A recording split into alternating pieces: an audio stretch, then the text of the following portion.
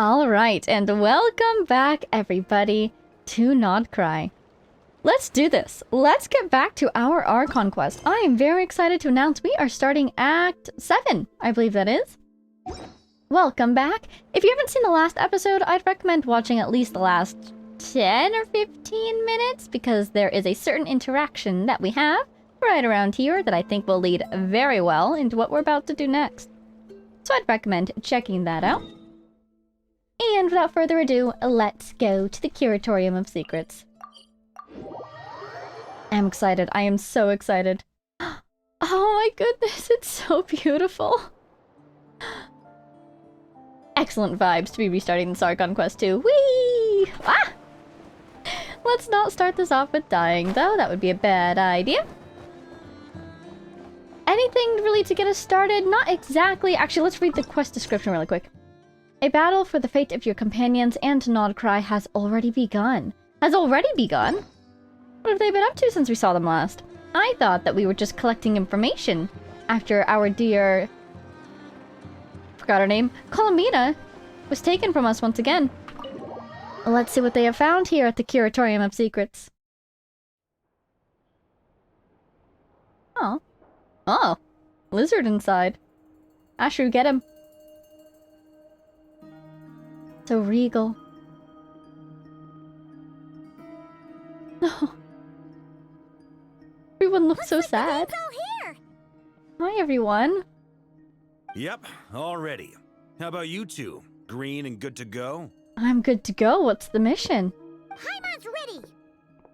I'm ready too. Okay, can we go over the agenda again? I think when we very first started this quest, / it became available, Paimon said something like, we've got to go check in at the Curatorium of Secrets, see what they found. What did you find?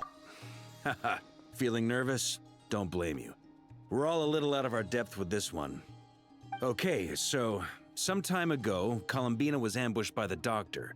It all happened pretty fast, and the last thing you saw was her vanishing into the moon's reflection. Yes? Yes, though at the time, all that the rest of us saw was the Doctor using some kind of power. The next moment, Columbina had disappeared, and you were falling into the sea. Establishing that the Doctor was able to, at that time, gain power over time. And so that's sort of the concern here. If we bring Columbina back, he'll definitely come right to her to get that power back again. But on the other hand, maybe he's trying to find her as well, and we can use that to find her first. We have to get Columbina back. And whatever the Doctor's plan is in seizing the Three Moons Authority, we have to stop him before he succeeds. The Frost Moon Scions consider it our duty to rescue the Moon Goddess. I wasn't expecting so many others to come to our aid. So I want you to know that you have our utmost gratitude. Well, of course, she's our friend too. Great. Well, first things first. Footsteps? Yoda? Wait. Someone's here. My hope is it's someone we like, someone we know? We heard your footsteps. Although... You've been here for a while now. I take it you followed the Traveler, but I don't sense any ill intent in you. Somebody invisible? I mean, there's plenty other friends it could be. Durin, Albedo, Wanderer, Dory, Alice, or Nicole even. My guess is maybe... I would say Wanderer, because he's definitely personally invested in this part of the mission. And he's definitely been researching himself. But he wouldn't hide behind the door like that. Come on. Oh! Who are you? Fatuous? Oh my gosh, hi! A unique Fatuous. I figured it wouldn't take you long to notice me. The knave subordinate. Ooh, my first thought was Sandrone, but the knave subordinate? What's going on? I come bearing news from my lady, the knave. Hello? Dottore went through the motions of returning to Snezhnaya, but it was obviously a facade. However, he has not returned to the Kuvaki Experimental Design Bureau, nor has he made an appearance in Nasha Town. Ah, so we also can't find him at the moment. I bet there's a way. I bet there's a way we could find him. Since we explored a little bit in the north in the last couple episodes, there is that other design, or that other research facility in the very north island. Could that have anything to do with him? Well, in that case, he'll be in his lab way up north. I always wondered why he applied for his own private pad. He was planning this all along. Oh my god, no way. Tell them that Sandrone and I will go on ahead. If they still intend to pursue this matter, they should meet us at the research center in the northern tip of Nod-Krai. Oh my god, Sandrone and the Knave going ahead, because Arlecchino told us that if she must, she would fight this fight as Parawear. But I'm so happy that Sandrone and her have teamed up. That's so cool. Nice of Columbina's two best friends to think of us. We appreciate the heads up. Our sincere thanks to the Fatui for your aid. I love this temporary, presumably, team up. It's always so cool. Lady Damselette may have left our organization, but at least some of her colleagues remain genuinely concerned for her well-being. Not to mention that the Doctor's increasingly cryptic conduct gives us great cause for alarm. Translation, Columbina, nice. Dottore, scary. We have crossed swords many times before, but it's not personal. We're just on different sides. We don't lack humanity. And so, as fellow friends of Lady Damselette, it's only right that you should be in the know about this. Arlecchino's situational awareness has saved us a lot of trouble. Once again, she's an excellent diplomat, isn't she? I'll leave the map here with you. If you do decide to head to the research center, please proceed with caution. I can't believe it. That's perfect. And remember, at least while you're in Nod-Krai, Lady Arlecchino's subordinates are your comrades if you want them to be. Wow. This is very accommodating of you. We can't thank you enough. Just doing my duty. I shall take my leave now. If you need us, you'll find us at the Experimental Design Bureau. Ooh. I wonder if that's a hint that there's a hidden interaction over there. Maybe we should check it out before we go north. So, the doctors left the Experimental Design Bureau and headed to some research center up north. You look at the cat. So cute. Marionette seems to think he's been planning this for a long time. But when did it start? Before he even arrived in Nod-Krai? I would say so, because one, we know from Columbina that before she left the Fatui, he roped her into some experiments. They didn't sound like they were at her expense, which was nice, but it still indicates that he's been researching Kuvaki for a very long time. And on the other hand, this just...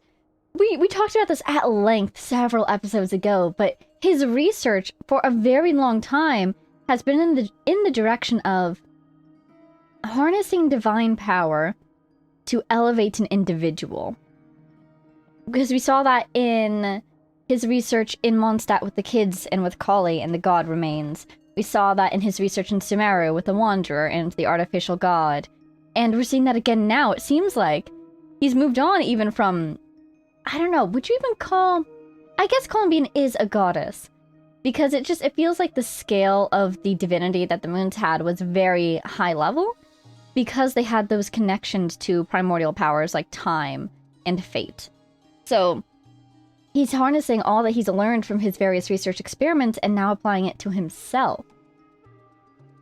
It's cool you can see it building over time like that. It seems his loyalty to the Tsaritsa is lip service at most. Behind the scenes, he may even be working against her. Yeah, I get the feeling it's not so much as, oh, she's my enemy, I must defeat her, but more, my own goals take precedence, and I will do what it takes to accomplish them, even if that means just completely abandoning her goals in order to further his own. We actually kind of saw that again in Sumeru, after the Wanderer, at the time Scaramouche, had abandoned the Fatui with the Electro-Gnosis. Dottore helped him use it to turn himself into a god, without reporting him to the Tsaritsa or trying to retrieve the Gnosis for the Tsaritsa. Whatever his motives, we know that he's decisive and incredibly ruthless. Facing him unprepared would be a recipe for disaster. At this stage, it's difficult to predict his next steps. I suggest we split into two groups. We need some people to stay behind and guard Nasha Town. I'm getting deja vu. Just like when we had the Wild Hunt. Well, as much as I'd love to help, infiltrating research labs isn't really my area of expertise. And protecting Nasha Town definitely is. At least take Cool Your Jet's dummy with you. Oh my It gosh! should be some help during the battle. I love it because we saw the demo for Cool Your Jets Ducky during Moonfire Night, and I did check her talents, and it is indeed mentioned in her ultimate. I love it so much. I wonder if this is translation for off-field support from Miss Aino Inefa, again. I suppose you will stay to protect Miss Aino? Detecting operational logic. Protect Aino. Priority. High. Just in case, Servarka, I think it would be best if you stayed behind as well. You can leave the research center to us. I mean, I would have said the Knight of Berea should probably be out on the front line, but okay, fine. That does also help prevent it from becoming too diplomatically messy. We definitely have a lot of room to work with right now because of Dottore's actions. But it's good for there to be no doubt of, oh, is Mondstadt moving against the Fatui? Instead, it's the Nod-Krai locals who have had already a lot of history and bad blood with the Fatui. Leave Nasha Town to me. Be careful out there, okay? If things get out of hand, fall back right away. Yehoda will be on hand to assist you. In my absence, she can handle any intel gathering work. You got it, boss. You guys make sure to get back here in one piece, all right? We'll do our best. We will. I am fascinated. What's about to happen? Are we going to find him just Things like are that? moving fast.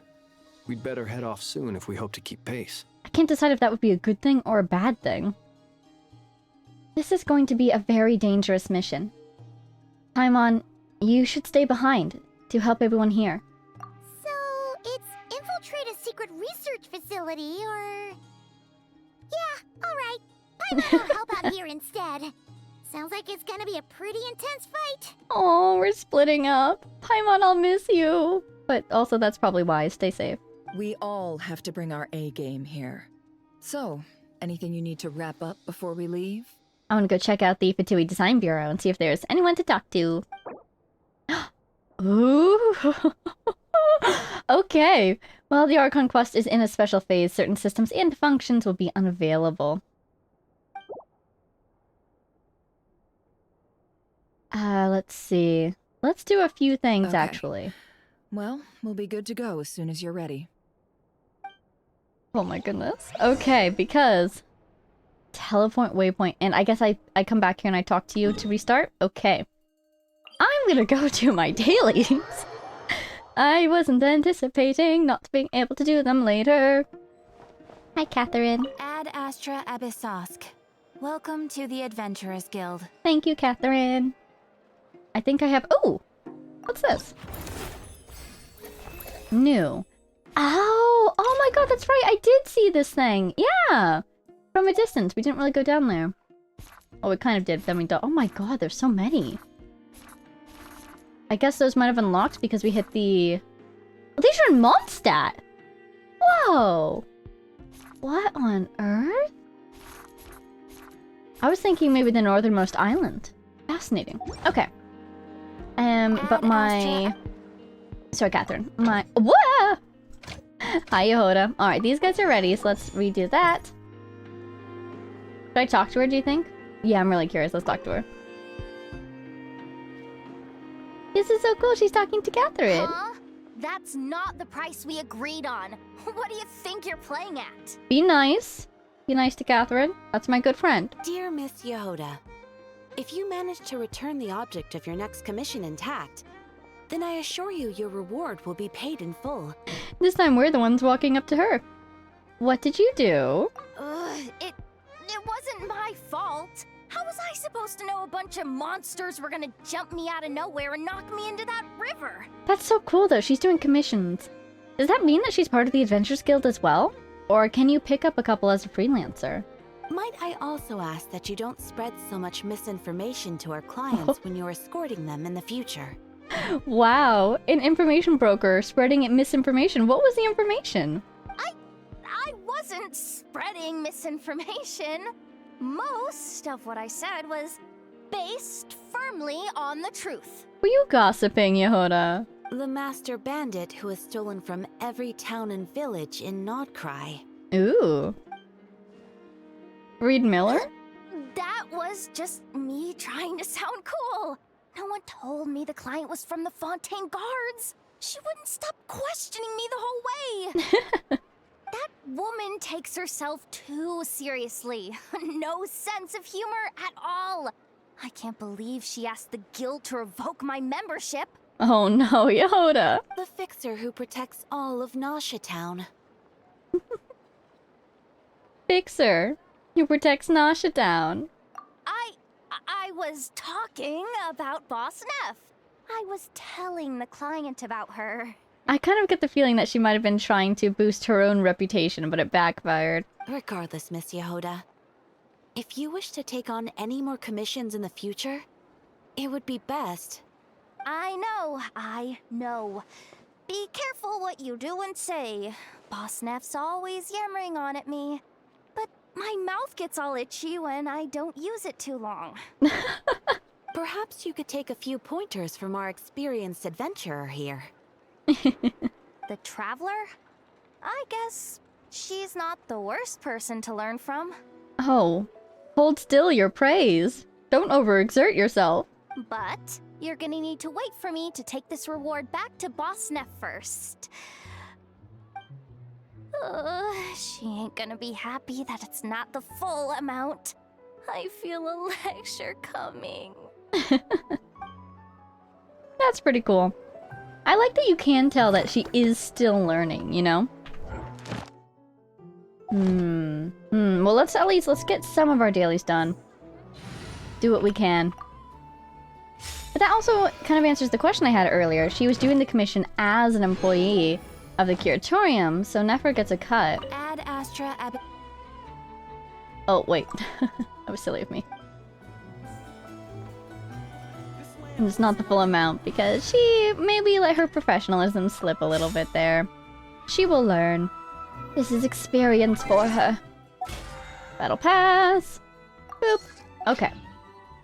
I guess I'm good to go now. Oh, the Fatui Design Bureau.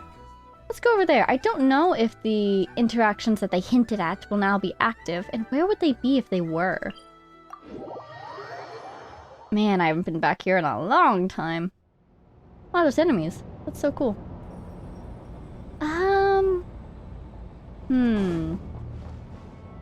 My guess would be either right near the front, so that they're easily findable, or in that, like, break room area. Everybody looks the same. Where is that break room?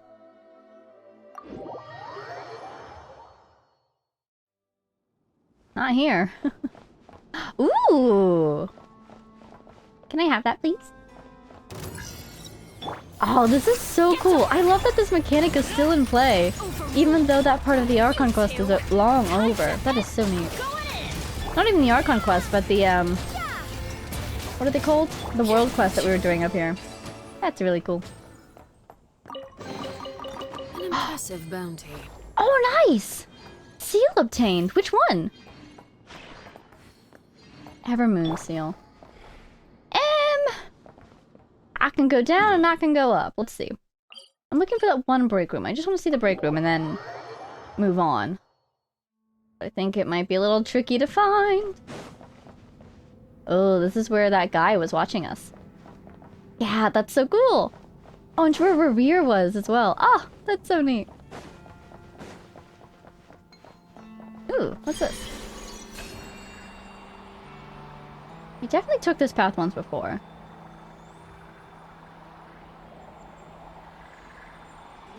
Oh, it looks really cool.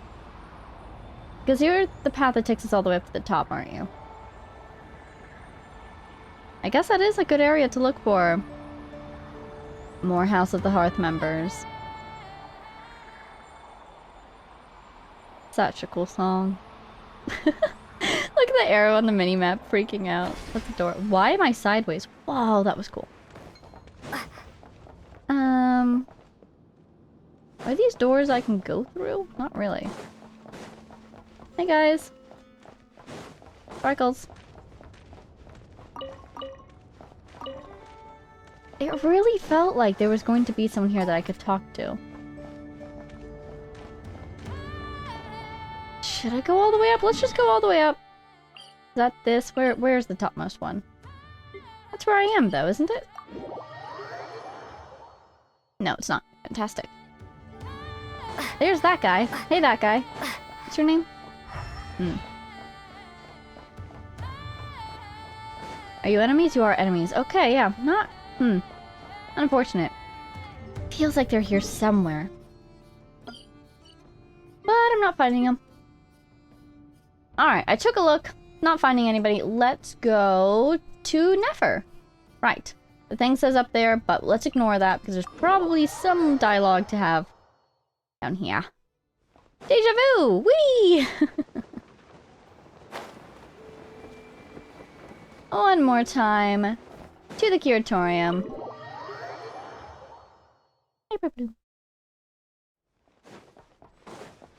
Enter the doctor's research facility. That is so funny. Hi! We all have to bring our A game here. So, anything you need to wrap up before we leave? Couldn't find any Fatui at the base.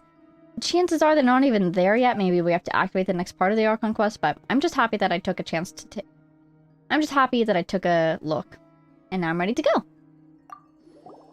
Then you'd better get going. Hey, Paimon. Bye, Paimon. Very well. Here we go. Quest, indeed. All these broken Ooh. machines on the ground. Someone got here before us. Could it be Arlecchino and Sandrone? Certainly looks like Arlecchino's fire. Think we can grab that, teleporter? Bet we can. Oh, curses. No! Oh well, okay, guess we can't. Ooh, books. It's the doctor's research. Grab it all. Run! It also looks like leveling materials. That's cool. Put to us over there. Hello. Goodbye. I love that though. That this place really was the place that was on the map. That's so satisfying. Will this fire burn me? Aw, it doesn't. Arlecchino likes us. Yay. And the ones that are just broken might have been Sandrone's work, huh? Let's just go ahead and do this. And let us proceed. Enter facility. Sparkle? No, just water. Moonless night. Ugh.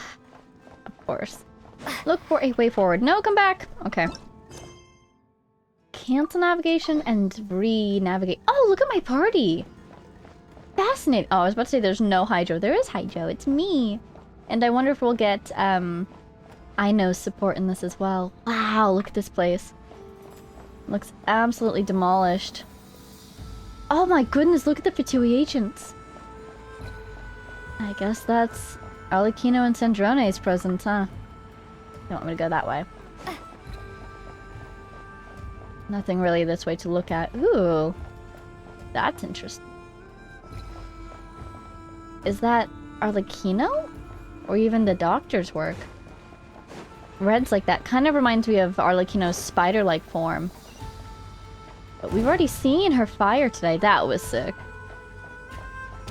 That's quite a welcome party.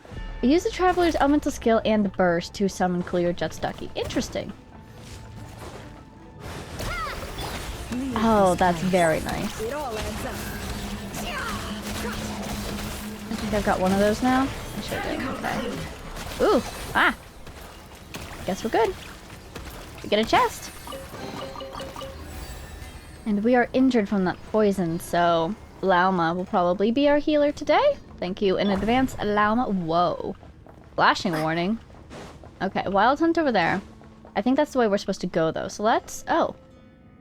Oh, this is glass. I just ran into it like a bird. Let's move away from these flashing lights, because I don't want to hang out by them for too long. Get back! I said get back! Do you hear me? Oh no! Whoa! Those are V-shops, aren't they? Genuine V-shops. No! Don't come any closer! Don't! Oh my god. Did the V-shops escape into this plane because Dottore's doing some sort of planar work? Destabilizing the borders of Tevat, maybe? Wow. I mean, I wouldn't be surprised. He's definitely the type to sacrifice his soldiers just for whims and curiosities. Very dark in here. Thought that was Mora for a second. Plants. Oh. Oh, I think he's already gone. That's unfortunate. Hey, V-Shops. Let's do electrocharge for these guys. Wait, I need to do this one. Close your eyes. You poor souls. May your spirits find peace. Grab Have some that key keys, on the buddy. ground. We'll probably need it at some point. Key? Oh! Look, I already have it. How cute. But yeah, that's my guess because we... Oh, it looks like a moon. Because we know that he was doing something on the borders of Tivat in order to distract Alice and Nicole from his plan with the 3 moons. So I won't be surprised if that distraction did do a little bit of damage, but then at the same time, the Hexen Circle did respond, so they probably would have patched it up. But still, the Wild Hunt is in here, and V-Shops is fascinating. Watch out. Oh, Ugh, there's no way through. Let's go around. bye! Oh, wow. Books.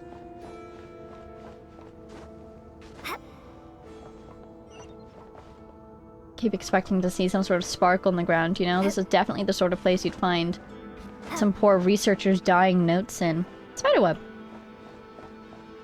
Oh, we're definitely taking a different path than Sandrone and Arlecchino at this time because we're not seeing any more of their handiwork. Oh, this song is so cool. It's just like at the other Fatui research facility. Ooh, different wings. Hello? What the? Trespassers? Here? What's wrong with you people? Just a regular guy. What's wrong with you people? You're saying this as the doctor's subordinate? Fascinating. We're looking for the doctor, and we understand he might be here. I see you're fleeing the facility. Maybe he's asking what's wrong with us because we're trying to sneak in while everyone's trying to escape. You looking to settle a score with the doctor? Good luck with that. I don't think you have many chances left. What does that mean? Perhaps. But you might have a chance to live if you start talking. Look at the sweat. 2 other harbingers had the same idea as you. They're already inside. But what good is it gonna do? The doctor wouldn't do something like this unprepared. Seems to me that you're not too thrilled about being his subordinate. Yeah, he definitely knows what kind of person the doctor is based off that last line. Also, is it just me, or do I sense monsters nearby? If you'd prefer their company to ours, that can easily be arranged. The immediate team up of Flint and Nefer to intimidate this guy is perfect. He's thinking about it. We need to know what the doctor is up to. Please, if you know anything at all, tell me. Oh my gosh, that's my girl! This is about more than us versus the doctor. His actions could have consequences for all of Nod-Krai. And perhaps even your homeland, Snezhnaya. This is so cool. We've got Flint and Nefer being scary, and Lauma and Vega being nice. They all know how to persuade, don't they? Come on, man, you can do it. He's building something. Ambitious doesn't even begin to describe it. There we go. Feels like this could be the big one. God knows how long he's been planning it. Okay, here we go. This is the big one, he says. I'm kind of inclined to agree. This is Dottore's play, whatever it is. I'm curious to see if it will involve the Fatui research facility, the one in Paha, at all, or not. I still feel like that's a giant mechanism for something. But it wouldn't put it past him to hide his true secret giant mechanism up here where no one else would notice. A while back, he told us he'd be returning to Snezhnaya. We weren't expecting him back so soon. This time he brought some gemstones with him, or something. 2 of them. The moon marrows. The moon marrow spheres. He stole them from their rightful owner, Columbina. Oh, Lady Damselite? Last I heard, she left the Fatui. Before she went, she told us she'd finished what Her Majesty asked of her, and wished to focus on some personal matters. That's amazing. It sounds like Columbina tied up loose ends with the Fatui subordinates. How polite. I mean, it's a very amicable parting, sounds like. I remember Except thinking that not. leaving us might not be the best choice. I mean, I always looked up to the captain the most, and... Because she was designated as a wanted person after that. You looked up to the captain the most.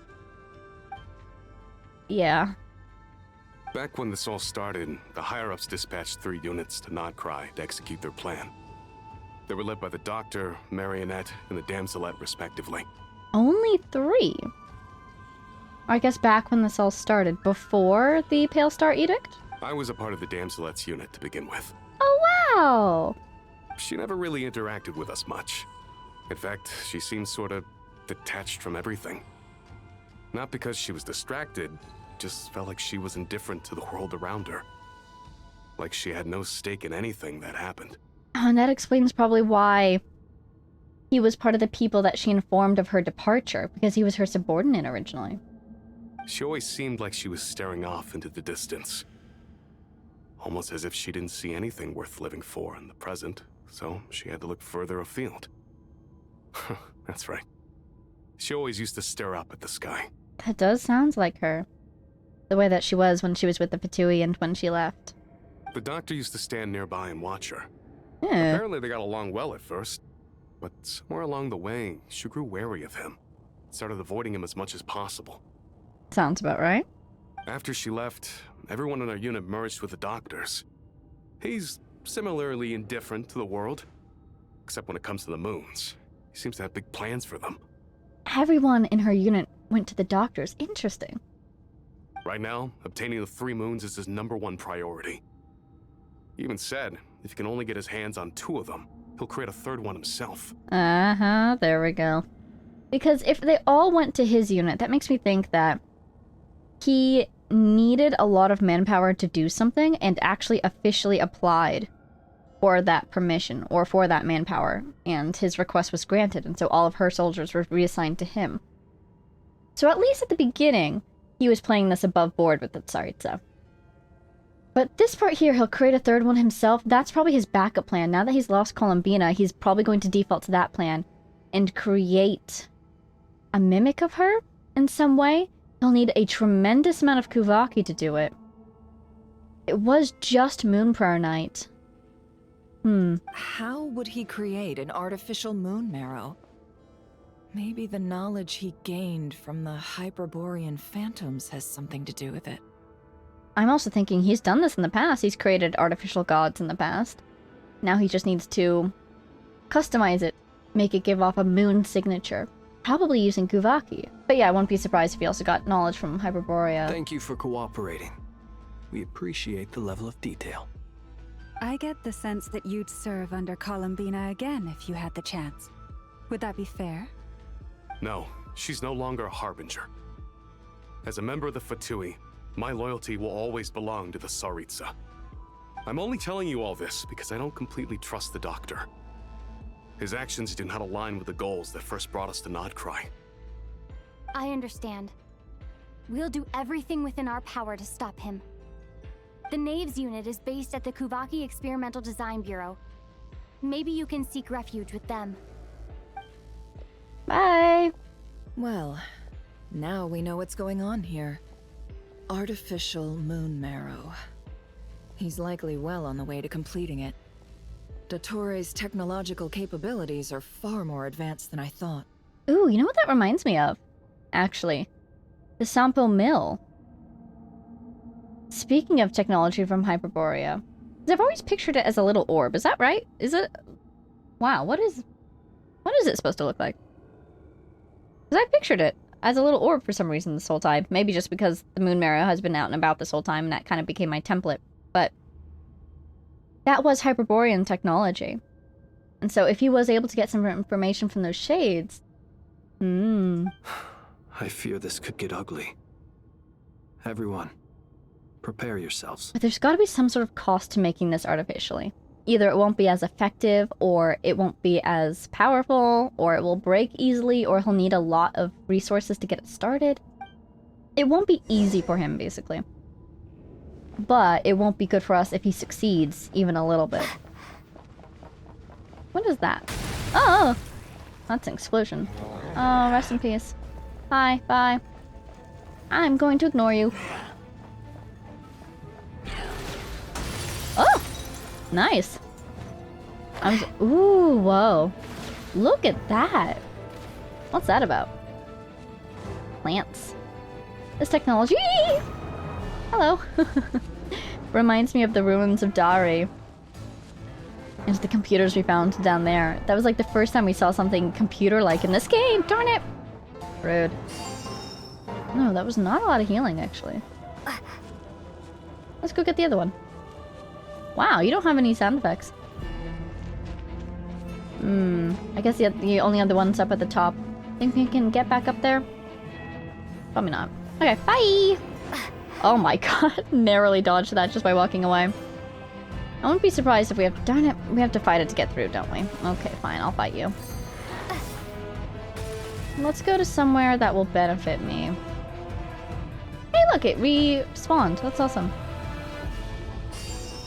In that case, hanging out over here will probably benefit me. Okay, let's do this. Summon the ducky. Ouch, goodness gracious. Oh, whoops. Hyper Bloom. Not what I meant to do. There we go. Oh, Llama's really low now, darn. If I get this, does it heal everyone or just the person on hand? Just the person on hand. That's unfortunate. Wonder how often it comes back. Look at her horns. So pretty. Oh, that's not too bad at all. Let's just grab this a couple more times.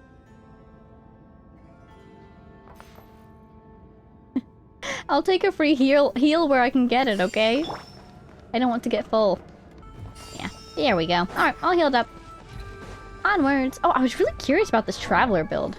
Because they have her... Yeah, is this not my Traveler?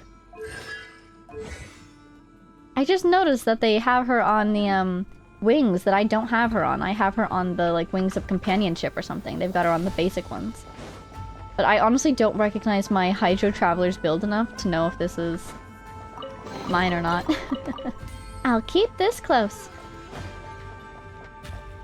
Ladder to save the day. Oh, look, we've got back up with Arlecchino, maybe. Ooh. Yikes.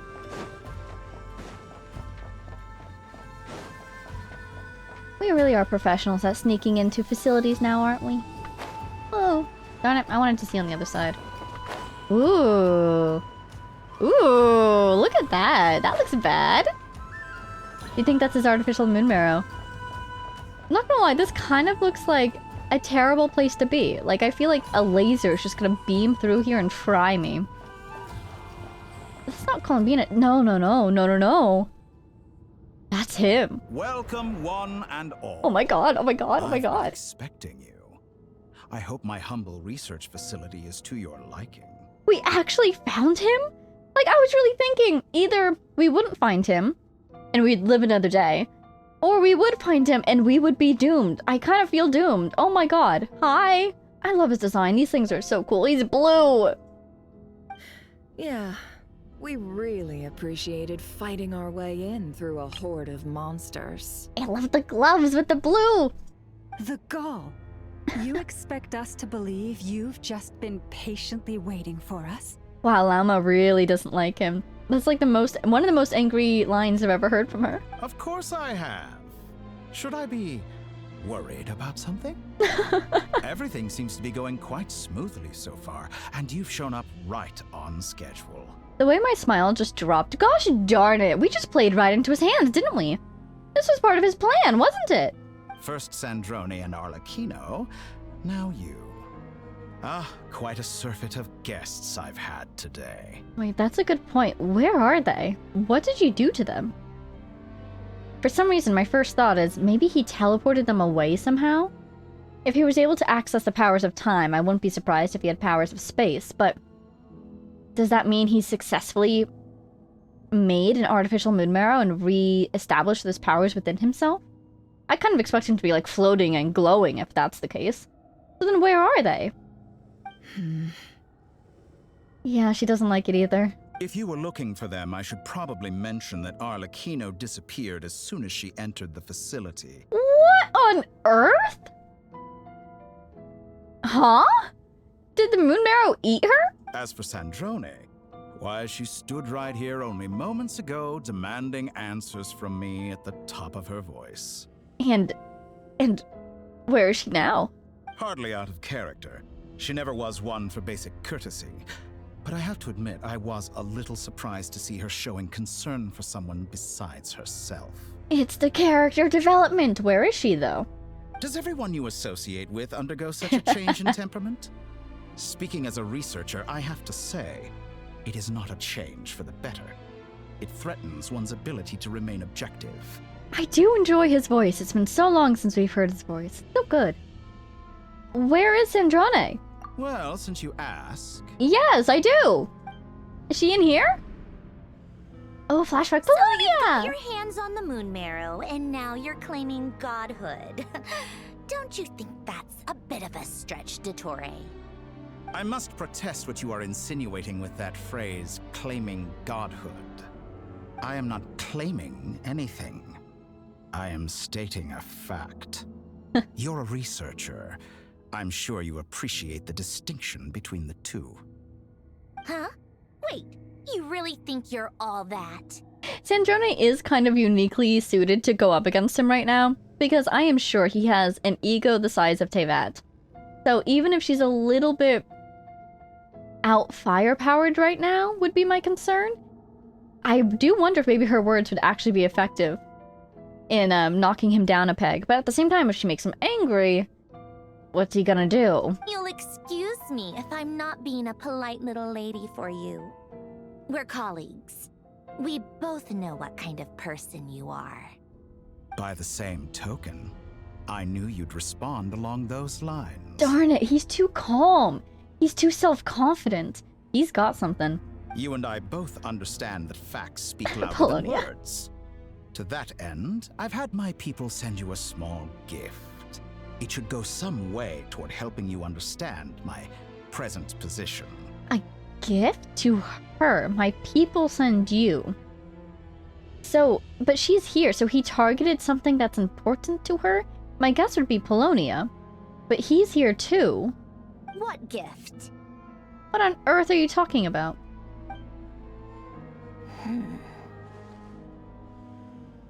Where have all your troops gone? Yeah. My people send you a small gift. They're somewhere else. Who knows? Perhaps they are already marching toward a new world, following in the footsteps of an unknown god. As vulgar and arrogant as you may be, dear Sandrone, I have no intention of taking out my displeasure on your subordinates. They will enjoy equal rights to my own. In this new world of yours? What on earth? Where did he send them? You sent your people to the Experimental Design Bureau? That's the Tsaritsa's property. Yes, and I am very mindful of Her Majesty's instructions. But you know full well that they do not conflict with my present goals. In which case, all I'm doing is conducting another one of my experiments. Is there a problem with that? Wait. Let's take it back a step. They do not conflict with my present goals? I mean, I guess in trying to ascend to godhood himself and trying to acquire the powers of time and space and whatnot, he's very much challenging the heavenly principles, which might be in line with what the Tsaritsa would approve of. But at the same time, if he fails, he is inviting the wrath of the Shades upon himself and possibly by extension the Fatui. So maybe she, were she to hear of this, would kind of allow him to do it, but require him to do it of his own accord. You know, the Fatui will not support him in this any longer, so they can claim they weren't connected. But then again, if his subordinates are still listening to him, if I were the Heavenly Principles, I wouldn't care if the Tsaritsa said to me, oh no, he's no longer one of mine. I would say, yeah, no, you're all getting smited. So, he sent them to the Design Bureau to give her a gift. What on earth kind of gift? Now then, you have a judgment call to make. Am I simply lying to stall you? Or is it possible that every word I am saying is the truth? Ooh. In which case, your subordinates really are in danger. I'm assuming the gift is, you know, not truly a gift, but rather some sort of bomb or something. He's trying to destroy the facility. We just sent that one guy there to catch up with Arlecchino's subordinates as well. But there's a good side to this. If she does maybe leave of her own accord to protect her subordinates, which she has done in the past. She's even protected Dottore's subordinates in the past. maybe she's okay. Maybe she just left. But at the same time, maybe it's a trap if she goes to the facility and then it explodes. The third thing I think of is, you know, this is interesting. She came here to confront him. He could have just killed her, or at least tried to. But he didn't. He is going to this effort to make her leave. Does he not want to hurt her? Again, my theory about her being some sort of mechanical device, or at least partly mechanical, maybe he admires her skill as an engineer and so doesn't want to destroy her because he's like, hey, you made a really cool robot. I can appreciate that as a fellow researcher. Like, what? So that's basically the main thing that's standing out to me. It's fascinating that he doesn't just kill her. And that gives me hope. She might have just left. So now you've turned on fellow Fatui soldiers. You're completely insane. See, that's the thing. He sees everyone around him as disposable. And yet he's letting her leave? He's in fact arranging things to make her leave of her own accord? No, you know what? I changed my mind. He doesn't admire her engineering skill at all. He has some need for her in the future. My guess is, once again, as the fall guy, if his plans go through, somehow she'll take the blame? Or the consequence? I have set a new rule for myself. Each person gets one chance. Naturally, that includes you, Sandrone. Or on the other hand, he's so into his new godhood that he's like, oh, I shall be a benevolent god. Give everyone one pardon. My god, what are you up to? If you wish to leave, I won't stop you. We are colleagues, after all. Exactly. Man, I love this thing so much. It looks so cool. Scumbag. Oh, she's angry. Yeah, she leaves. She leaves to go help the people. Still, I hadn't counted on Sandrone sparing any thought for the people of this world. Shame. I always found her self-centeredness to be one of her few better qualities. Of course you would. So on the other hand, he didn't expect her to actually leave? Because, you know, a couple episodes ago we were talking about what on earth would Dottore's motivations be. And if they're emotionally based at all, my guess would be he feels lonely. He feels ostracized. And he wants people who will fight to stay by his side. Maybe by becoming a god, he can force people to be reliant upon him or so terrified of him they don't want to betray him. That sort of thing. So he didn't want her to leave, maybe? He wanted her to stay, but if she had stayed, I mean, she just continued to be angry at him, so I don't know how much of a victory that would be. How can she ever hope to achieve greatness when she's so obsessed with protecting her little design bureau? And it's funny how it's her little design bureau and not the people within it.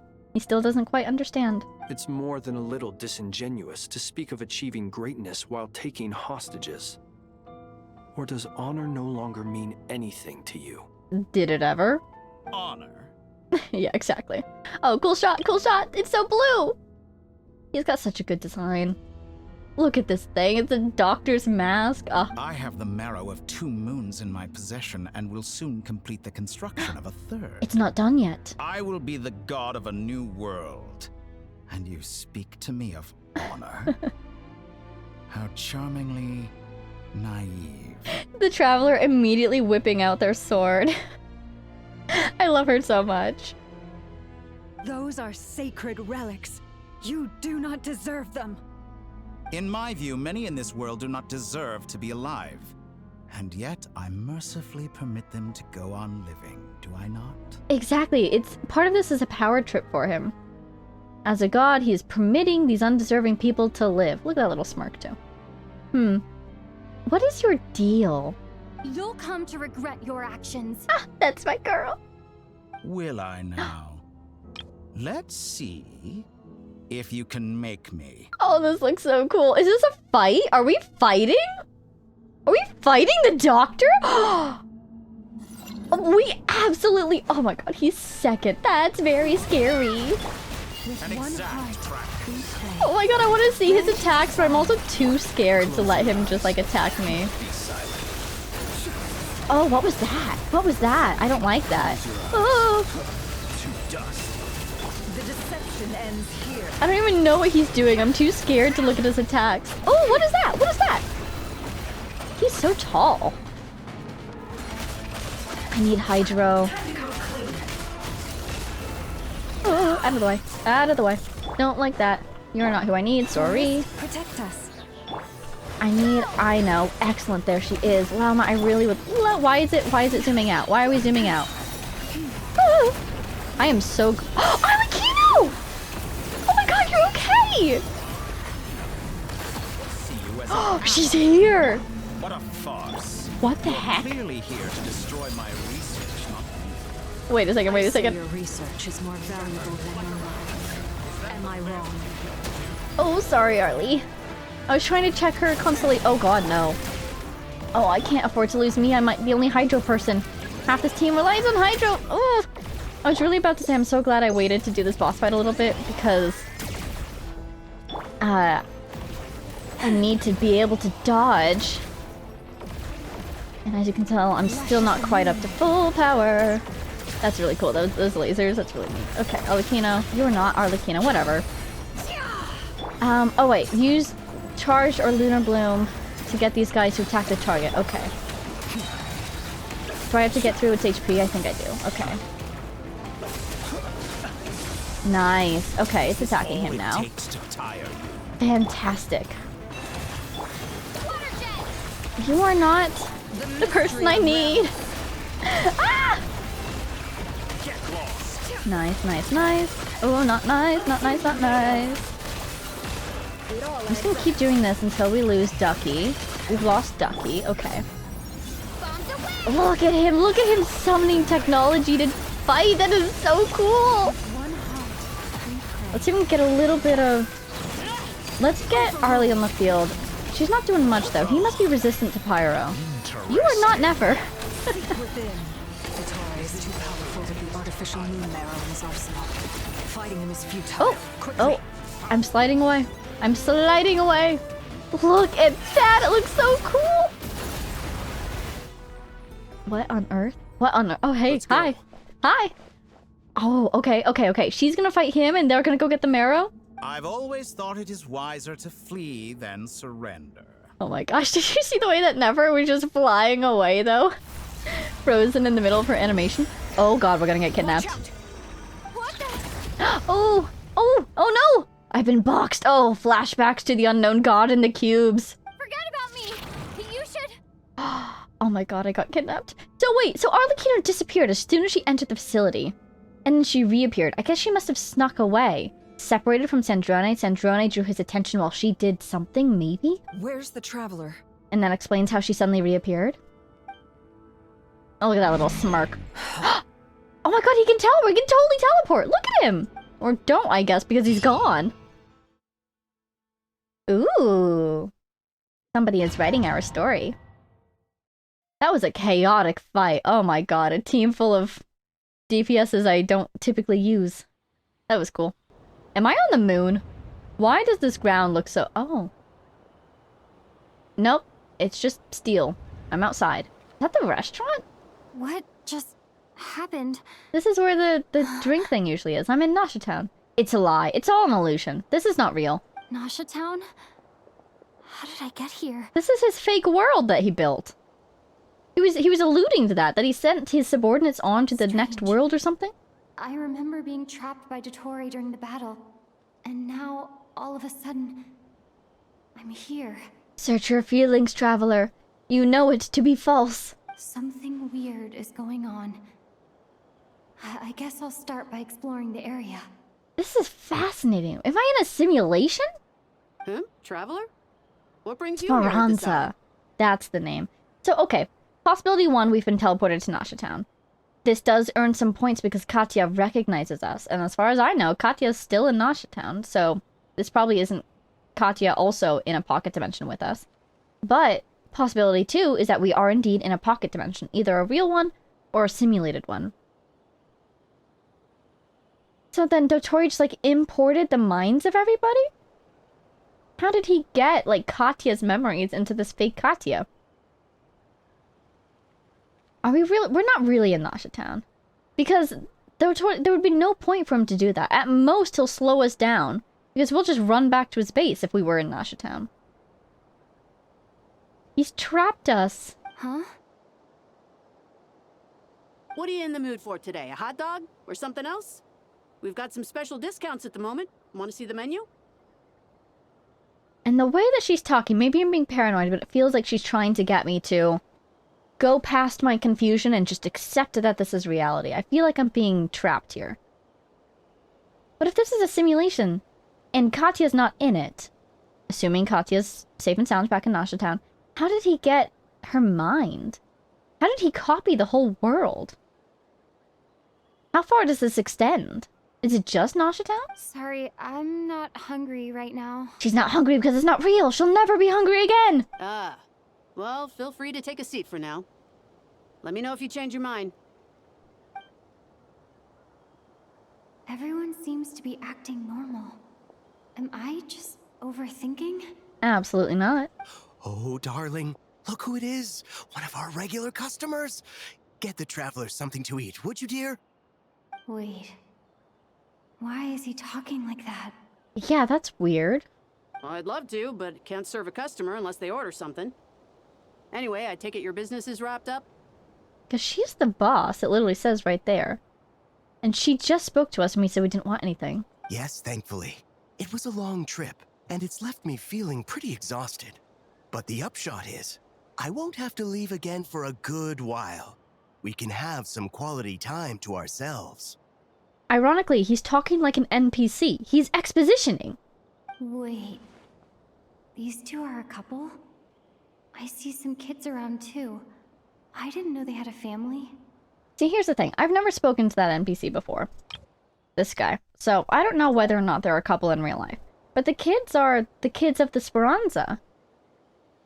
I mean, even if they're not their biological children, they could have adopted them. But, like, Vega knows that these kids are employees of the Speranza. Hey there! I haven't seen you in ages! What's keeping you so busy? I've been looking forward to playing with you again. Have we met? We've met, but we've never played together. You forgot already? You're silly. Daddy brought you over to our house recently. We had some snacks together. Absolutely no, we didn't! What is she talking about? I've never been to your house. So my concern is like, ooh, okay, so if he's able to snatch people and put them into this pocket dimension? Simulation? Ooh, wait, that actually raises some interesting questions about Teyvat. Because if it's a pocket dimension, how is he able to copy over Teyvat so easily? If it's a simulation, it almost makes more sense. But my question was, I wonder if he imports somebody into this dimension, their mentality kind of just gets overwritten by the new laws and the logic of this world. Maybe we're resistant because we're a descender. Even in this world, we're a descender. Would be my guess. Unless maybe his plot here is just to lie to their faces until they give in. We've had a lot of customers over the last few days, so we've been real busy. And like my mom always says, some people are more than just customers. They're friends. Speaking of friends, I want to go find my friends. Where are they? Oh, another customer's arrived. I better go see what they want. This is all wrong. I never once heard the owner of this restaurant talk about their family. It certainly isn't a family-run business. And that child, I don't recognize her at all. Okay, so my two thoughts just now were, is this world like copied from Teyvat or is it simulated? My guess is simulated because Dottore doesn't know these details. He's seen Speranza, he's programmed Speranza into this, but he doesn't know the relationships between the peoples here, so he's just made his best guess. Or he let the simulation make its best guess. And it's getting the details wrong. And apparently I've never spoken to this kid. Whoops. Could this be a false memory? A false world? Very good. I knew you had it in you. Oh my god, he's in me! Hi! Dottore! Aren't you going to try the house special? No! When did he show up? Hi. Are you sure you should be distracted like this? I think you're fighting Arlecchino in the real world right now. No, none of this is real. Maybe that's simulated, Dottore.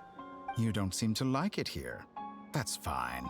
We can change venues. Where are you taking us? Oop. Whee! Whoa. Ooh. You gotta hand it to him, he's got style. But if you take us to Silvermoon Hall, I will punch you. What? What? What? Because my first thought is he's gonna take us somewhere that, like, hurts us emotionally. My second thought was Silver Moon Hall. But Columbina? This is cool. Columbina? I'm still alive. Real Columbina? Oh my god. Oh my god. Hi. Is this behind the moon? Where is this Moon's reflection? place? It took all my strength to open the moon gate. And then I leapt into it. This is really cool. Kind of faintly reminds me of Irminsul, digital Irminsul. These rocks remind me of the ancient civilizations, etc., etc. So this is the moon's reflection? Whoa. The mysterious realm beyond the gate? What's that? Whoa. It's like a memory. I can't sense anything. Ooh, if there's no Kuvaki here, then she can't see at all. I guess I could try opening the gate once more. And I wonder how time passes here. Does time pass slower here than in the open world? Or was she unconscious for a good long while?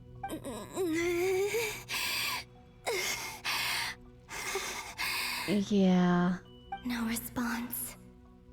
Maybe this space can't be opened from inside. What? Yeah. The moon gate can be opened by any of the moons. What happens if a moon gets trapped inside? I guess the other moons could open it for her. That would work if there were moons besides her. I'm basically thinking about Three Moon Sisters era. What would they do if one of them got stuck inside? Well, one of the other two could open it for them. But now there's only one. Reflection is really cool. Kind of thinking maybe they'd reveal something interesting in her reflection, but as far as I can tell, it just looks like her. Hello. If this was the Cool. space that killed both Revier and his lover, then why am I unscathed? It's a great question. It looks a lot more peaceful than I was expecting. Maybe it recognizes her as the moon goddess? Maybe this space is different from what we understood it to be. Maybe it was supposed to be like a safe haven for the... Maybe this is the prison. I was thinking a safe haven for the moons that they could hide in, but it can't be opened from the inside. Maybe this is the prison that Nibelung made for them? It destroyed Revere and Thalindus because they weren't moons. Maybe. Or... no. I'm not unscathed. Even the air here feels...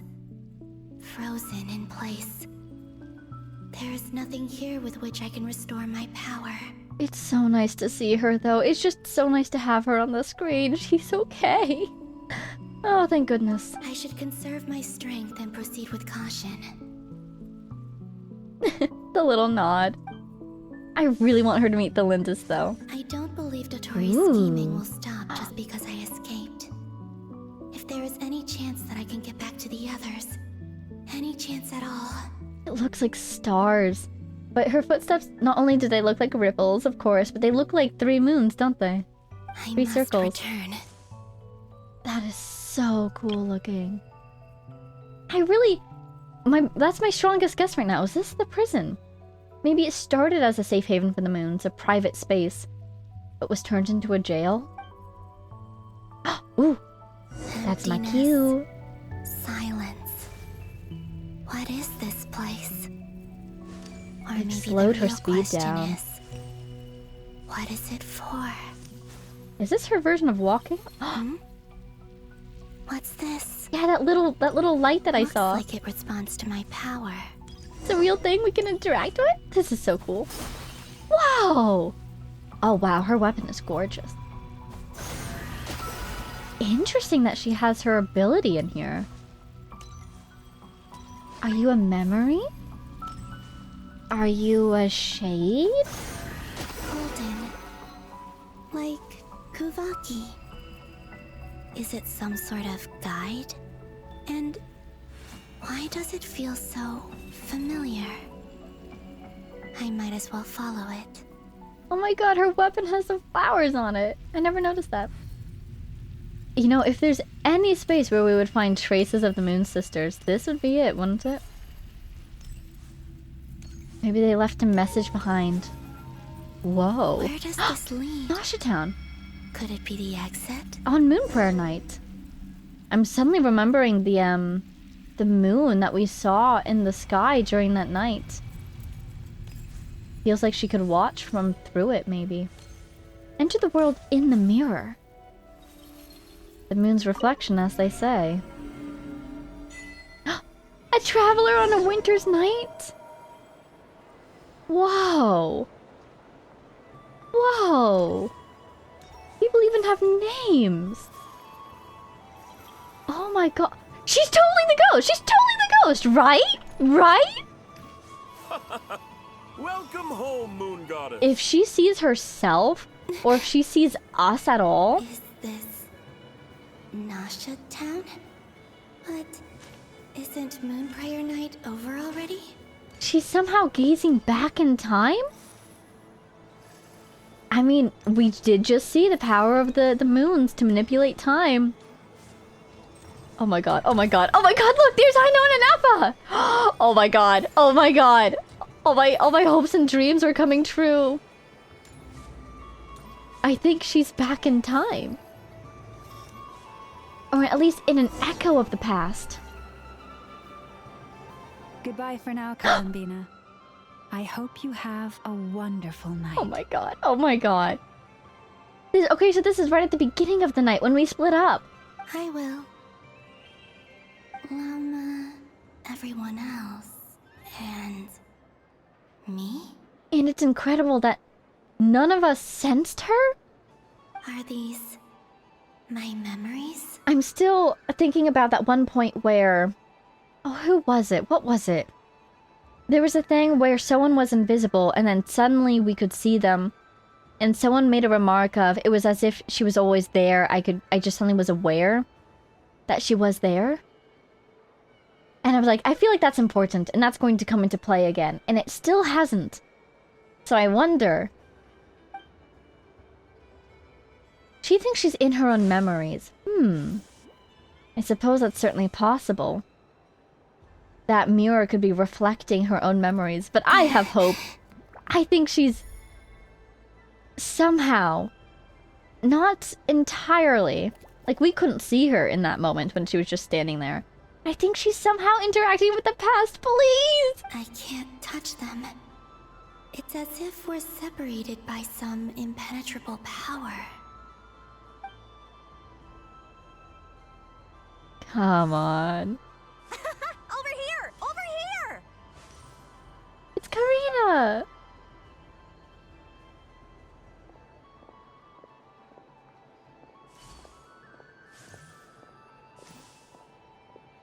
I wonder if these guys will notice her. Memories pass right through me.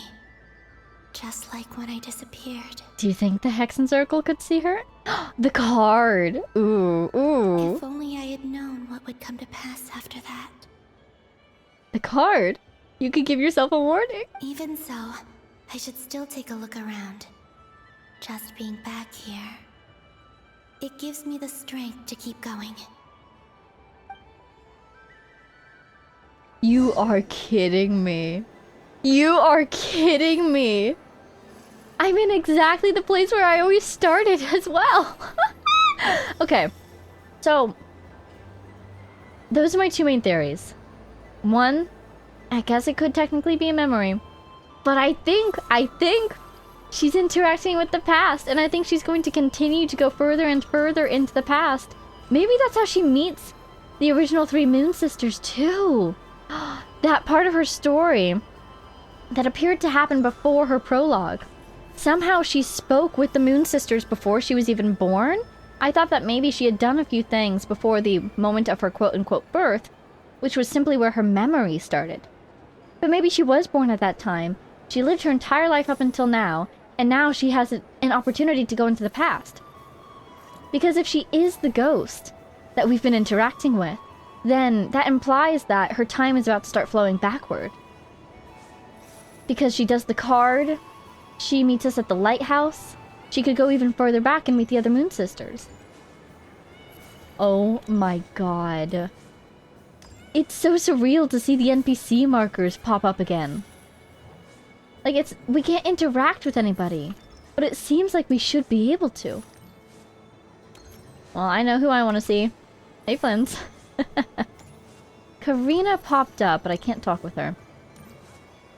I want to go over here. Whee! I'm getting further away from where they want me to be, which I think is with Barbaloth. Ashru, I have to apologize to you. I didn't realize that I could offer you candy. I gave everyone else candy except for you. Don't worry, Columbina got the candy personalized. I'm sure she remembers you. Once she's out of this mirror, she'll come give you your candy, okay? I'm sorry. I hope it's candy that's fit for consumption for cats as well. Because the rest of it was human candy. I don't know if that's good for you. Whee! Quest area reached. Well, I'm gonna go... Welcome home, Moon Goddess. Yes.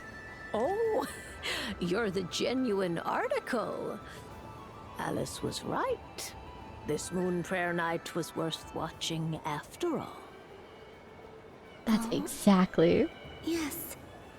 That was the fortune-telling stall run by Barbaloth from the Hexen Circle. That's exactly what I was looking for. Ooh, look at our little moons. That's really cool. This, I'm not going to lie, this place feels so eerie. Now that I can't interact with everybody, I feel like the music is quieter. The little balls that we could kick around before are gone. They don't want us interacting with them. Oh my god, she's totally going to do the card. She's totally going to give her the card. Please, draw the first lunar arcana. This represents destiny and is the foundation for the divination as a whole. What do you think, Columbina?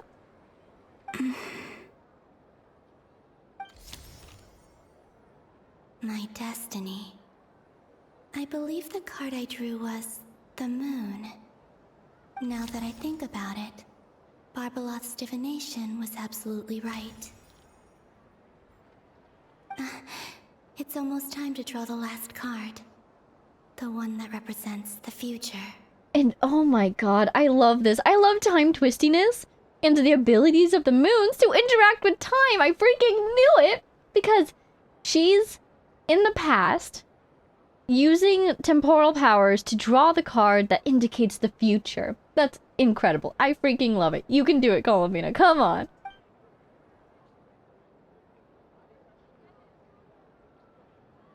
And it feels like this moment. That was the card that popped out on its own. From here, I think. Oh, she accidentally does it. That's how she learns, isn't it? Kuvaki Pulse? So she did try to interact with objects earlier, but she couldn't. So, I mean, part of the question is, I guess, like, how much of this kind of is predetermined? She might only be able to interact with things that she saw interacted with in the past, because her in the future interacted with those things when she traveled to the past.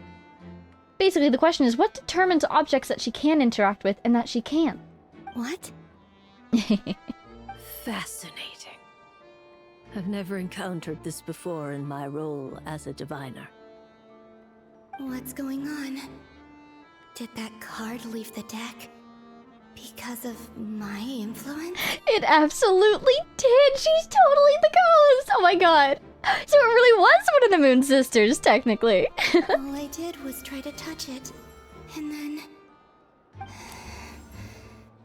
Maybe this memory space is not untouchable after all. Are there weak points in the barrier? Oh, interesting. Okay. So because that's my question. Basically, is everything actually predetermined? Or is she changing the past? If she's changing the past, then she should be able to interact with more objects. But maybe the reason why some of her interactions are limited is because there's weak points. I wonder what causes those weak points. Or is it possible that there's more to this space than my memories alone? Interesting. This card is death. I need to get to the bottom of this. I'll try touching something else.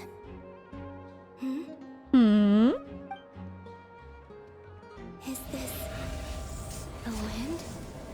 No. Ooh. It's gravity. It's pulling me outwards. Fascinating. parallel between the wind and the gravity. No, Traveler. Oh! Don't worry, be not afraid. Be brave, you can do this.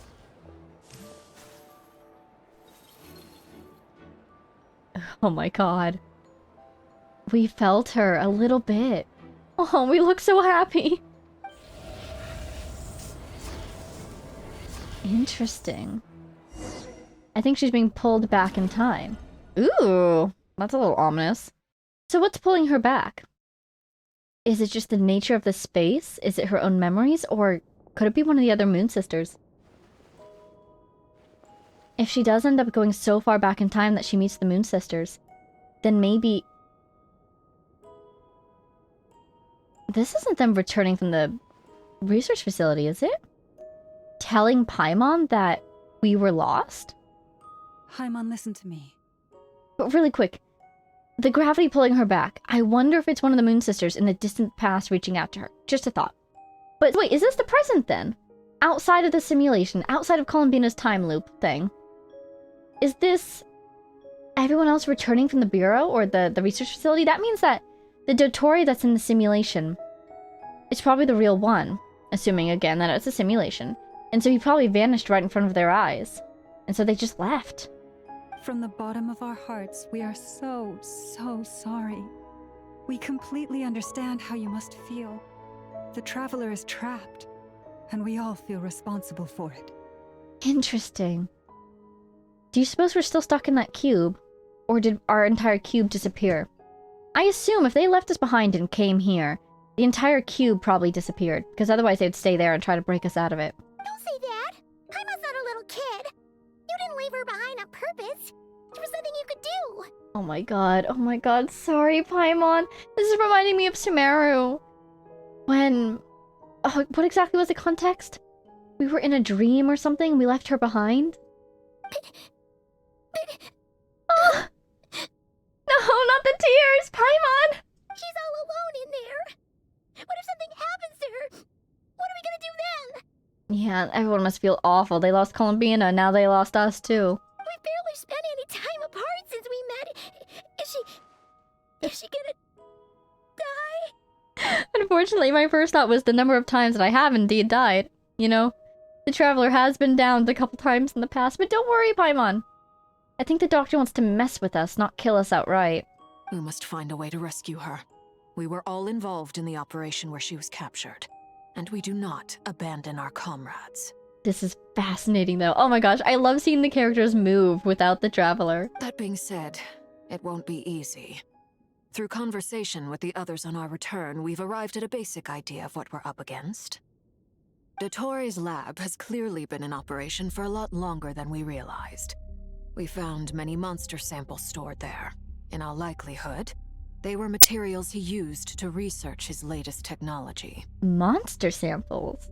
We also know that through his contact with the phantoms of Hyperborea, he gained knowledge about the moons and certain Hyperborean technologies.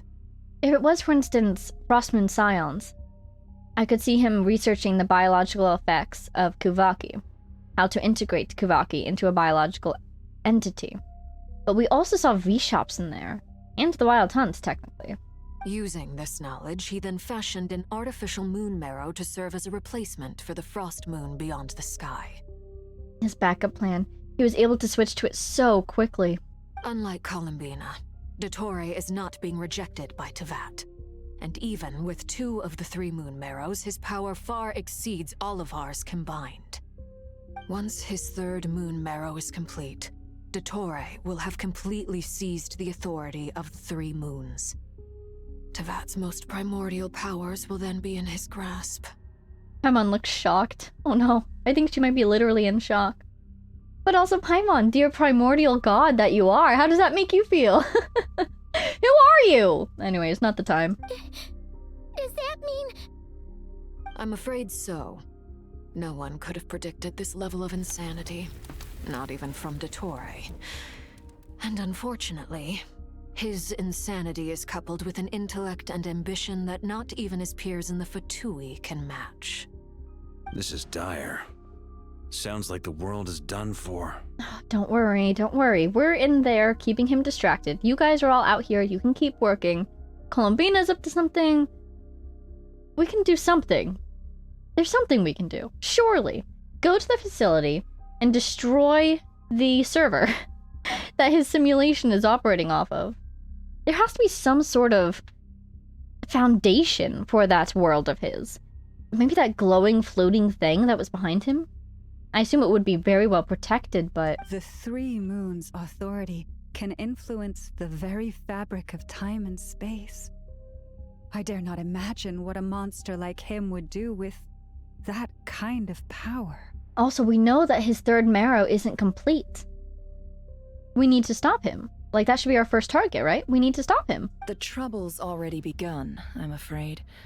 On our way back, we discovered that part of Nod-Krai is being enveloped by an unknown energy. What? We cannot ascertain what is happening inside. What part? We're in Nasha Town right now, because I was wondering maybe... Is his little pocket dimension kind of consuming this one? That would be the Speranza, then. Except he just moved it. What part of Nod-Krai? Unknown energy. I'm convinced this is Dottore's Could that be Columbina? Not that there's any way to prove it. The issue is, we have no idea what his intentions are. The only thing more frustrating than facing down evil is knowing that it will surely come, but not knowing when. Hang in there, everyone. The Doctor is guilty of numerous crimes in Mondstadt as well. One of our knights, well, former knights. His father was murdered by Dottore. Whoa! Whoa! Sudden DeLucan Krapus mention! I'm a little sad about Kaya, though. Kaya's still a knight. His ideology and methodology are a danger to everything in his path, from individuals to entire nations. He does not feel guilt, even when he acts against his own people. He doesn't see them as his own people, that's why. People like him see everyone else as beneath them. Right. He views other people only in terms of how they can benefit him. That's the basis of all his social connections. Granted, he's hardly the only harbinger to pursue their own interests. We all do. And Her Majesty is gracious enough to permit it. Still, her mercy has its limits. I would love to see the Tsaritsa bring the hammer down on Dottore. That would be so cool. Dottore's actions have gone beyond even what the Fatui could have imagined. Usurping divine authority to become a god. For a servant of the Tsaritsa, that goes beyond being disloyal. It's treason of the highest order. And yet he said that his actions would not go against her ambitions or something. Interesting. We can't expect him to heed the Tsaritsa's will once he gains the Three Moons' authority. Even we Harbingers consider him the most self-interested among us. Poor Traveler. Of all the people to get caught by... We have to go save her! Right now! Please! We gotta find a way! Did you see her little sad mouth? Oh my god, what a frown. Oh no. Paimon, I promise you, we are with you all the way. I get how you feel. I do. But it's gonna take more than strong emotions to take down an enemy like Dottore. What we need now is more information. You know what would be really cool? Don't know how this would work out, but it'd be really cool if Columbina saved us somehow. Right. We can't even guarantee he's still at his research center. Before we can think about mounting a rescue operation, we need to confirm the Traveler's location. I'll find a way. Oh, good luck. I think I'm kind of in a whole other world right now, literally. Paimon knows, but... She's so scared. If anything happens to the Traveler... Oh, you'll be okay, Paimon, but also, I'm so sorry to scare you. She might be the strongest person Paimon knows, but she's still human. She feels pain and bleeds just like anyone else. Then think things through before you stick your neck out. Unless you want to lose your head. Oh my god, hi! Sandrone. Have you heard the situation? Miss Sandrone, you're okay? Put the stuff over there. And be gentle with it. The stuff! Oh my god, she brought stuff with her! We're saved! Stuff. Am I okay? As As you can see, I've had to move my whole livelihood out of the Experimental Design Bureau. It's been swallowed up by Dottore's energy field. If I'd left it any longer, I probably would have gotten stuck there. I want to see the map so badly right now. That is so funny. She brought all of her stuff here to the curatorium. Fantastic. Dottore always goes a little loco when he finds a shiny new toy. Not that he'd ever admit that. But this time, he's gone full psycho. Oh, I want to give her a hug. What do you think? Can you give her a hug on my behalf, please? Just go ahead and cry already. Interesting. Sorry. Paimon's not trying to make a scene. It's just, she can't. Somebody please. I'm giving you head pats from the beyond, Paimon. Oh, Paimon. Let it all out. There's no shame in it. When you're overwhelmed by fear and despair, crying can help get it out of your system. You'll feel better for it. This is very true, Paimon. Okay then, while the baby of the group is having a moment, how about the grown-ups get to work? Give me your hand. Oh, okay, look. Crying is very healthy for you. Paimon is baby, but also I think she's probably older than you. How old are you? How old is she? Probably around, I'm just gonna guess she's probably around 500 years old, right? So, I just feel so bad for Paimon. You've made a discovery? Polonia, scan. Scan, Polonia. That's very entertaining to me for some reason. Polonia scans. You, hand, now. Not good results. She trying to track Dottore? Oh, I thought you'd never ask, my lady. Maybe the energy he was using because they were just fighting him? Curses! Lauma? Nefer? You're next. Then you. Ascendrone scans everyone who took part in the battle against Dottore. Yeah. Dottore, you son of a... He's done something to us. Everyone who entered his research center has been implanted with some sort of curse. Oh my god. I thought she was looking for traces and she was angry because she couldn't find them, but no other way around. Everyone's been cursed? I wonder if he can yoink them into his pocket dimension now. I don't feel anything unusual at the moment. Does that mean it hasn't activated yet? Is there a way to figure out its purpose and what might trigger it? My best guess is Dottore created it using the Moon Goddess's powers. 1 second, analyzing. Ugh! That friggin' maniac! She can, like, connect to Polonia's brain, can't she? She said analyzing, and then they looked at each other, and now she has the information. It feels like he's an additional, like, source of RAM that she can pull on, basically. Brain power, literally.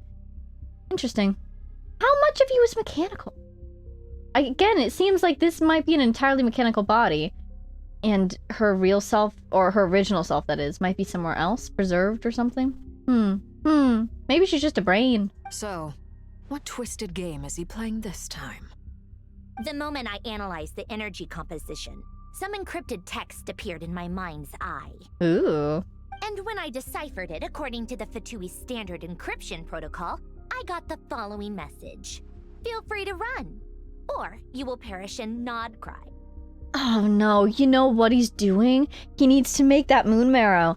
And my first thought was, where's he going to get the energy for it? Where's he going to get the Kuvaki? He's going to sacrifice all of Nod-Krai, isn't he? Metabolize everyone and everything in it in order to generate the power he needs, isn't he? He's mocking us. That's what that bubble is for, I bet. Yep, he loves to toy with people. Only in this case, there might be more to it. So was the curse just that message, or is there something else to it as well? But I didn't detect any murderous intent or malice either in the message or the curse's energy. As if this is him at his least malicious. See, that's a bad sign. He's in a good mood. It's a terrible sign. Or perhaps all people are cowards in his eyes. Maybe he thinks the threat alone will be effective. What a despicable person. And he has the Traveler in his grasp. If I may, As unhinged as Dottore may be, he has always exercised great patience with the objects of his interest. I remember a comment he made when we first arrived in Nod-Krai. He said, "This world is, on the whole, an exceedingly dull place.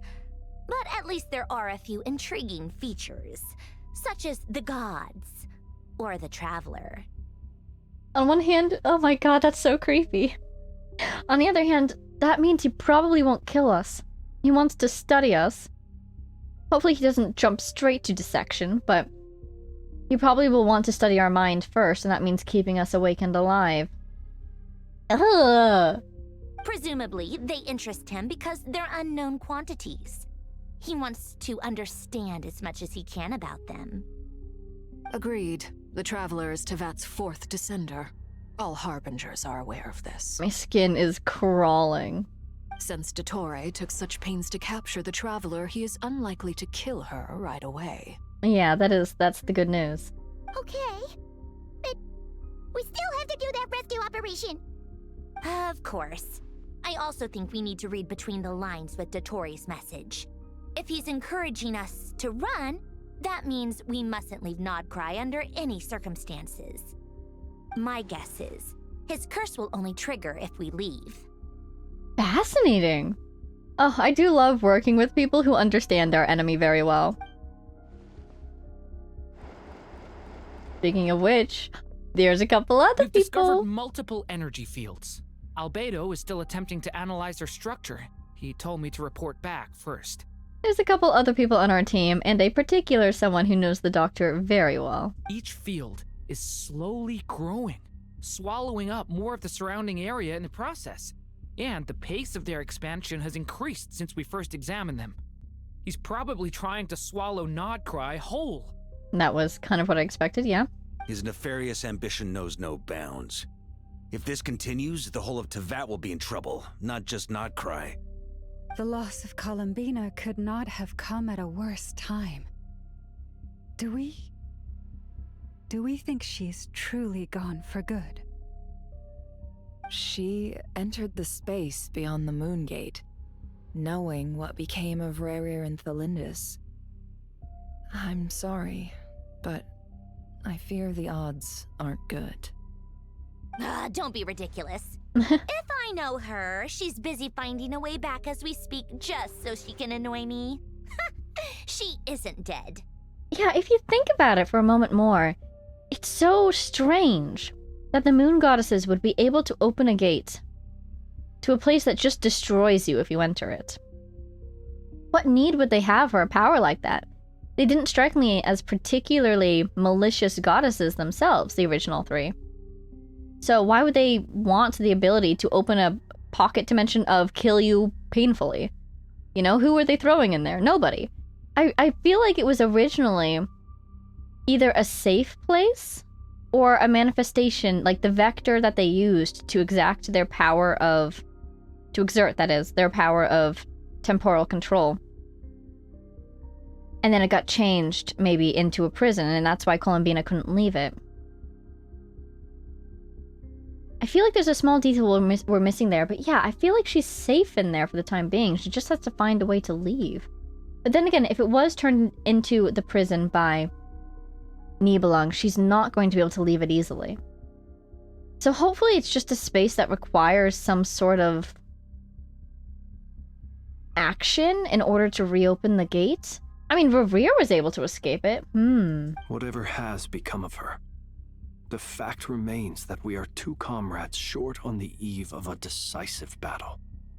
We need to find out the Traveler's location. But there is also other work to be done. Let's split up again. We work very well in small teams. Agreed. Whatever Dottore's planning, we have to get the local populace somewhere safe. So, as well as a rescue mission, we have to organize a mass evacuation at the same time. It would be best if someone could approach leaders of neighboring nations and negotiate emergency asylum for Nod-Krai's inhabitants. Can anyone handle that? I wonder who? I wonder who? Snezhnaya is one option. I'll see what I can do. Our master diplomat's here. This would be so much easier if the Traveler was here. No! Stop thinking like that, Paimon. Oh. Paimon will join you. She's pretty well connected thanks to the Traveler. Maybe it'll come in handy. Oh my god, Paimon, I'm so proud of you! Oh my gosh, our budding diplomat, that's true. We know basically everybody on this planet. Except for in Snezhnaya. So if Arlecchino goes to Snezhnaya, we could go elsewhere. Oh my god, she could go to Sumeru. They helped us out once already. And Paimon is particularly well connected in Sumeru. That's what the Traveler would do if she was here. Oh my god, I'm so proud of her. You're kidding me. Columbina, did you see that? Oh good. She's no longer under the water. I guess that's the end of Columbina scene animation. Oh hi! Oh no, she looks so sad. This place still looks so cool though. Why don't you have a reflection? Maybe it's just too far away, but still suspicious. Because you've got one, these guys have got one. One over here even. Back here again. Can you tell I'm really enjoying having the cursor back? I can say, hi. That gravitational force that pulled me back. Is this where it came from? Ooh, okay, so maybe it wasn't, okay, cool shot. Maybe it wasn't one of the other Moon Sisters pulling her backwards, which, to be fair, that was kind of a long shot guess. Maybe it's a safety mechanism. If you spend too long in the flow of time, you're pulled back to the safe core. Or maybe if you expend too much Kuvaki and you're about to destabilize, you're pulled back to the core. Maybe? When I saw that memory of Moon Prayer Night, I think I influenced reality. Was it just a coincidence? Or... if only I could have sent the others some kind of warning on Moon Prayer Night. Maybe we could have stopped Dottore. If this place responds to her wishes and sends her to the lighthouse, where she then proceeds to warn us about the Wild Hunt and Reverie, that's a great sign. That means she can influence this place to some extent. I feel so heavy. Does entering that space consume a lot of energy? That's concerning. Well, even so, I have to keep moving forward. Because maybe her ability to interact with the world around her will decrease even more and even more as she continues going. And if she completely runs out of energy, will she just die? Back to emptiness and silence again. I should try and find my way back inside that memory. Oh yeah, she wants to hit Moon Prayer Night again. So she can give us a warning. Let's just see what's over this way. Whoa! That was cool. I've never noticed that happening before. Is it just because I've never been sideways when I started sprinting? Interesting. This is a big space.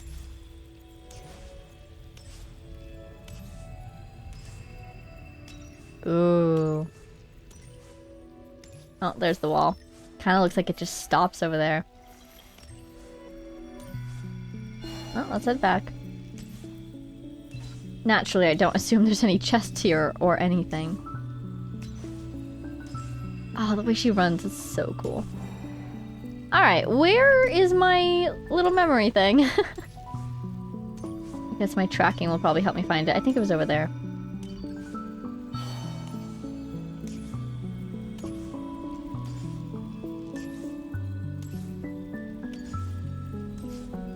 I'm running parallel to it. Must be this way. There it is.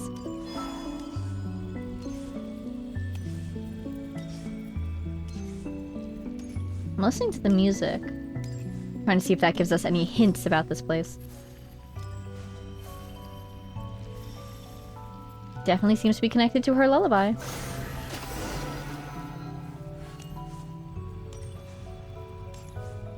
So pretty!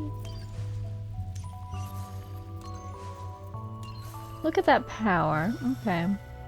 It's kind of like the moon weaving patterns we've seen before, but much more bent than usual.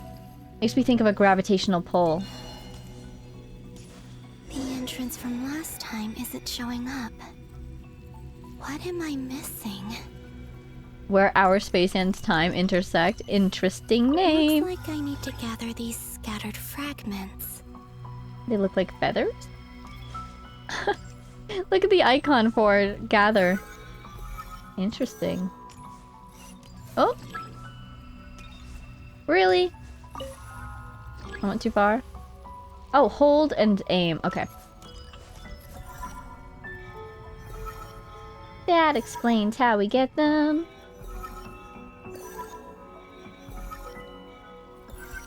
I was just waiting for them to come down from their floating. It worked. Hopefully I can stay inside for a bit longer this time. It's Nasha Town again, but it's not Moonprayer Night.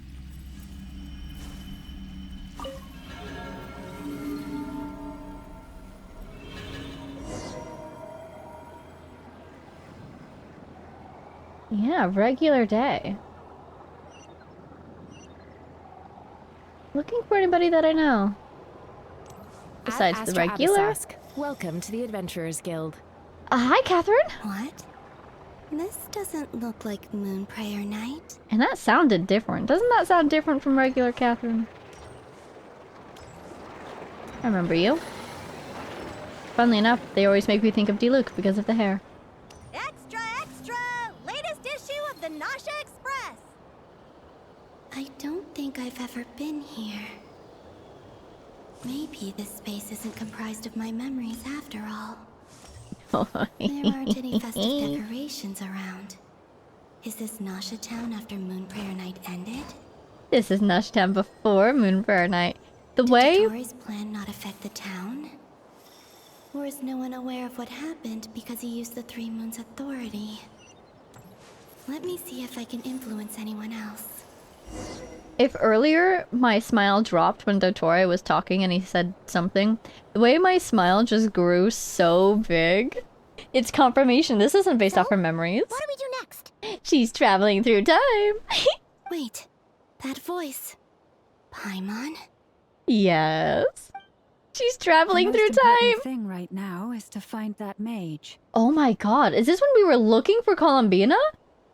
Lauma the Traveler and Mr. Varga are here too. Oh my god, looking for Columbinaception. I'd better go pay the Fatui a visit. Traveler!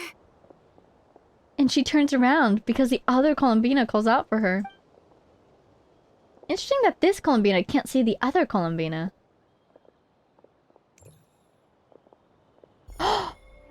That's why we turned around! Huh?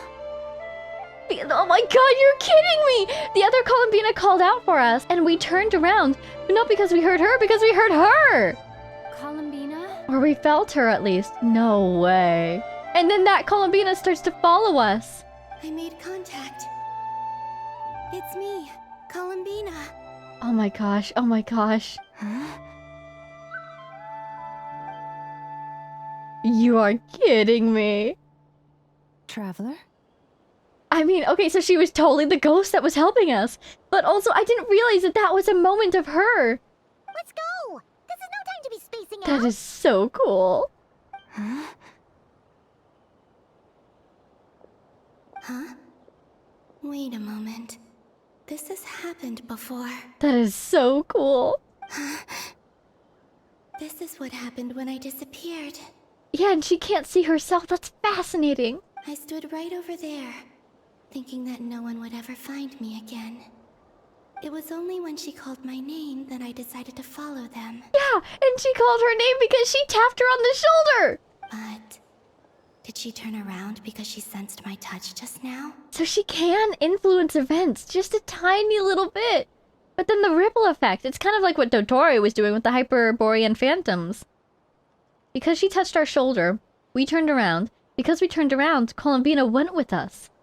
Oh my gosh. Is it really possible that from in here, I can change the past? Oh my goodness, this is like the most true time travel we've seen so far. Because it's coming from the authority of the moon. If I keep following them, maybe... Oh, she's gonna get pulled back. It's that gravity again. She's getting less and less time in each area. But then again, she did use Kuvaki quicker this time.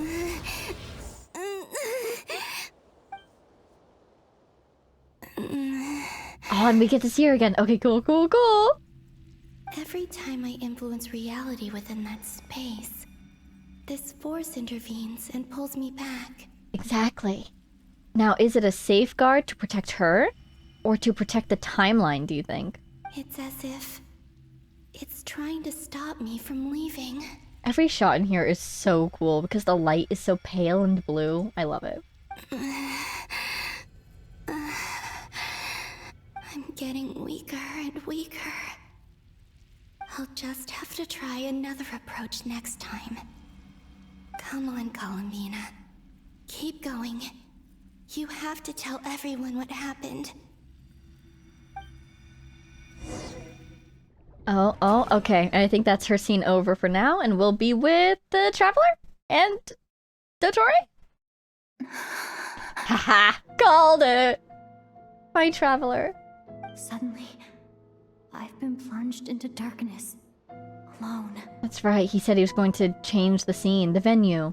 It feels strange. As if something has grabbed hold of me. Is Dottore now powerful enough to interfere with space itself? Look at you, standing so still in total silence.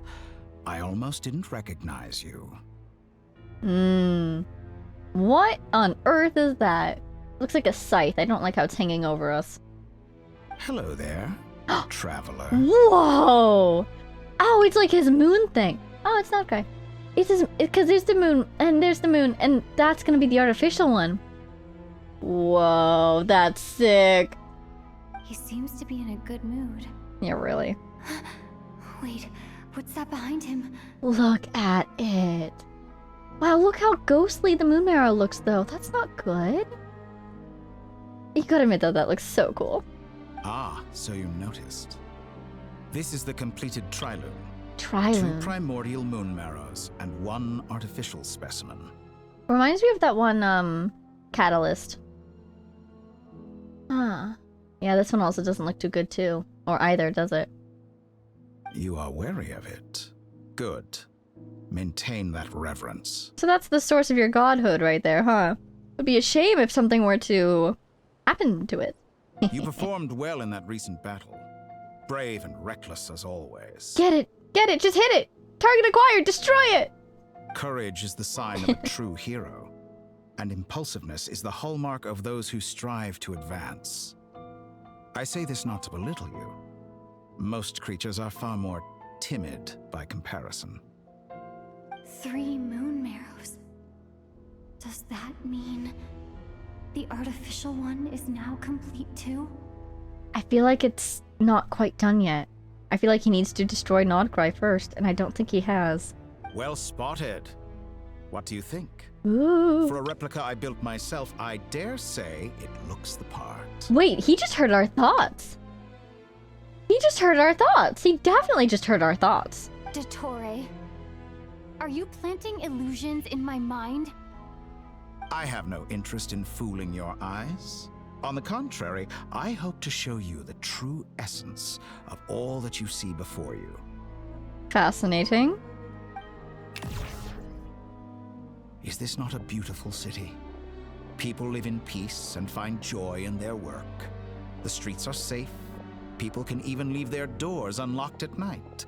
You might say it is the Elysium everyone dreams of. Oh man, you can immediately see just how unsuccessful he's going to be at being a god.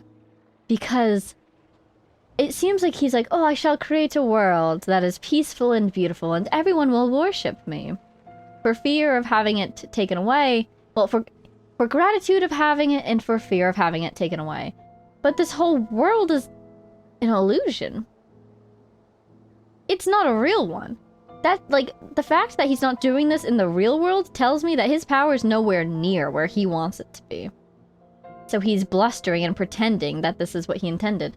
So, either A, he has failed. He hasn't succeeded.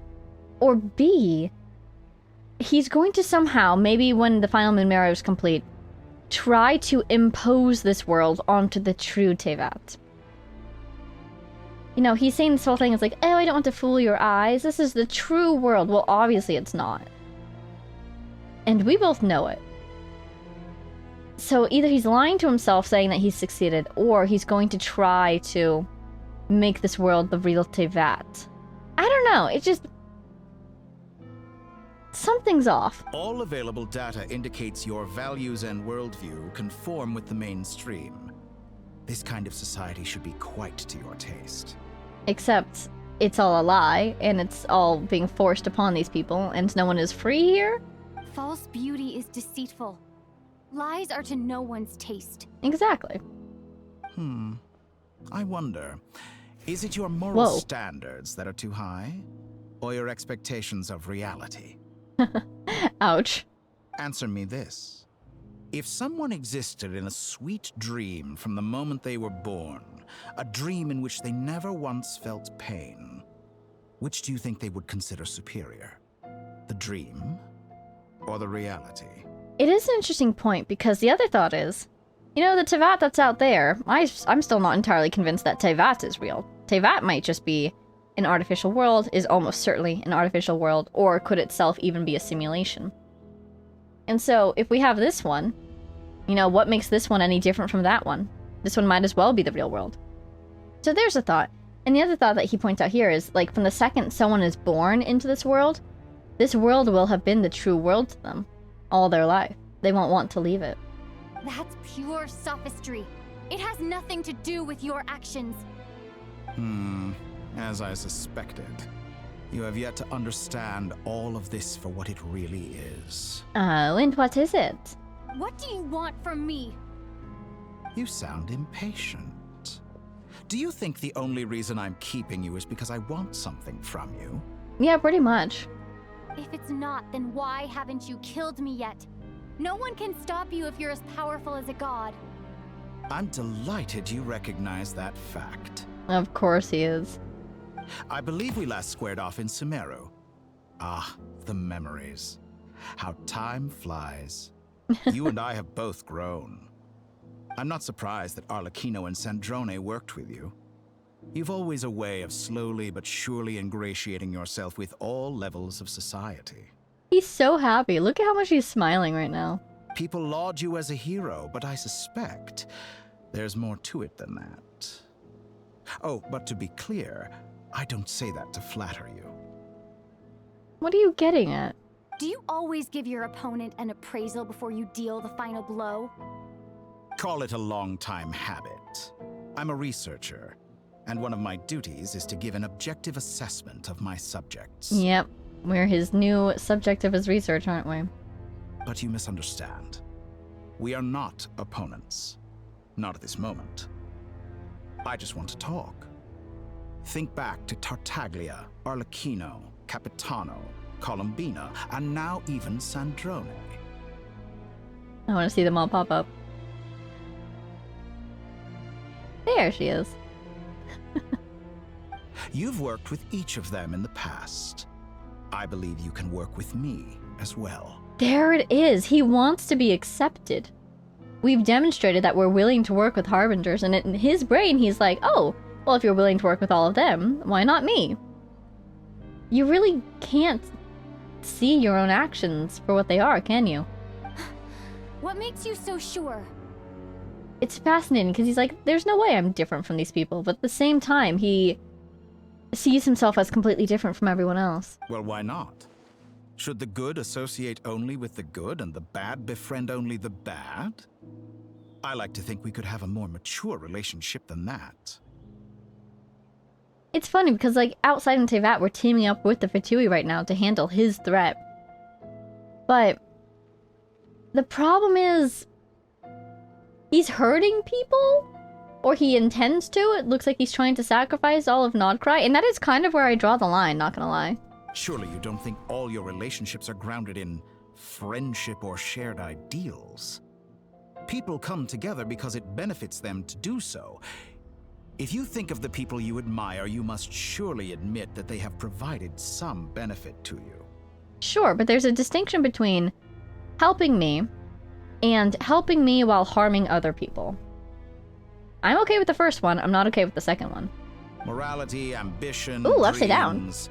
People have plenty of words to embellish the nature of their relationships. But once you break free from those ethical frameworks, you will see that the only thing connecting the two of you is mutual benefit. I'm like not even listening to him. He's just talking about how he doesn't understand human connection at all. Which, like, you know, I feel sorry for him. He doesn't know how to have a relationship.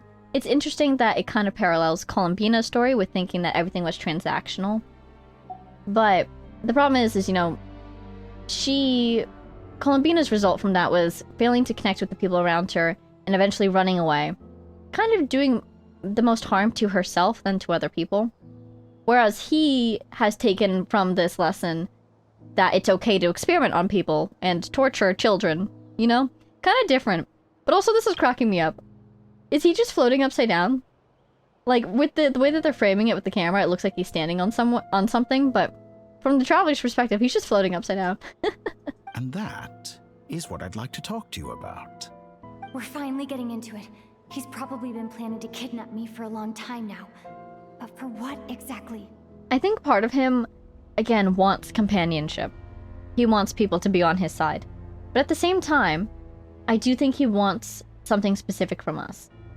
You know, we are useful to him, like he was just talking about. But what use does he have for us? He has the authority of all 3 moons. I won't be able to gain the upper hand in a fight. Best if I pretend that I'm willing to negotiate for now. You say you're a god, but you also speak of mutual benefit. What could a god want that the 3 moons cannot provide? Ooh. Excellent question. But before I answer, I would ask you the same thing. Gaining Columbina's allegiance was a rare and extraordinary feat. But the Moon Marrows are now in my hands, and I have the edge over her. For this artificial moon is not being rejected by Tevat. So what, you expect us to abandon her now? Her identity and lineage may have been a thing of glory in the old world. But they were also shackles that prevented her from ever integrating into Tevat. I, on the other hand, you may view me as a thief, but I have overcome that limitation. So what is it that the 3 moons cannot grant you?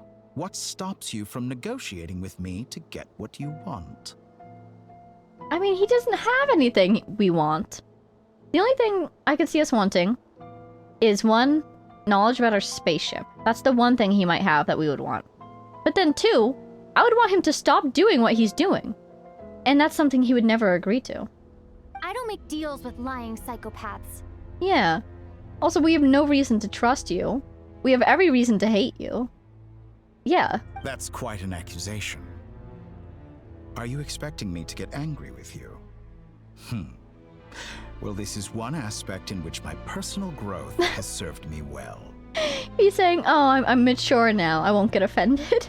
In the past, my less mature self might have been disappointed, perhaps even angry, over a small setback like this. Like when you and Lesser Lord Kusanali joined forces to oppose me, for example. But things are different now. Just as the rich do not quibble with the poor, I no longer find myself perturbed by these trivial affairs. Sure. Keep telling yourself that. Human relationships end with conflicts of emotions and interests. But relations between humans and gods are different. And ours is even more unique.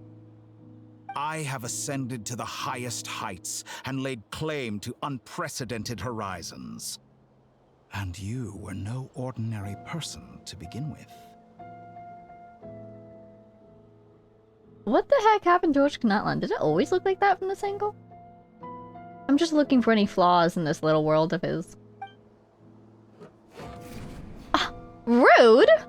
I will sit if I want to sit. Show you the world, Descender. Ooh. He's really having fun with his control over space. What? What? Oshkanatlan? We're north of Paha. That's Pyramida. To stand, walk, jump, sit, and lie down. Don't have my fighting. These are the most common of behaviors. I'm hitting you with my sword. Darn it. What are you doing prowling around like that for? He's just having so much fun. Why we were born following such laws? Who stipulated that we could not fly instead of walk?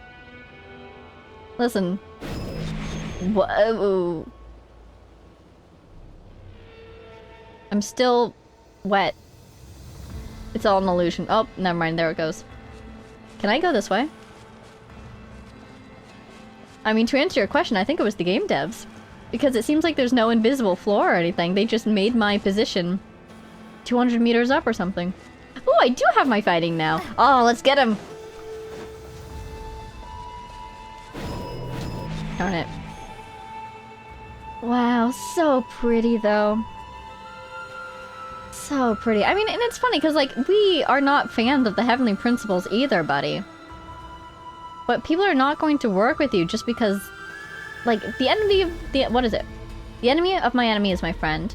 Except for when that person is also already my enemy. Like, no, we're not going to work with you.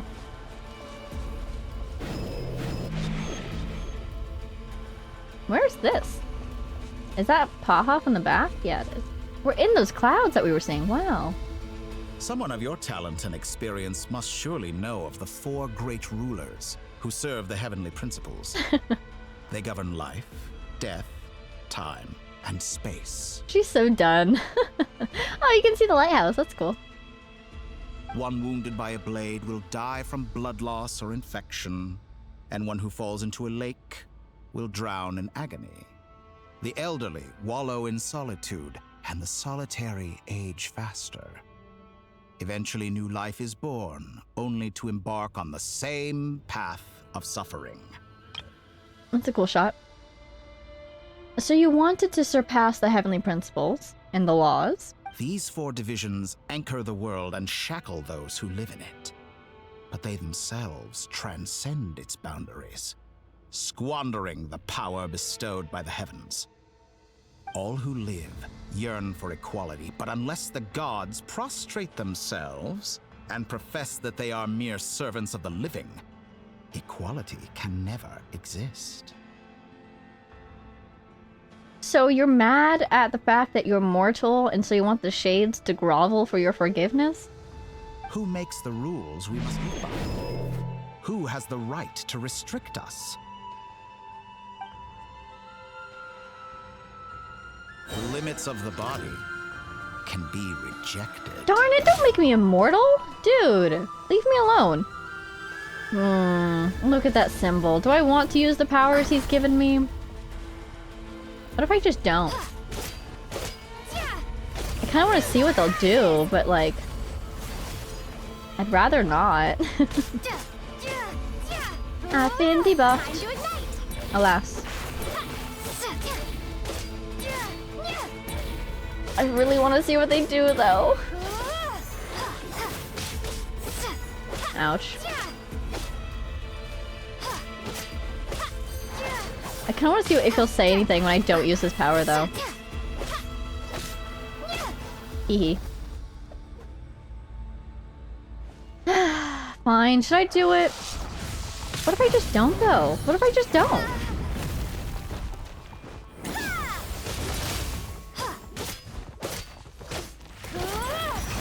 Oh no, not this. Oh. Ooh, okay, I'm a little scared. I'm a little scared. Those Animo Scions, these guys, they always kill me when I'm farming them. Oh, darn it, he healed me. Leave me alone. Curses.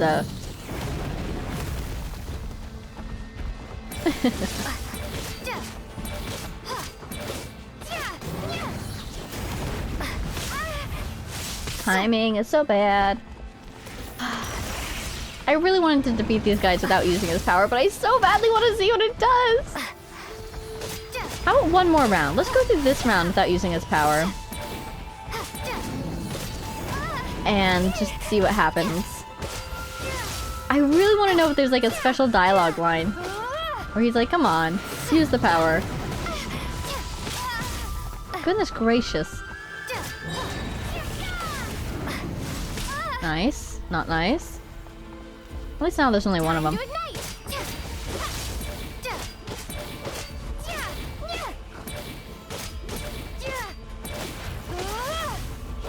Can't see it. Sorry, just dodge automatically. Come back. Come back. Oh my goodness. Darn it! He healed me. Rude. Let me die. Yeah, yeah, yeah.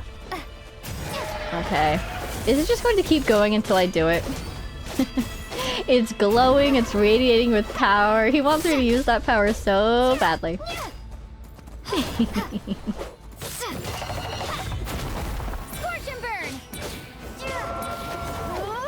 I'm so glad I keep my traveler builds. Ouch. It's just gonna keep happening, isn't it? Okay, fine. Eh. Now I've got a boss. Okay, so never mind. I shouldn't have used it because we really were progressing. Ooh, that was cool to see its attack going so far away. That's neat. 81, 78. That's new. Is that a new thing with boss monsters? I just realized. I don't think... Did I condense my resin? I think I did. I actually have no idea. I don't think I did, because otherwise I wouldn't have been able to do my, my full dailies earlier. Ouch.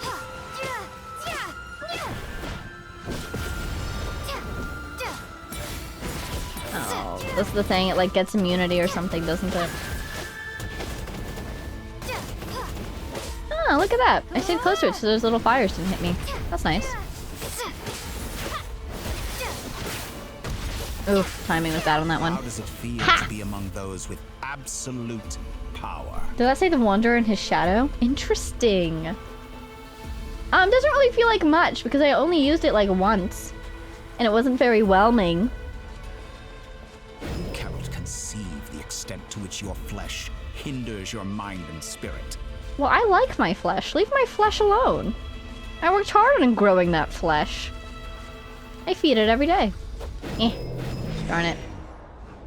What? Okay, I'm swimming now? Only by sure. discarding our useless, Whee! primitive eyes can we perceive a new world. I mean, if he can tell me the secrets of this world, I'm down, but we all were in the past. I'll just use him against him. Why should the final answer of the world not be the power that predates those of life, death, time, and space? The power of the Triloon. Okay. Through it, I have glimpsed new experimental possibilities. Nature suppressed, authority exiled, souls controlled. See, that's where you lose me. That doesn't sound like fun. In fact, that kind of sounds like evil. You know, I heard recently that a group of critics reviewed countless stories and drew an interesting conclusion. They found that it is more often than not the villains who strive tirelessly to push the boundaries of progress. Well, yeah, push the boundaries, sure. You can't really say to my face that everyone at the academia is not doing interesting research and making progress on discovering new things. You just want to push the boundaries and torture people. In fact, long before this, someone voiced a similar idea in an academia editorial. I felt a great affinity with this perspective. I have never been afraid to step up and play the role of the villain. I wonder if that was him. Was that you? Fanatics are trampled down for their transgressions, and those who transcend are rebuked for their audacity. And so, the majority of creatures are too timid to follow my lead. But all sacrifices made during my experiments have been worthwhile, as you can now see. What? I can offer you something new, something unique, precisely because I am a villain. Except the thing that you can offer is worthless. And additionally, even if it had worth, we wouldn't want it. Because of the things you did to get it. Also, he's so chatty. I just realized. He's so chatty. I feel like he's accidentally buying time for our friends to find us. Think about it. We are eternally bound through mutual interest. What? Can you No. truly say you would never turn to malice if it could give you the life you dream of? I mean, the Traveler could have done that months ago. The Traveler could have turned to malice, but they didn't. So yeah, no. After all, what value do perfection and purity really have? They are fragile and feeble things, utterly tedious. I would say both perfection and purity, social constructs. You know what's not a social construct? Not hurting someone. Like, you can be kind instead. You know, it's an option. I say, better to be governed by a flawed humanity than a gnosis. The true seeker of knowledge is the villain who undergoes countless tribulations in pursuit of their goal. The villain who undergoes countless tribulations? You are not the victim here, buddy. I'm sure many people have told you that you're different. Not really, actually. Everyone's been very welcoming. Because I'm a descender? Exactly. Very clever. Don't patronize her. But what has that got to do with you? I do not conceal my wicked deeds, my selfish desires, or my greed. A true researcher must act as I do if they are to understand and speak of the truth. And yet, a knowledge seeker like myself will inevitably grow tired of studying Tevat beyond a point. You have traveled to all corners of the world and met many people. Along the way, there have been moments when you were misunderstood or even became a wanted criminal. And all the while, you have spent your days doing some of the most mundane jobs in the world. Actually, going back a line. You want to go beyond Tevat? You want to find a new world to study? This world that he's making, or a new world, another world that's out there, maybe? You fight and toil, claim minuscule rewards from my friend Pantalone. What? Then you fight some more, winning some battles and losing others as your search goes on. And this cycle continues, with no end in sight. Are you telling me that Pantalone is funding the Adventurers Guild? Really? Oh. I don't know how I feel about that. I kind of thought the Adventurers Guild, sure, spying for Sandrone, the Catherines, I'm sure. But I kind of thought it was like self-contained, you know? They make money, they give out money. I'm on Pantalone's bankroll? I don't like that. Surely you must sometimes grow weary of being stuck in this same loop day after day. Don't tempt me with the time loop, sir. And also, no, if you can't see the progress that we're making, then that just once again demonstrates the depth of your inability to understand. We're completely different. I embrace everything that life throws at me. I am engaged in every step of my journey. Oh, that delivery. How does that make us different? I too embrace what life brings, researching everything that interests me. Think of all the novel things I've managed to create, like the artificial moon marrow. Don't you see? As unique a specimen as she was, even Columbina is not irreplaceable. See, again, he demonstrates his inability to understand. Remaking a moon marrow or creating moon marrow does not replace Columbina.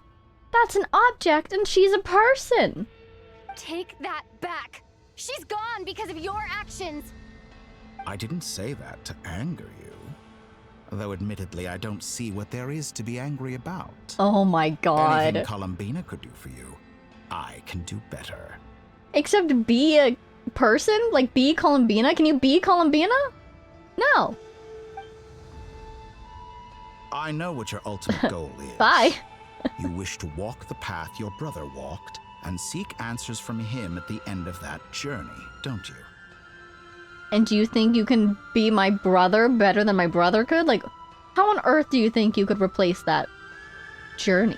Someone like you could never understand what it feels like to care about another person the way I care about him. Perhaps not. But that doesn't mean I can't help.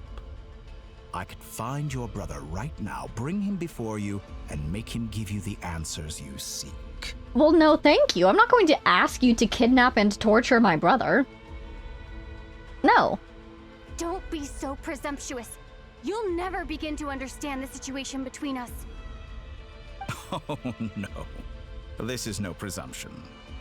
I'm only offering what I know is possible with the power of the Tri-Lune. But it seems like you would sooner continue with your journey through this world. Why? See?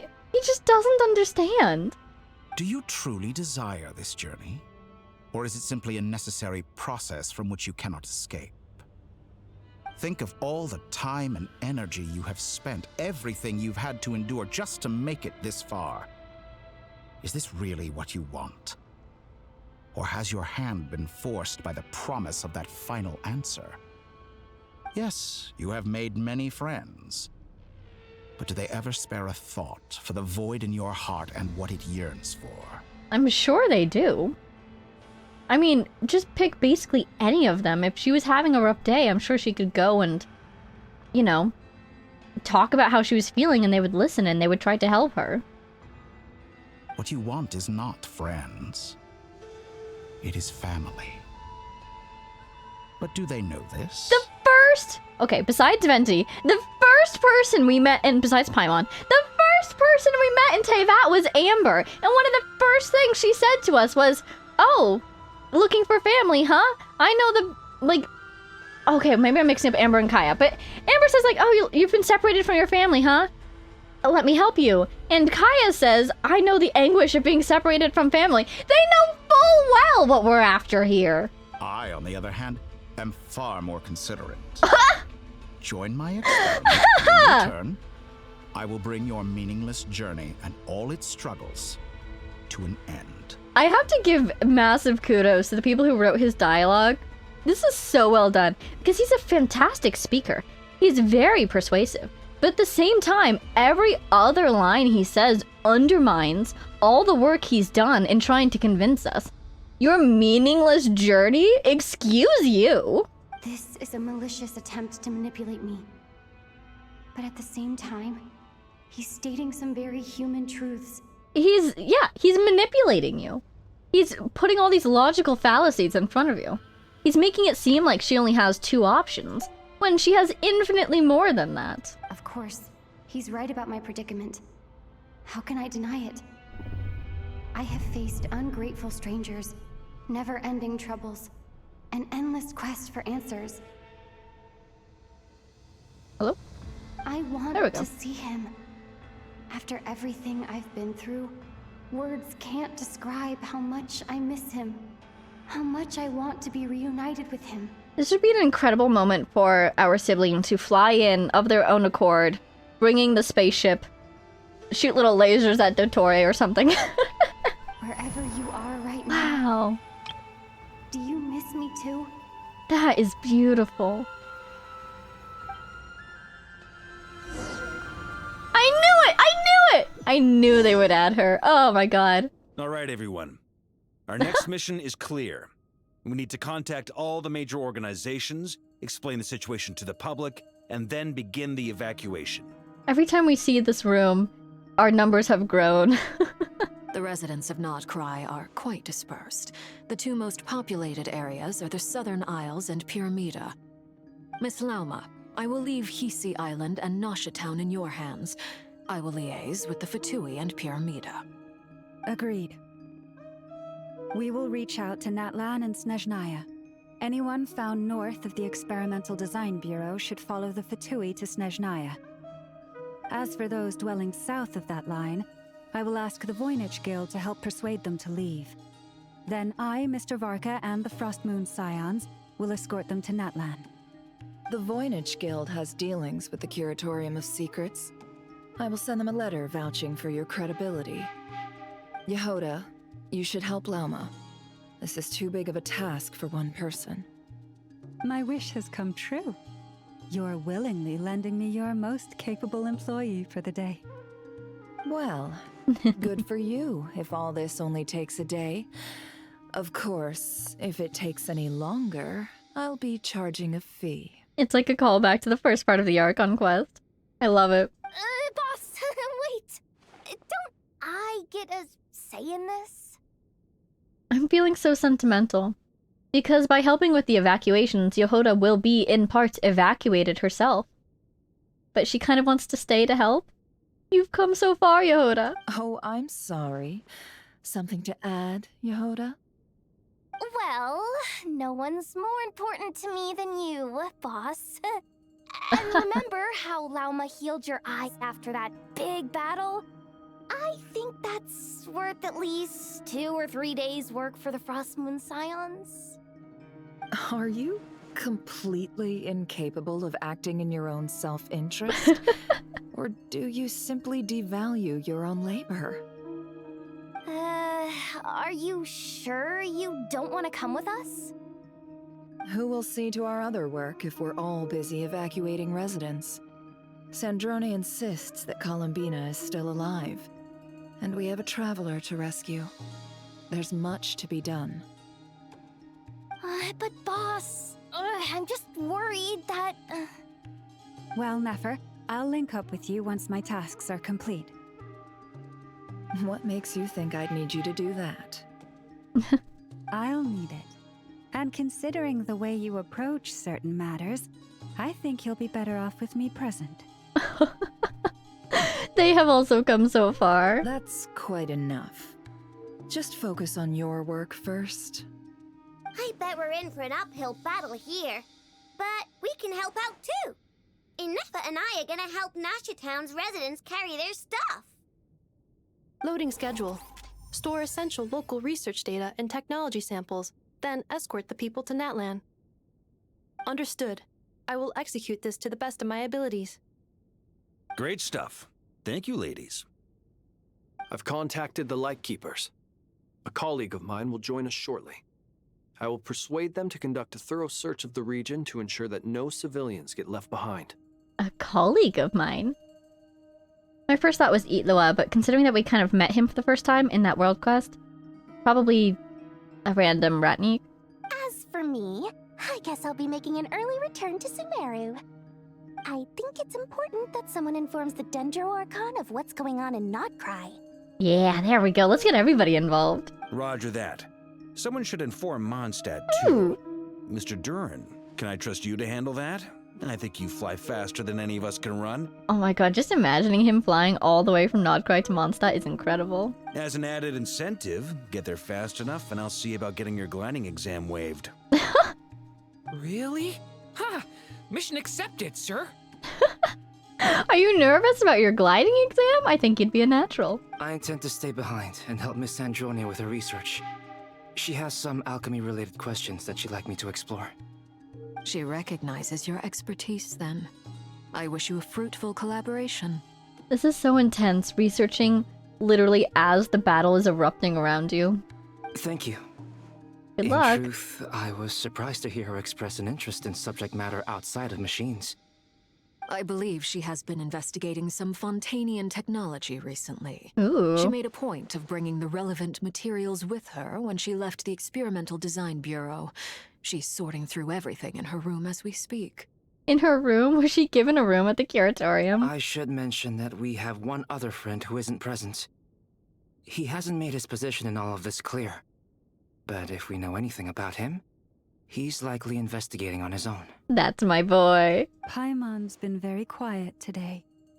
But I know how close she and the Traveler are with the Natlanese. She should come with us to the border. Okay. Paimon will do her best. I believe in you, Paimon! You'll do amazing! So we've got Snezhnaya taking refugees. We've got Natlan taking refugees. So Snezhnaya and Natlan are going to be alerted to everything that's going on. We're going to alert Sumeru to what's going on, and we're going to alert Mondstadt to what's going on. I'm so excited. This is so cool. Make sure to heed Sandrone's warning. Many of us have been cursed by Dottore. As such, under no circumstances should anyone cross national borders. Remain within Nod-Krai. Right, that's him, her. And that's it. Well, Sandrone as well, but she's not here. Okay. That aside, personally, I have faith in Columbina. Things look grim, sure, but who knows how it'll play out. Same goes for rescuing the Traveler. Both of them are important allies and friends. We'll be counting on you to gather intel on them, Miss Nefer. Wonderful.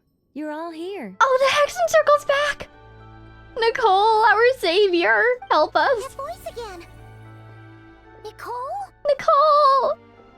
Whoa, that was loud. And it came out of nowhere. So mysterious. This isn't your first time hearing her voice, though, is it? Because you asked her to test you and she said no. Sorry. This is the only way I can speak to you all right now. Please accept my apology. Anyway, time is short. I'll cut to the chase. Oh, I wonder if the difference between this box and the other boxes that she normally gets, these ones are louder, more powerful? We're still facing quite a catastrophe here okay. at the world's borders. Alice has roped in every Hexen Circle member she can get a hold of. Except for me. She told me I had to come and help you all out as a matter of urgency. So he really did do something at the border and it's still causing issues. I quote, "You love talking, don't you?" Well, now it's finally your time to shine. Take these. Make sure the whole party gets one each. You'll be in charge of making sure everyone stays connected. Oh, the Dodo phone's coming back in. Huh? Is this a Dodo communication device? Scanning. Unknown device. Analyzing. Unknown device. Conclusion. Cute. Affirmative. It is cute and good. I believe that I quite like it. This is no ordinary Dodo communication device. It's my very own special modified version, specifically... No, Sorry. no! I almost went off on another tangent there. Anyway, help yourselves. Specifically what? What specifically? She can use it to speak with us? It will allow us to communicate over long distances within Nod-Krai. No more worrying about shuttling messages back and forth. And if we have a bunch of them, then everyone who's going to other nations could take one with them. And we could have information links to those other nations as well. What astounding technology. Am I right in assuming that it relies on your personal abilities to function, Miss Nicole? Yes, exactly. Right on cue, Albedo. I'd love to brag to you all about how it all works. But no, next time. Anyway, I'll be right with you all, serving as a communication hub. Very important to have lines of communication during a time like this. That's all from me. Head off as soon as you're ready.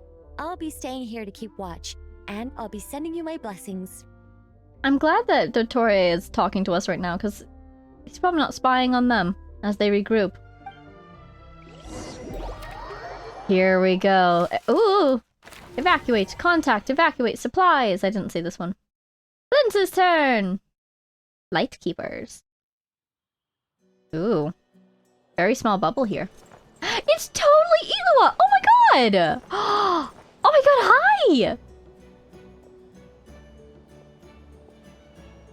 No way. Oh my gosh, oh my gosh. Oh, we get to hear his voice too. Ah, Sir Flint. Perfect timing. I just arrived myself. Oh my gosh, hi! You are most considerate, Master Elua. But in fact, I know you have been sitting here for quite some time. If you saw me, why didn't you say something? I was curious to see how long you could sit still for. Also, shouldn't you have managed to sense me approaching? That would be a first. You always seem to appear out of thin air without making a peep. Sounds about right. Also, how many times do I have to tell you not to address me as master? I don't qualify. Ooh. I beg to differ.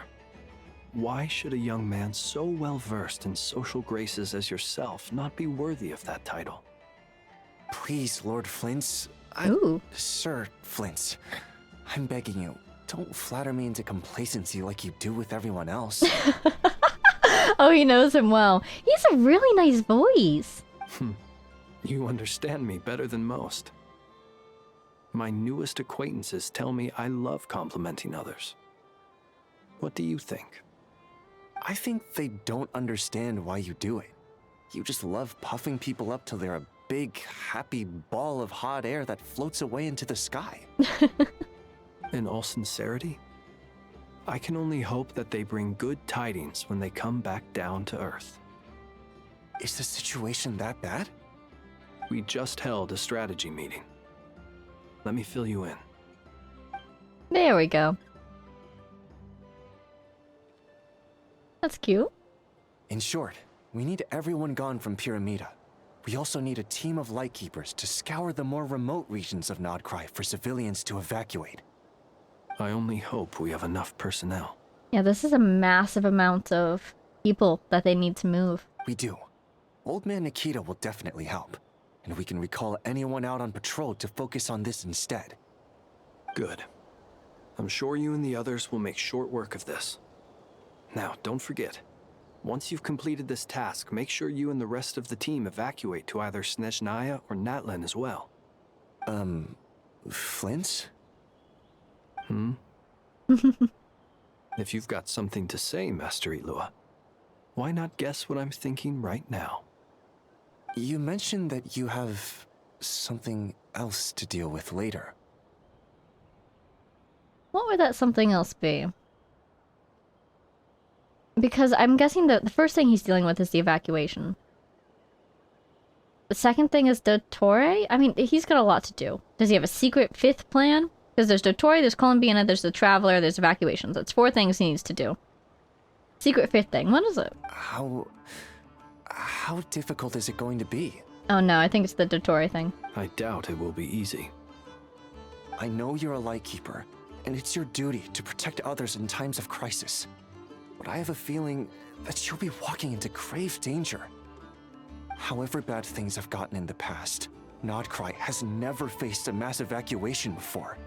But from the sounds of it, you don't intend to come with us. And he's kind of cursed right now. He kind of can't.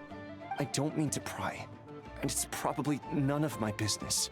But whatever it is you're intending, you don't have to go through with it, you know. I've been afflicted with some sort of curse, and I'm told it may well trigger if I set foot outside of Nod-Krai. As such, I cannot leave. I have to act, if for no other reason than to fight this curse. What? No. Why? Why would anyone want to curse you? There are plenty of people out there willing to trample over others in pursuit of their own goals. Frankly, Sir Flint, I am furious. You're making light of what is an incredibly serious situation. It is so cool to see these two interacting. This is fascinating. Indeed I am. And? And what? I told you, I'm furious about this. Nothing I can do about it, I'm afraid. Things happen, and we just have to deal with them. If you find yourself feeling angry, perhaps start by drinking a big glass of water. Hey, you mean you're completely unmoved by my anger? I'm devastated. I wonder. Then allow me to express my sincerest regret. Come by the lighthouse sometime.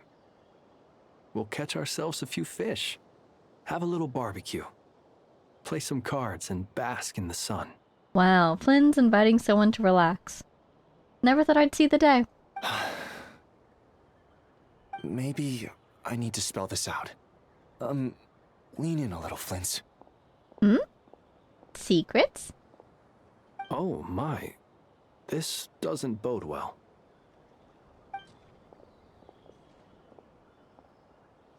Word is that you were caught up in a real horror show recently. People were amazed that you returned safe and sound. They've been debating whether you're even human. Wow, fascinating. This is probably about when he was framed for murder, and there was the whole thing with Reverie. I've returned safe and sound from plenty of crises. When you say people, do you mean other people, or do you just mean you? Ooh. Ooh. Fine. I'll be frank. You're not human, are you? Again, I love that Flynn likes to keep his identity quiet. I think it's such a cool... It's such a fresh take on a non-human character. Just adds more fun to the story. Heavens. Now that's a horrifying thought. And that's such a perfect response! You're not human, are you? Heavens, now that's a horrifying thought. To what is he answering? Yeah, like, what a horrifying thought that I'm not human, or what a horrifying thought that I might be human. Ah, I love it. He has such a way with words. You know what? Forget it. We'll revisit this once it's all over. He's so good at dodging. A sound plan. Albeit a little ominous sounding. Just promise me you'll come back in one piece, all right? For you, Master Ilua. How could I refuse? Also, please pass my regards on to our colleagues. Tell them, thank you all for your assistance. Please put safety first as you proceed with the operation. Wow, that was so cool. What an introduction to Ilua. It's fascinating to see Flynn's interacting with other Lightkeepers. That's something we haven't seen a lot of yet. I have to keep searching for a path toward reality. Alright, give me 1 second. We've been going for a little while. I really want to keep going though, so I'm going to take a break. But I will be right back. And now we're back. Let's do this. Just going to casually check to make sure no giant eyes have appeared in the sky. Alrighty. Boop. I keep looking at these trails here to find some hints of where they're coming from, who might be guiding us. But I guess my best bet right now is they're being pulled by gravity, you know? Gravitational waves and all that. Or just one I interact with. But it's so cool to see her attacks. Look at the little wings that appear. I love it. I should do her charge attack more often. This again. Would be neat if we could pick up 2 at the same time. But as far as I can tell, we can only ever get 1. They're very kind to us about, like, the hitbox for these feathers. Petals? Feathers?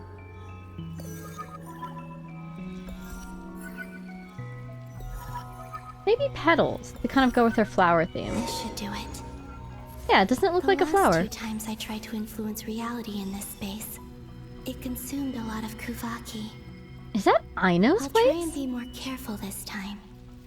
I need to leave key clues behind using less power. She's I learning. Hope everyone still remembers what I said on Moon Prayer Night. Right, because she said we established how she could communicate with us. Doesn't that look like Aino's house? Because I've been thinking about other moments that might have been her.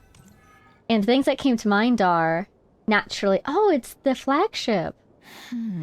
Naturally, the time at the lighthouse with the books, but also the shield above the Frost Moon Scions, way back at the beginning when we were fighting Rerir. Can you imagine? I thought fighting a sinner was going to be the height of this Archon quest. That was terrifying. That was only the beginning of our problems. Can you believe it? Nothing here either. Nothing here. Are you... What point in time are we at? Hey, Flint's. This is a scene. Flint's? I don't think we've seen yet. Ah, Miss Nefer. If this is before Columbina disappeared... Or maybe this is while Columbina disappeared. This is their looking for her, as opposed to ours with Farka and, Lauma. What are you doing here? Unless... Unless? I just spoke with Ilua about arrangements for the search and came for a walk nearby. As for you, why would... Huh. It appears we think along similar lines. And neither of us likes to accept things at face value. Oh-ho? As well as figuring out how to gather intel on the Traveler, I wanted to confirm some of my own suspicions. So wait, is this modern day then? Did we switch from Columbina's perspective to theirs? Because Flint was just talking to Ilua. Also, we'll need to bring a lot of force to bear against Dottore, even if we're only looking to rescue the Traveler. We can't leave anything to chance. Okay, so this is definitely the present moment. You don't think Columbina perished either, do you? I'm merely considering the possibility that she survived, just as you are. How much can we really know about a deity like her anyway? But if Columbina is here seeing this, then that completely throws off my predictions for how her power is working. Because that means she wouldn't be going linearly backwards in time. She's jumping around. Do you remember what she said on Moon Prayer Night? About using moonlight to send messages to us. Oh, perfect. On the other hand, if she is here, this is a fantastic opportunity for her to try to make contact. Of course. I think that's why we're both here. Where have you checked so far? I've been focusing on the outdoors. Anywhere the moonlight shines. I checked most of Nasha Town, but didn't find anything. I checked the Curatorium of Secrets, and a few rooms where I thought I might find some leads. But no luck here either. I love how smart these two are. Because what we established during Moon Prayer Night was that she would use the moonlight to send us messages. And that the moonlight would guide us towards those messages. But also that she might beam them directly into our rooms, if need be. So Flint was looking outside where the moonlight was, and Nephra was looking inside at, you know, places where Columbina would expect to find us. The only places I haven't looked yet are the rooms in the flagship. Oh ho ho ho. But process of elimination isn't the only thing that brought me here. Oh ho? Oh, really? What's your other reason? You can tell us. Come on. After all that build-up, our mystery ally never showed up even once. She suspects. Oh my god, she suspects that it's Columbina. You are so smart. Huh? Am I imagining things? Huh? Deja vu? Oh my god. Come on, let's see what's going on. Oh my goodness, for a second she broke character there. That was the sound of hope. Columbina! Oh no. I knocked over a vase as soon as I came in. It must have been caused by a Kuvaki fluctuation when I entered the space. And that caught their attention, but that means that she might not have a lot of time left in this time. Although, it seems like I'm not about to be pulled away this time. Oh, good news! Okay, maybe it's because the Kuvaki fluctuation was caused by the temporal portal as opposed to her herself. It looks like as long as I'm careful with my actions, it doesn't count as influencing reality. Fascinating. You are so smart too, Columbina. Anyway, is this the flagship? The Traveler mentioned that's where she was staying. Oh my gosh, has she never been here? Yeah, that's right. I don't think she has. Every time we had those meetings, it was at the Northern Intelligence Network hideout. Not here. I only went into the lobby last time, so I've never actually been here before. How does this space work? If nothing else, I can now be sure that it is not simply memory. This is true. It's the first time she's been somewhere that she's never been before. I was waiting for something to happen that she never before knew had happened. But this works too. Side note, I wonder if it's harder for her to see interiors that don't have anyone else in them, because she sees through Kuvaki fluctuations. So if she's trying to figure out how this space works, maybe it's harder for her to detect the walls because the Kuvaki is more still here, because there's nobody else influencing it. Just a thought. She mentioned where her room was. I think it's this one. Oh, come on, come on. Wait. They're gonna open that door right as she walks away. Yeah! There they are. They'll see the thing, though. Oh my god, this is incredible. The door is closed. But if this is anything like when I disappeared, then maybe... If she's going to walk right through it, she's going to miss them. Come on. Maybe she can hear them? No! She walked right through it. I'm in. You were so close. Hopefully they follow. I'm on the edge of my seat. Aren't here at the moment. They're so close to crossing paths. You're kidding me. I hope she's okay. I wonder what happened to her after that battle with Dottore. Yeah, about that. Best not to dwell on that for now. I need to try and leave them some clues. I wonder what she'll try to say. Can she draw a little moon?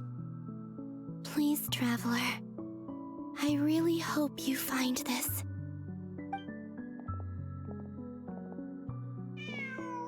No! No! Huh. Just a cat. Please go into the room anyways. Nothing else here strikes me as noteworthy. Didn't you stay here for a couple of nights once? Before Rerir showed himself, yes. It's also where the Traveler and I first met. Did you notice anything unusual during your stay? I remember thinking how much noisier the flagship is at night compared to the graveyard.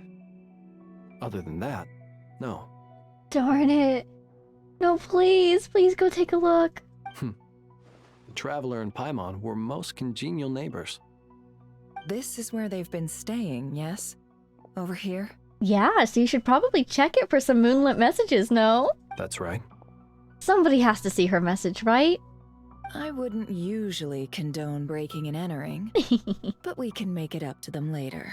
Kez, I give you my full approval. Focus now. I have to write a message on the wall using Kuvaki, just like I said on Moon Prayer Night. Okay, come on, we've got this.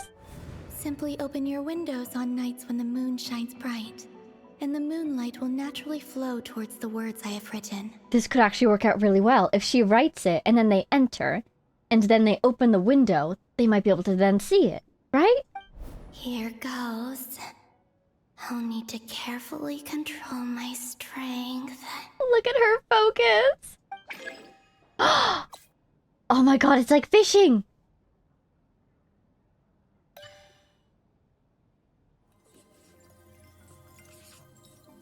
Ooh, it drops so quickly. The thing is really cool looking though. Look at those little moons. Oh! That startled me.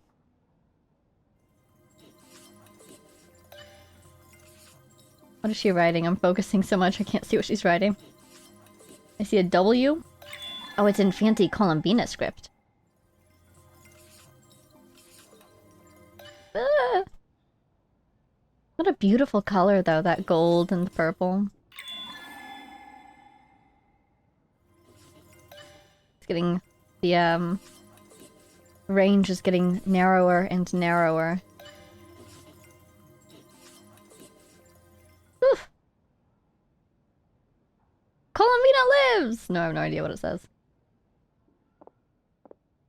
Perfect timing. There's a noise outside the door. Is she back?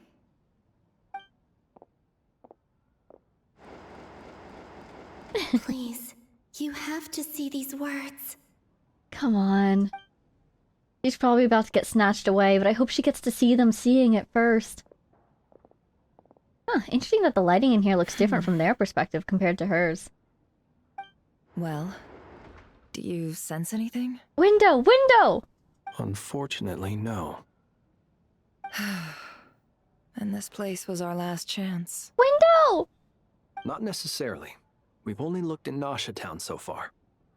Miss Columbina said she would leave messages at her friends' dwellings. It's still worth checking where Miss Lauma lives and where I live.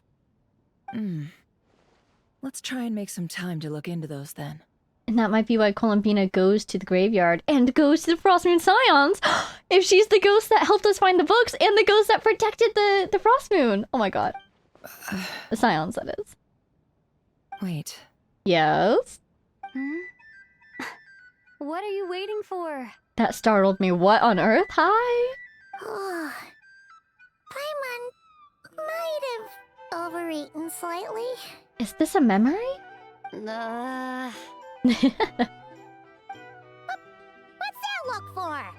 This is a victory feast. It's normal to eat a little more than usual. They were separated by time. That's why the light in the room looked different. So when she heard people approaching, it was indeed us. Oh no. So that means that her behavior has been consistent. I think she is progressively going further and further back in time. But theoretically, the message that she wrote might still be there. It might fade away, but hopefully not too quickly. So maybe if Nefer and Flint's open the window, they can still see it. The Traveler in Paimon. It's really you. Hi. Oh my god, that's why the lighting was different. Ow. But why are they talking about a victory feast? I think she's about to realize that she's going backwards. Huh. You worried Paimon's sick while you were out there fighting Rare. So this is your chance to make it up to her, alright? Wait. So this is the night after the battle against Rare. How did I end up here? That's quite a long time ago now. Wait. Time. Mm-hmm. That's it. Every time I've entered reality within this space, it's been at an earlier point in time. Uh-huh. Every one of those points has been before I fell into the moon's reflection. And that's why there was that cat. It really was the cat that knocked over the vase, not Columbina. Oh. And everything I've done to affect reality really did happen in the past. It seems like a perfect closed loop.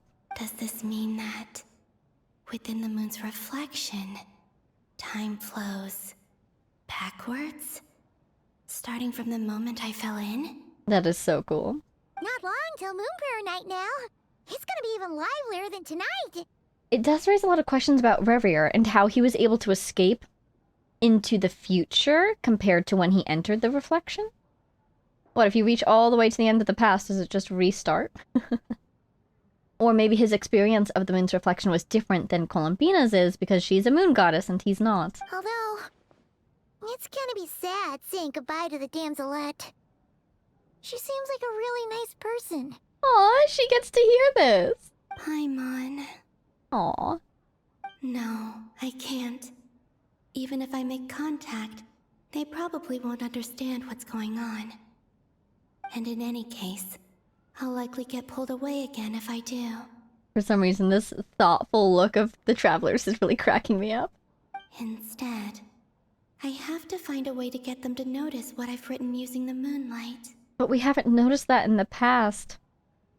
I'm really just putting my faith in Nefer and Flint in the future. Wait. Even I hadn't thought of doing that before Moon Prayer Night. They'd never conceive of that possibility. And even if we saw the message, we won't understand what it meant or who it was from.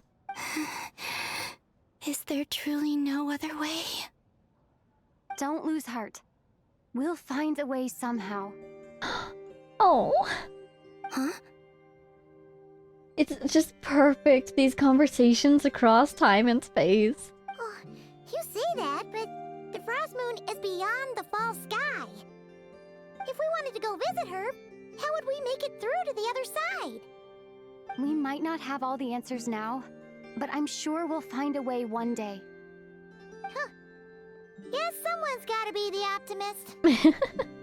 The present. The future. Do you think you can figure out how to change the flow of time? That's right. There are still things I can do. Oh, she's smiling again. What's your plan? Come on, come on. Flint's, when you were staying next door, did you ever open the window? And we definitely didn't. Come on. No. The rooms here are dark and damp. And there's such a buildup of dust on the windows that the moonlight can't even get in. I didn't think it was worth the trouble. Come on. The moonlight. That's why it's not showing up yet, because the windows are so dirty. I think I see where you're going. Oh my god, come on. One moment. I'll see if the owner is available. Don't bother. What, is she just going to break the window, pay them back later? Time is of the essence. That's my girl. Time. She's thinking about something too. She's coming up with a new idea Even too. If no one sees what I've written at this moment, maybe someone will remember what I said after Moon Prayer Night. Exactly. We saw her write the message in our room. Maybe she'll go to Flintz's next. And for that matter, Varka's right next door too. I need to write down as much information as I can. And maybe one day... That's downright beautiful. Oh my god. Huh? What's up with you? You can't even hold your cup steady. Are you getting tired? This is so cool. You could almost argue that maybe Columbina's presence is creating a link between the present and the past, and the events are influencing each other. With the vase breaking and the cup dropping. A little. Well, you should probably hit the hay then. You've had a really tough couple of days for you. That was so cool. The way you could hear Nefer throwing the cup. This is so cool. You're kidding me. I love time shenanigans. You truly have. You helped defeat Rerir, helped me reclaim my name, and you helped the others organize Moon Prayer Night. Oh, I wonder if her last action in this time would be influencing our dreams. Can she do that? Did we have an interesting dream at that time? Wherever you are right now, I'm sure you're still fighting against the injustices of fate. But honestly, she shouldn't. She should save her power for writing another message. But yeah. How are you doing, Traveler? This is all I can leave for them. How I wish I could stay here. But it's time for me to go. I hope to see you again in the next time. We'll be waiting for you. And if the opportunity presents itself. I will surely return to your side. Yes! Yes! She voted down! They saw! Oh my god, no! Look at how much she added since we last saw it! I'm so happy they've got their confirmation! Columbina. She's alive. It's beautiful. Look how much she wrote! Not only that, but she's left us an entire wall's worth of clues. She said she should write as much as possible. They should check the other rooms too. She even wrote down what would happen on Moon Prayer Night. It's just a shame we found it too late. This is the one that we saw. She added all this other stuff. I am here. Time in this place flows backwards. I am constantly moving forward. It sounds like she's found a way to influence the past using Kuvaki. And again, these are two of our smartest friends right here. I bet they'll think immediately of the little ghost in the lighthouse, the shield over the Frostmoon Scions. What else was her? But her future is our past. That is so cool. So, these words have been here ever since we defeated the Reihir of Solnari. We just never discovered them. Which came first, the chicken or the egg? Do you ever mull over questions like that? That's what I've been wondering, you know, is this a closed loop? It's perfect. It's one of those things, because when you have time travel, there's always the question of, how is the narrative going to handle it? Is everything you do during the time travel, has everything that you will do already been done, and you are just fulfilling that closed loop? Or are you introducing new events into the past? I love it. It's such a good, like, brain twister. Only when I'm in a good mood. And at leisure. Well, I never do. Everything that has happened already belongs to the realm of fact. As a business person, and especially an intel broker, what I do is extrapolate from those facts to try and read the future. An admirable philosophy. It's a means of survival. Like we saw in her backstory. Success is about survival for her. Let's go. We have a wall's worth of clues to share with the others. Oh, fantastic. It's beautiful. I'm so happy. Help evacuate, find a way to make a breakthrough. Interesting team up here. I love the different team ups that this Archon Quest has been giving us. Also, oh my god, did you see? Oh, hi! Did you see the bubbles of darkness from, Dottore? Hi, Syndrone, how's it going? It appears that the Doctor's energy signature has changed to something similar to Kuvaki. But not like the Kuvaki we're used to. His artificial moon marrow, huh? Nod-Krai's Kuvaki devices will only have a limited effect on it. I can see why you've chosen to place your hopes in alchemy instead. Also, I must say these books are rather profound. These books, what are they, her notes? My subordinates just shipped them in from Fontaine. Some of them are from the Narcissenkreuz Ordo. Some are incident reports from Petrichor, and then there's a few test reports for these junk machines. The Narcissenkreuz. Additionally, after some further scanning, I've discovered something extremely annoying. What's that? Tevat's skies contain multiple moons. A long time ago, when I did my first scan, I detected 3. Just as the legends say. Even though 2 have shattered? Interesting. But when I checked again just now, I detected 4 moons. Oh, one of them is probably Dottore, actually. Never mind. I rescind my excitement. So there's one extra? I was thinking it was Colombina. Oh, how many moons are there in the sky, huh? Yeah. Originally, I thought that if I could still find 3 moons, that would at least mean Colombina's still alive. But then it occurred to me that apart from the frost moon, Tevat's moons are just husks. Why did she detect 4? That kind of implies that the 3 moon sisters are still alive. We did learn that their fate wasn't entirely as we thought it was because they were imprisoned and turned into a weapon. But then, theoretically, they did eventually die either way because of the rejection of Tevat. So you're saying that even now something still lingers? But we even saw the Crimson Moon kind of die. We saw her moon marrow say its last words. And husks surely shouldn't show up in this scan, since they're not alive. But you are saying that they might still be alive? I mean, okay, if they were dying from the rejection of Tevat, if they left Tevat, they might then survive, right? That's what Colombina was literally trying to do. But then how were their moon marrows on Tevat if they were still alive? Could they have left the moon marrows behind, but still survive themselves? Does that make any sense at all? It's weird, isn't it?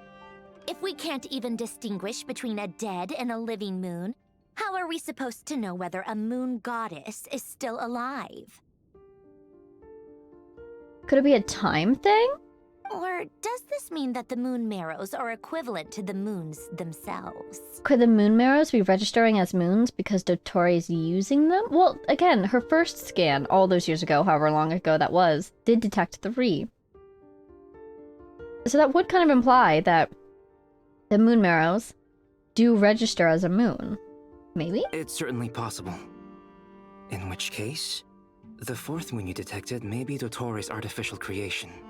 So we've got 2 marrows pinging the radar, we've got Colombina pinging the radar, and we've got Dottore. But unfortunately, with the marrows registering as moons, they have no way of knowing that that means Colombina's still alive. So he wasn't bluffing. He really built his own moon marrow. Ugh, I'm so mad right now. It's easy to get overwhelmed when you have too much on your plate. Maybe you need to relax. Perhaps try going for a walk, or simply take a few deep breaths. Does she breathe? Nothing can calm me down at a time like this. I need more time, and I need progress. Well, if Linz and Nefer come back with the good news, that's progress. Alright, they can call each other! I forgot about that. I love the Dodoko little ringtone. It's Mr. Flynn's. Perfect. Tell everybody. I really hate that ringing tone. Ugh. First the 4 orthants of the Narcissenkreuz. Ooh. Then moon marrows. Now what? What are you mad at the orthants for? Are they doing something right now? Oh, sorry if we're disturbing you. Might I ask what's troubling you? No, you should tell them your news first, actually. You should probably lead with that. What do you want? We're busy. Are you still at the Curatorium of Secrets? Yeah. Look, everyone else is still out, so there's no hurry. Plus, I'm busy, so I would appreciate if you gave me some space. Even though we have crucial intel to share? She knows how to get someone interested in her intel. Fine, I'm listening. I can't wait to see her reaction. Do you intend to share it via the Dodo communication device? Ordinarily, I would, but this is a unique situation. I think it's best that we discuss it in person. See you at the Curatorium. Oh my gosh, really? She probably doesn't want the information to leak. Because if Dottore finds out, that could be bad. But Dottore is busy, and this is a Hex and Circle created device. I really think it's secure. In person, okay. Alright then. So, what's the situation? Okay, good. They made it there safely. I was concerned that they'd be interrupted and not be able to share the information. The rest of the team is still out working on their missions and evacuations, but we've decided to fill you in on the most crucial information first. Sandrone, you were right. Columbina is most likely still alive. Yay! Uh-huh. That's the best news we've received in a while. By a long way. Presumably, they explain. Random locations. Appearing in reverse order? Are you serious? So not dying isn't enough for the moon goddess, huh? She has to show off too. Only you would call that showing off. What is your name? Sandrone. Anyway, does this mean we can deduce her condition from the moon marrows? I almost called her Columbina. Miss Sandrone, there's nothing wrong with simply admitting that you're happy to hear the good news. I'm not. And she's the least of our problems. We're facing a huge crisis. If she can't control the flow of time in there, she's just gonna keep moving backwards. Different points in time won't intersect, and she'll never find a way out. Let's say life begins with a drop of water. When did time begin? The moment this planet came into being? That's a great question. Yeah, when is the end of time? Particularly of a moon marrow or a moon Kuvaki connected time. Because I could see maybe if it was a time travel that was created by the Four Shades, it might end when the Shade of Time was created. But since this is primordial power, the moons predate the Shades. She could go back even further. No, that's not right. Her final destination would be the moment at which the space she is in was created. And I bet the Moon Sisters will be there. This could be a way that she gets to meet the Moon Sisters, and that's why that Moon Marrow, the Crimson Moon, Iridescent Moon, excuse me, said her name. But it doesn't seem like we can influence that space from the outside world. So how can we help her? Especially since they're in her future now. I think it's kind of up to her at this point. Also, if she's alive, Rarier and Thalindis might be too. But as far as we know, neither of them have come back out. That space may not have an exit at all. One of them came out once. I'm afraid I must concur with Miss Nefer in this. Oh, she looks so sad. Can't exactly argue with that. Let's leave it there for now. I've taken notes on everything you said. Will it help with your research? I doubt it's gonna help with breaking Dottore's energy fields. But who knows when it might come in handy. Better to have it all written down than try to remember everything when I need it. All right, I need to get back to my research. Mr. Albedo has made a lot of suggestions that will require my undivided attention. Sure, I'll stay here. I have things to work on. Where to next? Paimon, are you there? Paimon? Oh, right. She went with Varka to Natlan, didn't she? Good thing we've moved her and the Traveler's luggage in here. Yeah, I was surprised. I was like, what is Paimon doing here? Isn't she supposed to be helping with evacuations? And she is! That's my girl. Are you gonna look through my stuff? Is that what my bag looks like? Wow. What's huh? What do you see? What do you see? Speaking of the Traveler, where could they be? That's a great question. I'd also like to know. There's a note from Paimon. I love notes from Paimon. What's it say? Paimon here. Not in at the moment, but if anyone needs to borrow her stuff or the Travelers, go ahead and help yourself. Paimon won't be mad. Alright, since Paimon said so, I shall allow it as well. Also, Traveler, if you get back before Paimon, make sure to get some rest. Paimon misses you a lot, but put your health first, alright? This is so surreal. Paimon went to Natlan without us? Paimon's traveling without us? How sweet. I'm so proud of her, but I miss her already. Well, since you offered, Paimon, don't mind if I do. Don't eat my food. That's mine. This is the Traveler and Paimon's luggage. All the items they use day to day are here. Or actually, if it's about to go bad, maybe someone should eat it. You can have my food. It's well organized. Appreciate it. I wonder which of them is responsible for that. This is so cool. This is our stuff? Oh my gosh. Don't steal my Mora, please. What do we have here? Oh my gosh, what do we have here? Is she going to find the Sword of Nord-Sitzenkreuz or something? Among the daily necessities, there's a photo. The camera That's captured so a special cute. moment that can only occur between people who are close to one another. You can really sense how the photographer feels about their subject. I wonder why this picture was placed outside. Is it because Paimon recently looked at it? That's such a good picture.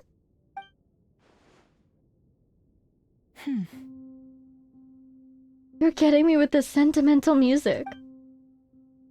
That's my handbook! There's also a thick adventure handbook in here!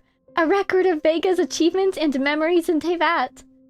No way! Wow. This must belong to the Traveler. Perfect. I'll use this. It's like, I think she might do the chess thing with it.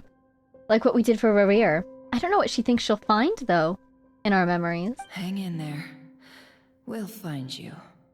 Maybe she can forecast where we were taken? Wow.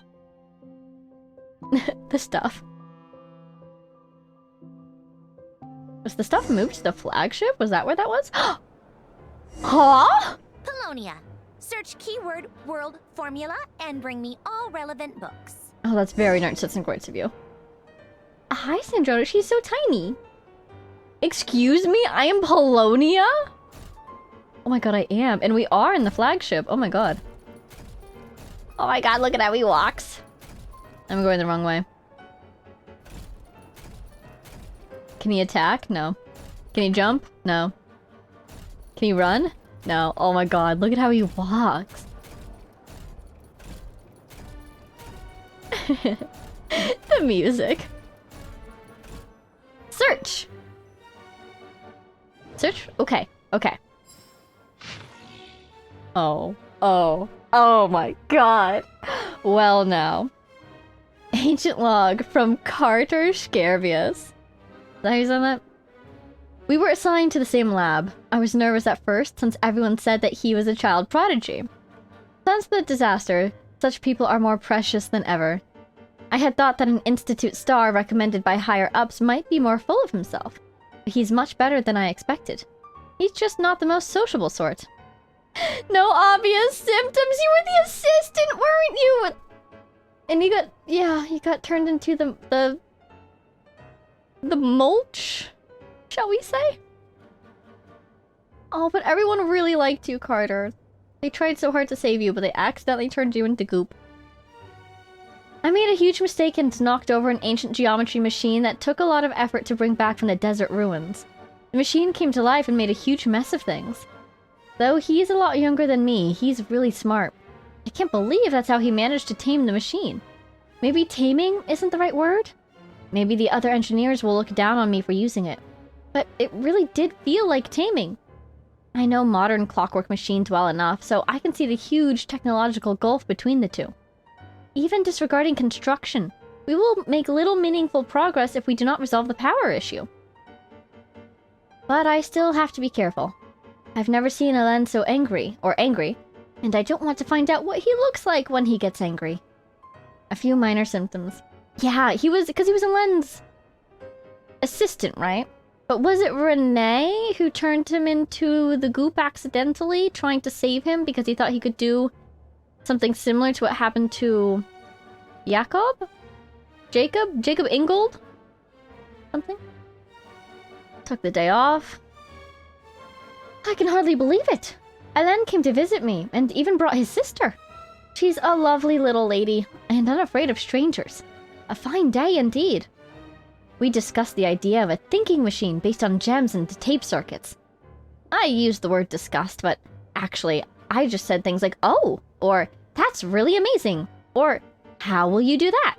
Whenever he paused and didn't make any real contributions.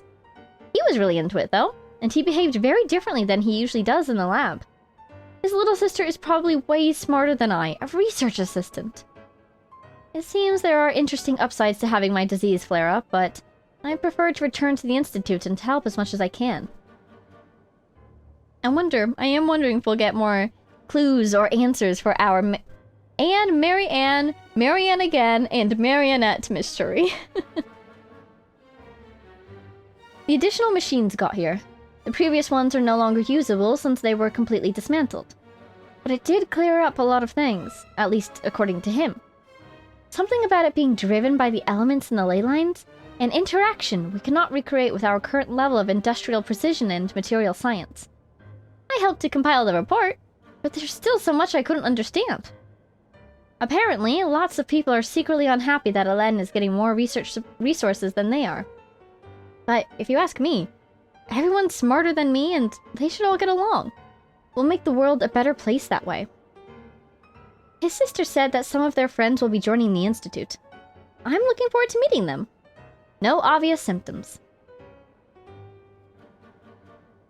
Blink joined the lab as new partners, but now their conversations are doubly confusing. Oh, I understand every word on its own just fine, but once they string them all together, I can't make heads or tails of it. Jakob is really the only one even close to being on the same level as me. I feel ashamed just writing that. An adult looking for reassurance from a child as young as he is? I feel like I've lost all the self-respect a grown-up should have. Based on their research on prime energy machinery, seems like they decided to adopt this name, Elen and Renee are thinking about trying to use the characteristics of Wisa and Numa to construct a new kinetic core. A few minor symptoms. Rings a bell, rings a bell. I may have contributed. Well, maybe? I went on a picnic with Elen, his sister, Renee, and Jakob. It's very fascinating that Elen's sister is always Elen's sister, not Marianne. She was Marianne, right? Yeah. I went on a picnic. It was technically supposed to be field research, but the idea came from Elen's sister and me. We thought that they lived all too little outside of their research, so we asked the Institute's director to arrange something. Petrichor is not exactly the most exciting place, but the scenery is quite lovely, since you can see the great waterfall. I brought a camera from the Institute to take photos for them. I do hope we'll have more outings like this one, especially since that means more opportunities to take photos of his sister. After all, Elen is always working. Given how he will not be with his sister as she grows up, these photos will come in handy later when he begins to regret not spending time with her. Then he'll be able to see how she was at different times, and it won't sting quite so much. If only my family had enough money for a camera. And if only things hadn't gone so wrong. I'm sure my mom would have taken lots of photos of me. Renee and Jakob like Elaine's sister a lot too. Elen's sister a lot. When the four of them hang out, she sometimes acts like an older sister to them, despite being the youngest. A fascinating dynamic. Seem to be interested in the ruins and the stone statues here. Renee also mentioned something about a troop and seals. Even though we went out there to have a bit of fun for once, they were still thinking about research. No obvious symptoms. And then took the day off. Elen's sister came to see me, along with Jakob. Elen and Renee couldn't make it because their experiment is at a critical stage. They didn't have to tell me any of that, of course. That I was able to help at all despite my limited abilities is already fulfilling. And I remember reading the original assistant's logs back in the Nord-Kreuz Ordo. They seemed like such a nice person. I heard that Elen and the Institute's director came to see me, separately, while I was... Didn't we read this exact thing? In those said logs? Wow. I heard that Elen and the Institute's director came to see me, separately, while I was unconscious. I feel bad that they came all this way for nothing. I wasn't even awake. Still taking time off, but I hope to go back and help them again soon. I found out that they were graduates from the Nord-Kreuz Institute, and that made me really happy. They talked about the director and the vice director, as well as their adventures, and it made me feel like a kid again. The only detail that didn't make sense was the cake the vice director made, because it felt like punishment when we had it. After the disaster, I lost contact with pretty much all my friends. I'm so happy that they were able to find each other again. I wonder how my friends are doing. They're probably trying to rebuild the Nord-Kreuz Institute. I've got to go check it out next time. Talked about the thinking machine again. I had an idea about making a thinking camera, so that it could take photos of those precious to him while he's busy. He thought it was kind of pointless, but that it had security and surveillance applications. Oh my gosh, that reminds me of Seymour! I wonder if that became the inspiration for the mechs with, cameras for faces. They did it! The light bulb came on! I was lucky to have recovered in time to witness this historical moment. It's quite a pity, but I hope Renee and Jacob, or Jakob, will make the breakthroughs of their own in their own research topics. Ah, I also hope they get better assistance than me. No obvious symptoms, but then took the day off. There were several visits while I was unconscious. It's a shame. All I could do was read the letters they left behind. Jakob left me a note, inviting me to his and Renee's lab. There's something they want to talk to me about. I hope I can get out of bed soon. Oh no. Oh no. Anne brought... Anne! So it was just Anne. Wasn't his original sister Marianne? Was it just Anne? Or was it after she merged with... Lyris? That she became Marianne? Anne brought flowers for me, but they had already wilted by the time I woke up. Took the day off. I was able to get out of bed today. This is where I first met Hélène.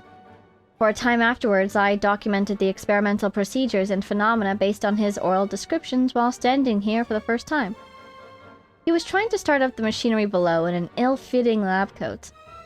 Renee and Jakob later entered through that door, and Hélène would temporarily forget to act the young genius, rushing towards them like an energetic kid.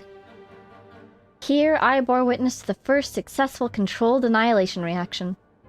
The brilliant light cast a deep, dark shadow, and I believe history was made in that moment. Will someone like me, so excited I knocked over the ink bottle, play a role in an event that will go down in history?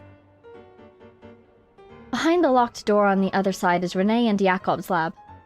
It seems access was limited due to the dangerous nature of their research. They are destined to become towering figures in history. I guess Hélène moved to another lab. Based on his plan, once the energy problem was solved, he would study kinematics. I'll go greet him later. I wonder how Anne is doing now. What manner of beauty will she grow up to be? I'll stop writing here. I don't have much time left. I hope everything goes well. I feel like it was time before his procedure, is what he was referring to. And he was hoping it would go well. And it didn't. Interesting, though, how Hélène's sister became Anne only in these last few paragraphs. Curious. Curious indeed. Well, hey, Carter. Nice to hear from you again. Keyword not located, says Polonia.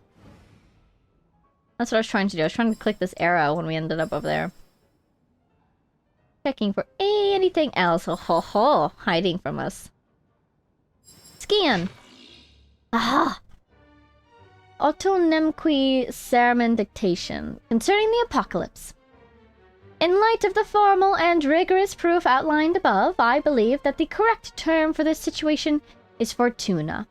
It is an ancient Remurian technology, a wisdom unparalleled. I never imagined that Remurian ideas would be so similar to the computation graph that I have named the World Formula. This is strong evidence. Human civilization is bound to lose its potential amid ongoing exploration and evolution. Humanity's decline is, in truth, unfolding at this very moment. To put it bluntly, ladies and gentlemen, the apocalypse draws near. This is not the hallucinatory babbling of some wandering monk from Sumeru. Interesting phrasing there, reminds me of the mad monk mentioned in Nod-Krai history. Rather, it is a logical deduction grounded in reason and natural philosophy. Please, take a look at this diagram. Beneath the most hidden of all hidden, the number of cycles, that is, the number of higher particles, can now only be 4. No new world cycle can be generated through reconciliation. In other words, the end of this current samsara is the end of infinite light. The sparks of civilization are all but extinguished. unless we begin to consider introducing variables beyond the existing system. After all, the world is itself the external manifestation of a dream, and therefore... Okay, my first thought was, are you kidding me? Is the end of the Nord-Sitzenkreuz Ordo plotline going to be here in Nod-Krai? That's fantastic. The other thought was, though, two things. First, variables beyond the existing system. Isn't that us? Weren't we described in that way at some point? I wonder again, who summoned the travelers? Because we learned from, I believe, at the time, the Balladeer, that we were summoned to Tevat. But I wonder, it would be wild if I was starting to wonder if perhaps I could see two big suspects for the summoning of the travelers. One being the Hexen Circle. They definitely have the means, I would say. But would they have the motivation? Another being... Okay, three suspects, actually, I guess. Another being Conria for some reason. Again, possibly the means, because they were researching worlds beyond this one. But again, maybe not the motivation. And then finally... I guess the Nord-Sitzenkreuz Ordo. Were we summoned by Nord-Sitzenkreuz Ordo? Is that possible? Now this, though, is fascinating. The world is a manifestation of a dream. Ooh. Seriously, the Tevat being artificial is one of my oldest theories. If not, like, my oldest theory. I think I started thinking that this might be possible when Venti told us about allogenes back in Mondstadt. I was like, wait, if the word allogenes is a secret, so on and so forth, so on and so forth, does that mean this world is a simulation? A computer program, perhaps one might even say. So, whenever I see something like this, the world is the manifestation of a dream, my little theorizing heart gets very happy. But at the same time, this could be, again, what was the Nord-Sitzenkreuz studying? What it's called esotericism, was it? So their understanding of the world is just very complicated. And their meaning behind saying that this world is a dream might not mean the same thing to them as it does to me, you know? Also, autonomquy, is that Nord-Sitzenkreuz even? Or is that something to do with, Petrichor itself? I've definitely seen the word before somewhere, haven't I? Anyhow, there's our world formula mentioned. Fantastic. Please let me read the rest. No! No! No, no, no! No! I'm going back in. Oh, thank goodness. Yay. Alen! Ancient log from Alen Geertin. Is that how she said his name? I don't remember. My assigned assistant doesn't seem very reliable. Oh dear. Unlikely that the power sources of those war machines can be used at the moment. Cores are far too dangerous. I'll get them to seek out other such mysterious machines. He was studying, Conrian technology, right? No progress worth reporting today. Went out with Anne, under my adoptive father's watchful eye, to seek inspiration at sites where battles took place. Ran into Renee and Jakob.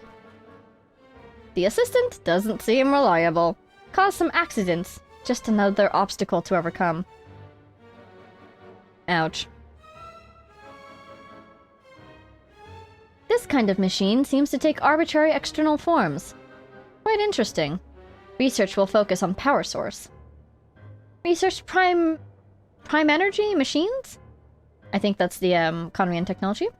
Assistant took the day off, asked Anne for help, recommended Renee and Jakob to the director of the institute.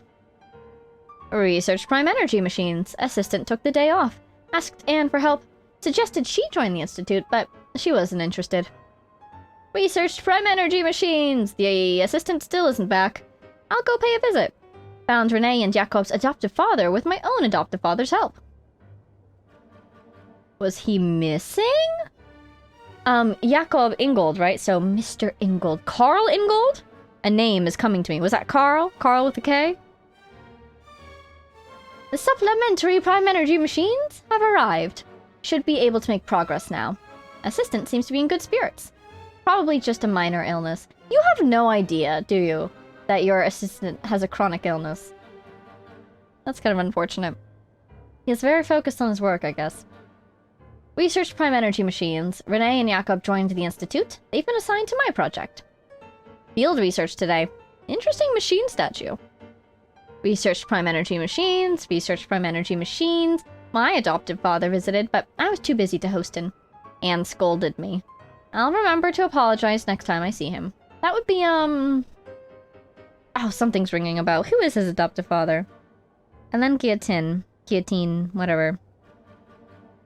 Was it the Marischwase Hunter artifact set that talks about, like, an old retired Marischwase Hunter who felt guilty? And so he adopted 2 kids? Was that him? I feel like I remember that. Research prime energy machines. Assistant took the day off. On the threshold of a major breakthrough. Assistant took the day off. Too busy to visit, and scolded me. I'll go tomorrow. I love this guy's notes. They're so note-like. On the threshold of a major breakthrough. Forgot about that visit. Am sorry. Will invite everyone to go with me.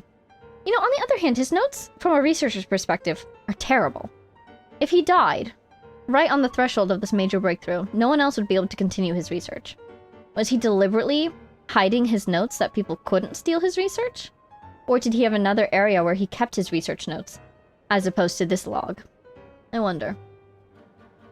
Took the day off. Assistant took the day off. Went to visit. An idea. A virtual neural network based on a vast quantity of thinking units instead of logic trees. Cameras? Oh, that's the idea that Carter gave him. About something that could take photos for him. Research prime energy machines. Took the day off. Research prime energy machines. Assistant took the day off. Research prime energy machines. Renee and Jakob went to begin conducting their own research today. Assistant took the day off. I bet this is the trip to the ruins of Dari, because we found Renee's notes there, right? And he mentioned Jakob. And he mentions the adult that went with them, right? I remember reading the notes and being like, hey, why are these literal children doing research expeditions? And also, that's the time when Renee discovered that he and Jakob were made of water, but the guy escorting them wasn't, right? Who was the guy escorting them? Can't remember. Or at least Renee said that the constitution of our bodies is very different from his, which we then later learn in Fontaine is because they were Fontanian and thus made of water. A breakthrough! Patent application process is too annoying. Forget it. Assistant's condition seems alright. Still a little worried.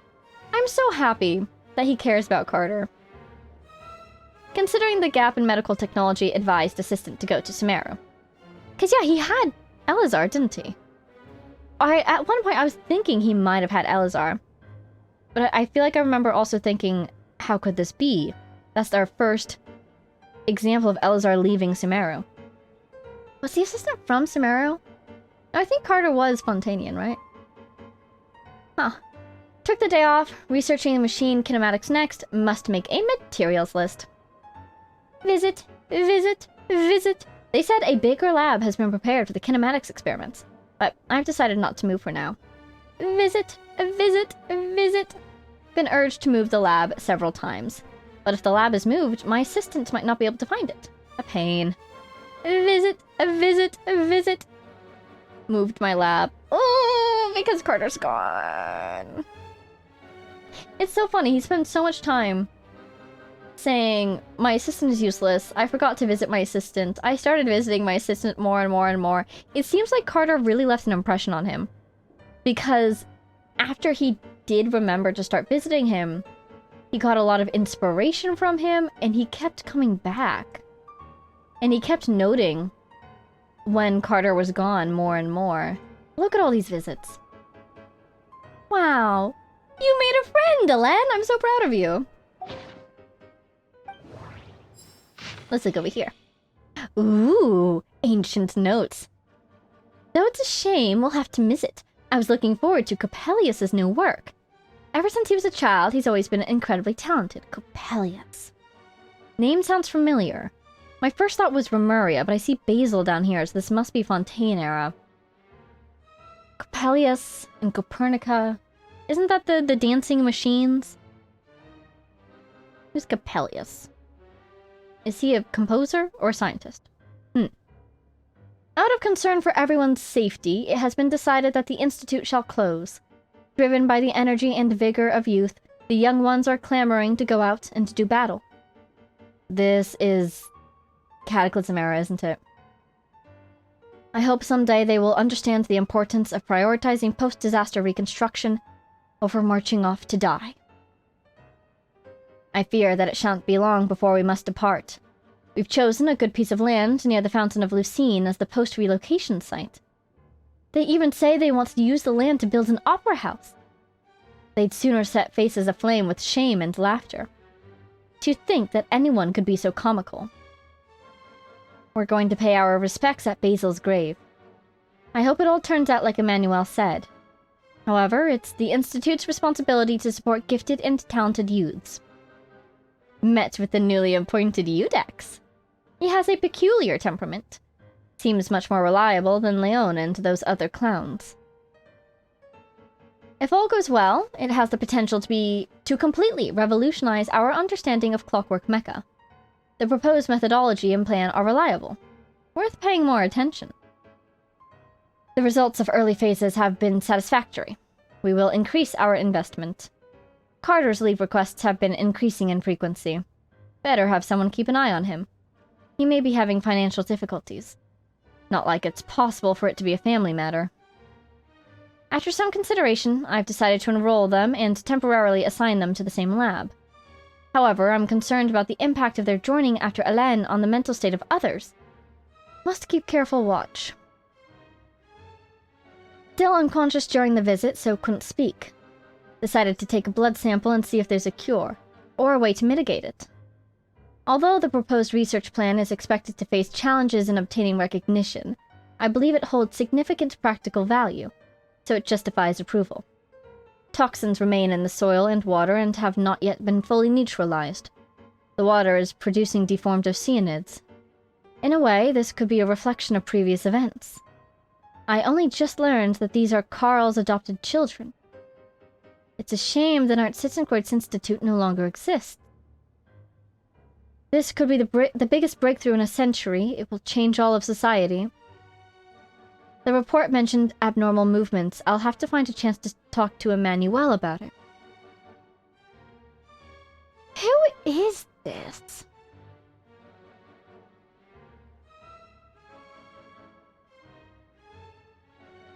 Right here. After some consideration, I've decided to enroll them and temporarily assign them to the same lab. They're talking about Renee and Jakob. And Hélène's notes mentioned that he recommended Renee and Jakob to the director of the Institute, right? But the director of the Nord-Sitzenkreuz Institute was Basil, right? Who was dead. And the Fontaine Research Institute was founded by Hélène, wasn't it? Who on earth is this? This sounds like the beginning of the experiments with primordial water. Carl's adopted children would be Jakob and... Huh, wait. Was Jakob adopted? Possibly. Does Renee count as his adopted son, even though he's Renee... What is his last name? He's not Renee Jakob, or Renee Ingold. But was he adopted by Carl? I think so, after the Institute was dissolved. Haha, pun not intended. Anyhow. It's a rehash of Fontaine history at that time, basically. Lots of names in this one. Really cool to see the founding of the Opera House, or the plans to found the Opera House. But, who is this? Talking about Carter here. Who are you? Who else was there? I mean, there was Anne, but I don't think this was her. She wouldn't talk about, Renee and Jakob like this. And it's not Lyris, because she wasn't a researcher. Who was the director of the Institute? That wasn't Basil and wasn't Hélène. Can I reread? Yeah.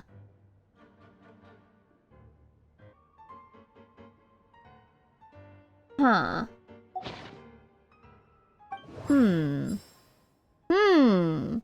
Alright.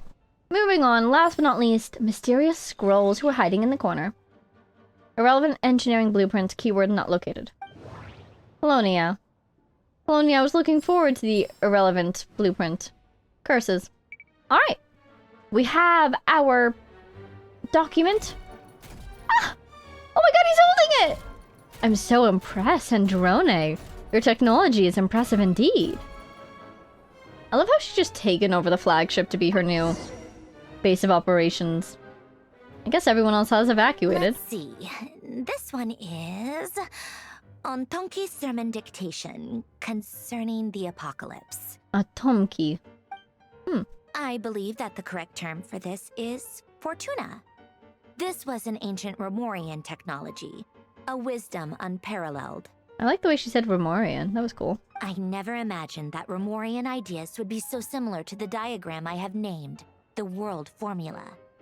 This is strong evidence that... Because I'm remembering that thing that we found. We put the pages together on Elinas. It was like the world tree, and it was like the circles. Seal of chemical marriage? Human civilization should gradually shed possibilities as it continues to explore and evolve. The end of humankind may well be upon us right now. The sparks of civilization shall run out, unless we consider introducing variables from outside the system. Tee. Variables. Surely that can only mean one thing. Oh? Descenders? Oh-ho? Dottore likely captured the traveler because of her descender status. But the Three Moons' authority comes from the world itself. Why would Dottore need anything beyond that? Oh, thank you, Centrone, getting us back on track. The whole time Dottore's been trying to manipulate us into working with him. Trying to offer us everything we could ever want. But what does he need from us? That question still hasn't been answered. Is it because he does want to go beyond this world?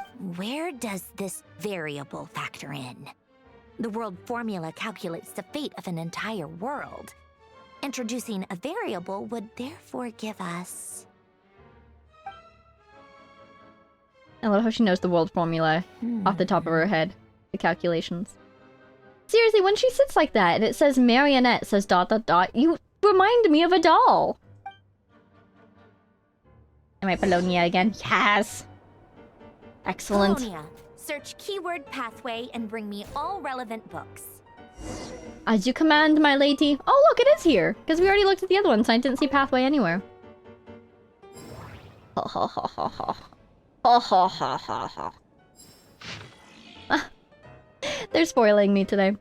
Ancient log. Following Gaetan's instructions, the research went well. We've created a clockwork mecha that can release energy.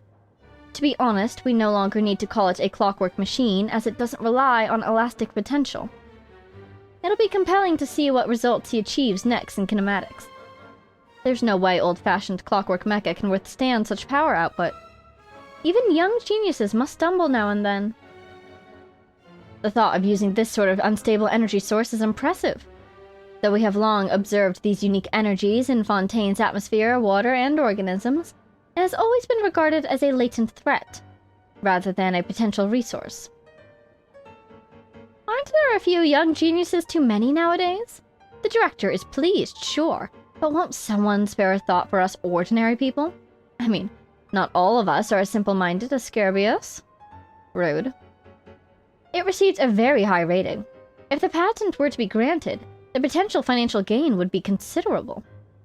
However, I decided to decline the opportunity, because the machine was practically all Guillotin's work and I can take no credit there. My family was quite angry about it, but as an engineer, one must have at least a little dignity and self-awareness. Still making improvements, and output efficiency has increased. Seems to have been specially recruited. That's good. Had he continued that line of research, who knows what horrors he might have unleashed. At this stage, we have to pull out. The director says everyone will be given a position and research resources after reconstruction. But I'm afraid that if it were me, I would use this as an excuse for a major shakeup. People like me won't get recalled anyway. Never mind. I've been pretty happy these past few days. I guess I'll consider it my retirement. I'll go to the city and open a small workshop. Repairing watches for folks. Cameras, too. Right. I'll see if I can make a waterproof clock. With the way things are going, I might make a killing in the future. This seems to be another engineer at the Research Institute. I don't know if we ever learned their name. But they were alluded to in one of those other notes that we read about people feeling, demoralized post-Alain and Renee and Jakob, basically. Speaking of which, it's him! Jakob himself. Or Jacob, either way. Ancient log! Jakob Ingold. Anyway, when it came down to it, our research directions are different. So I applied for a new research lab with the director. But there's nothing for it anyway. Alain is incredibly intelligent, but he only trusts himself, and doesn't trust our observations or accomplishments unless he reaches the same conclusions through his own calculations. Well, it's okay, since Alain is making the world a better place in his own way. I trust him, because this is the world that Anne lives in. Even though the Institute is full of people, I don't have many friends besides Carter. It feels like everyone kinda dislikes us. Renee managed to acquire something powerful to research. Apparently, these appeared after the disaster, and are very dangerous for most people. But I feel okay. Maybe my constitution really has gotten a lot better. I helped Renee out! Oh my god, is that post-transformation? He helped him out by willingly undergoing the procedure. When I visited him, I found out he also attended Knight-Sitzenkreuz Institute. We didn't tell him about the vice director abandoning us, or it would have made him sad. If only we could have helped him just like I was helped. After discussing it with Renee, he finally agreed to give it a try. He said since it's dangerous, everything needs to be made clear to Carter, and he must make the judgment himself as it concerns his own life. But if it's successful, then he'll survive, just like I did. Yeah, there it is! He transforms here, they're like, let's use this to save Carter, and then it doesn't work. It goes very bad. I'm just remembering the part about cutting out the vocal cords every time they regrew so they would not have to listen to the screaming. That's horrifying. That plays in my mind every single time I read one of these documents. Oh my god. What am I even looking for this time? I forget. I'm sure Polonia remembers them. Ancient log. It seems the ordinary diary machines can no longer satisfy him. As a result, the director used national resources to obtain something truly horrifying. Rumor has it that someone was nearly killed. I hope this will help him achieve his research objectives. They even got him some rare Dari mechanical parts being studied by Sumeria researchers as part of the package. Things went out of control for the third time. Guillotine may be willing to risk his own life, but that doesn't mean the rest of us feel the same. I came up with an emergency damage control strategy, and I hope we won't need to use it before he finishes his kinematics research. However, given his personality, it seems unlikely that he'll ever truly complete that research. It seems that his experiments into machines were intended to create a mechanical dog, as proof of his accomplishments in kinematics and material science. It's actually a good idea, and could be showcased in the city, and the creature is much more personable and likable compared to the automated turret next door. At least he lived long enough to be poached by the Marechaussee hunters. It wasn't easy for us to survive this long either. But what will we do with this blasted crazy killing machine that can repair itself? Whatever, that's a problem for future generations. Hey! We met that guy. We fought that guy.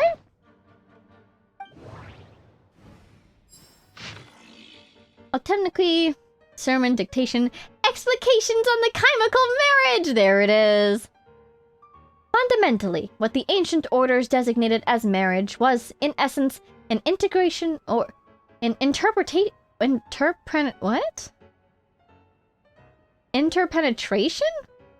of ontologically distinct orthants. As you can see, it is a magic set in motion by the 3 particles above the kingdom. Yet its metaphysical origin lies in the emanations of the 4 particles beneath the firmament. Oh, 3 moons, 4 shades? The alchemists of Khaenri'ah are prone to disregard metaphysical sentiment and effect, pursuing instead the gold of the ignorant within the material world. It is for this reason that their crude inquiry cannot be compared to the great undertaking we are to achieve today, one that is founded upon ancient Romarian-style theory. I saw this gold down here. 3 pertains to appearance, while 4 pertains to the intrinsic. 7, obtained through their overlap, constitute the number of paths for vertical transcendence, the thrones. We designate this process of overlap as marriage, for the union of the two through a mediating medium is akin to the matrimonial covenant of those bound in mutual love. That's why it's called chimical marriage. Observe and compute the pathway displayed in the guidance diagram. Deconstructing and reversing its effects could generate potential ideas. Nevertheless, there is one thing everyone must keep in mind. Solve the first half of the equation, leave the second unattacked. But you have all in the clear light, and some, though not all, in the dark. This is not because they possess any sanctity that renders them untouchable, but because they offer no benefit whatsoever to the world formula. Only mediocre minds, foolish beyond a certain measure, would actively seek to trespass upon such prohibitions, because in the eyes of the ignorant, taboo and precious are semantically identical. They fail to recognize that, in most cases, taboo, like convention, lacks merit for deeper inquiry. Yeah, at this point this is really reminding me of the esotericism that was so abundant in the Nartitzenkreutz's questline. Take heed, what we speak of is the act of overlaying your dream upon the dream of gods, of overlaying your law, your will, and the starry sky, upon ineffable sacrifices and despair. We do not speak of following emanations to achieve ascension to the ranks of gods. This is a base dream doomed to perish within an eggshell. What I aim to teach you all is the principle of transcendence, the infinite expanse, and the innumerable stars within it. You, too, must act in this manner, unbound by any constraint. To choose division for the sake of convergence is the necessary path of marriage. At its core, magic is the science and art of effecting change according to the consciousness.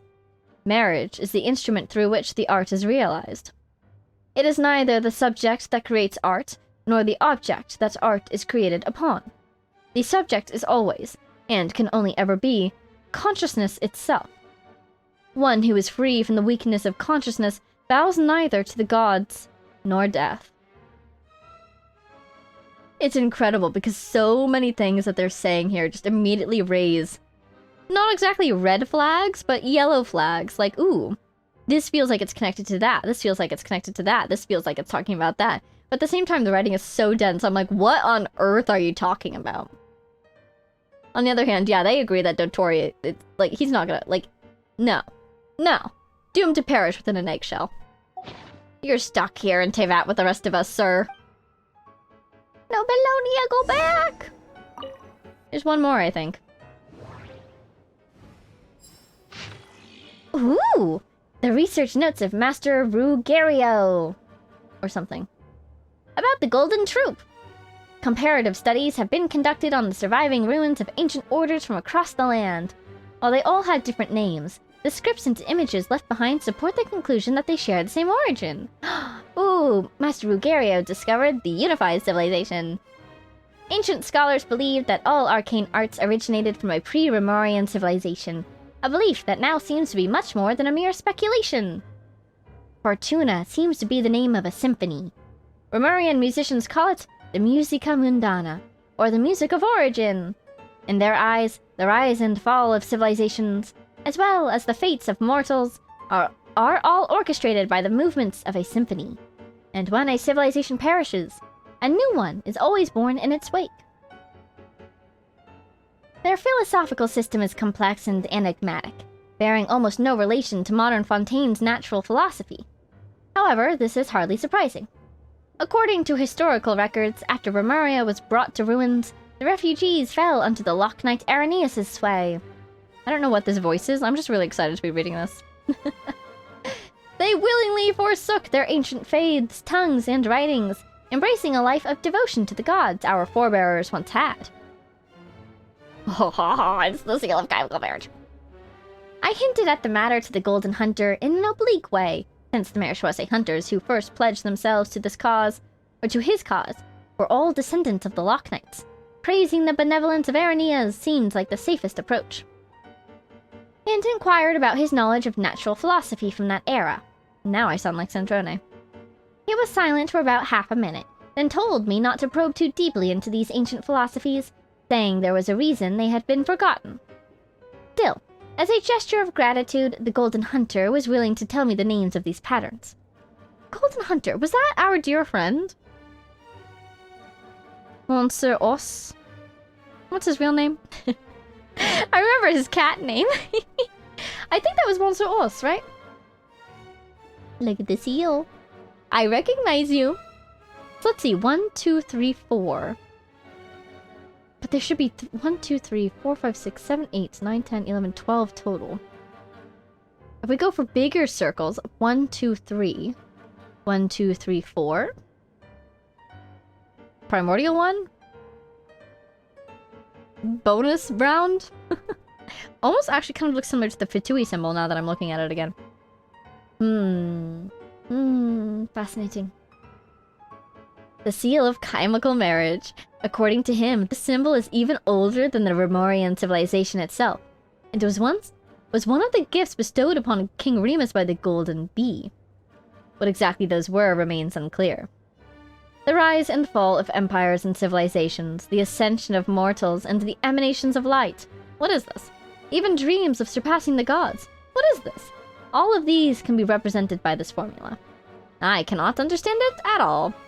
He declined to elaborate, and so I can only record these matters here, as they were told to me, in the hope that those who come after might one day decipher their meaning. I'm a fan, Master Vigurio. I'm a fan. I really want to draw more conclusions from this.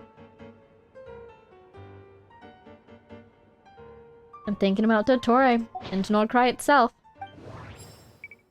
Alright, we have our pathway for you, Miss Sandrone. Oh, look at him carrying the book. What an excellent job he's doing. Truly, truly. Fantastic. There we go. What do you think? Otonki Sermon Dictation. Explications on the Chemical Marriage. These titles are pretty esoteric. She's feeling the esotericism too. Also interesting that both of the keywords we were looking for were both in Otomniqui. How do you say that? Otonki Sermon. Otomki. Interesting that they were both in the Otomki sermons. Observe and compute the pathway displayed in the guidance diagram. Deconstructing and reversing its effects could generate potential ideas. So, it's one of Renee's draft lectures. Oh. Deconstructing the pathway. I suppose that could lead to a breakthrough. Renee's lectures. Yeah, that makes sense. Her notes grow. She needs one more. She needs more. This is so long. This guy sure loves showing off his knowledge. I'm just deep in thought. We're really getting such a... What do I need? What do you need? What do you need? Polonia. Search keyword tree model and bring me all relevant books.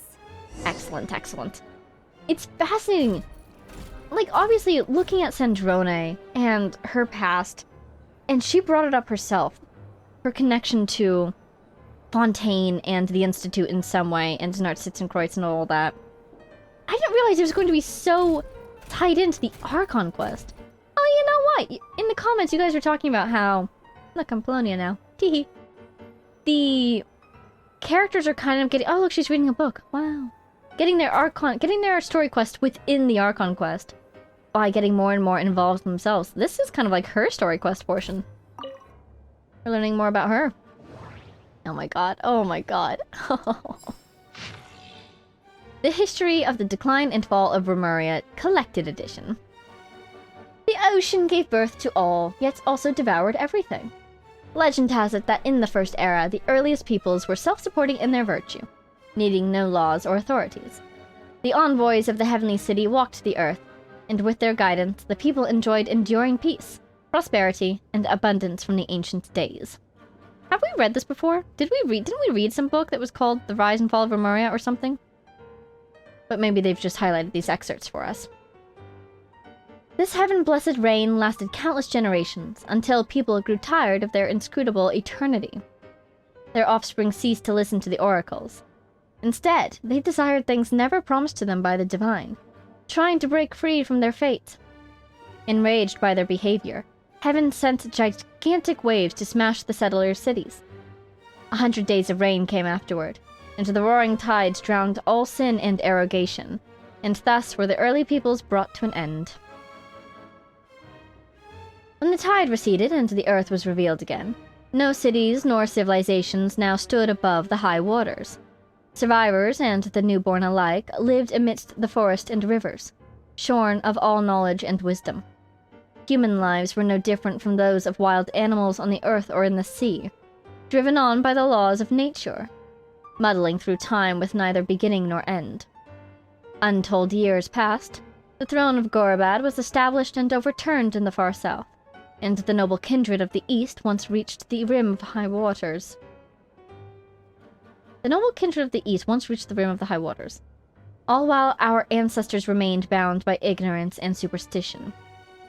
Civilization and order were finally restored to the land named Fontaine the day the great King Remus descended upon Meropis in his golden Fortuna. He taught people how to farm and raise crops in the land, and built temples and cities with giant rocks to house the people. Most importantly, it was he who spread the beauty of music and art, which differentiated humans from other living things, causing them to see themselves as masters of all things.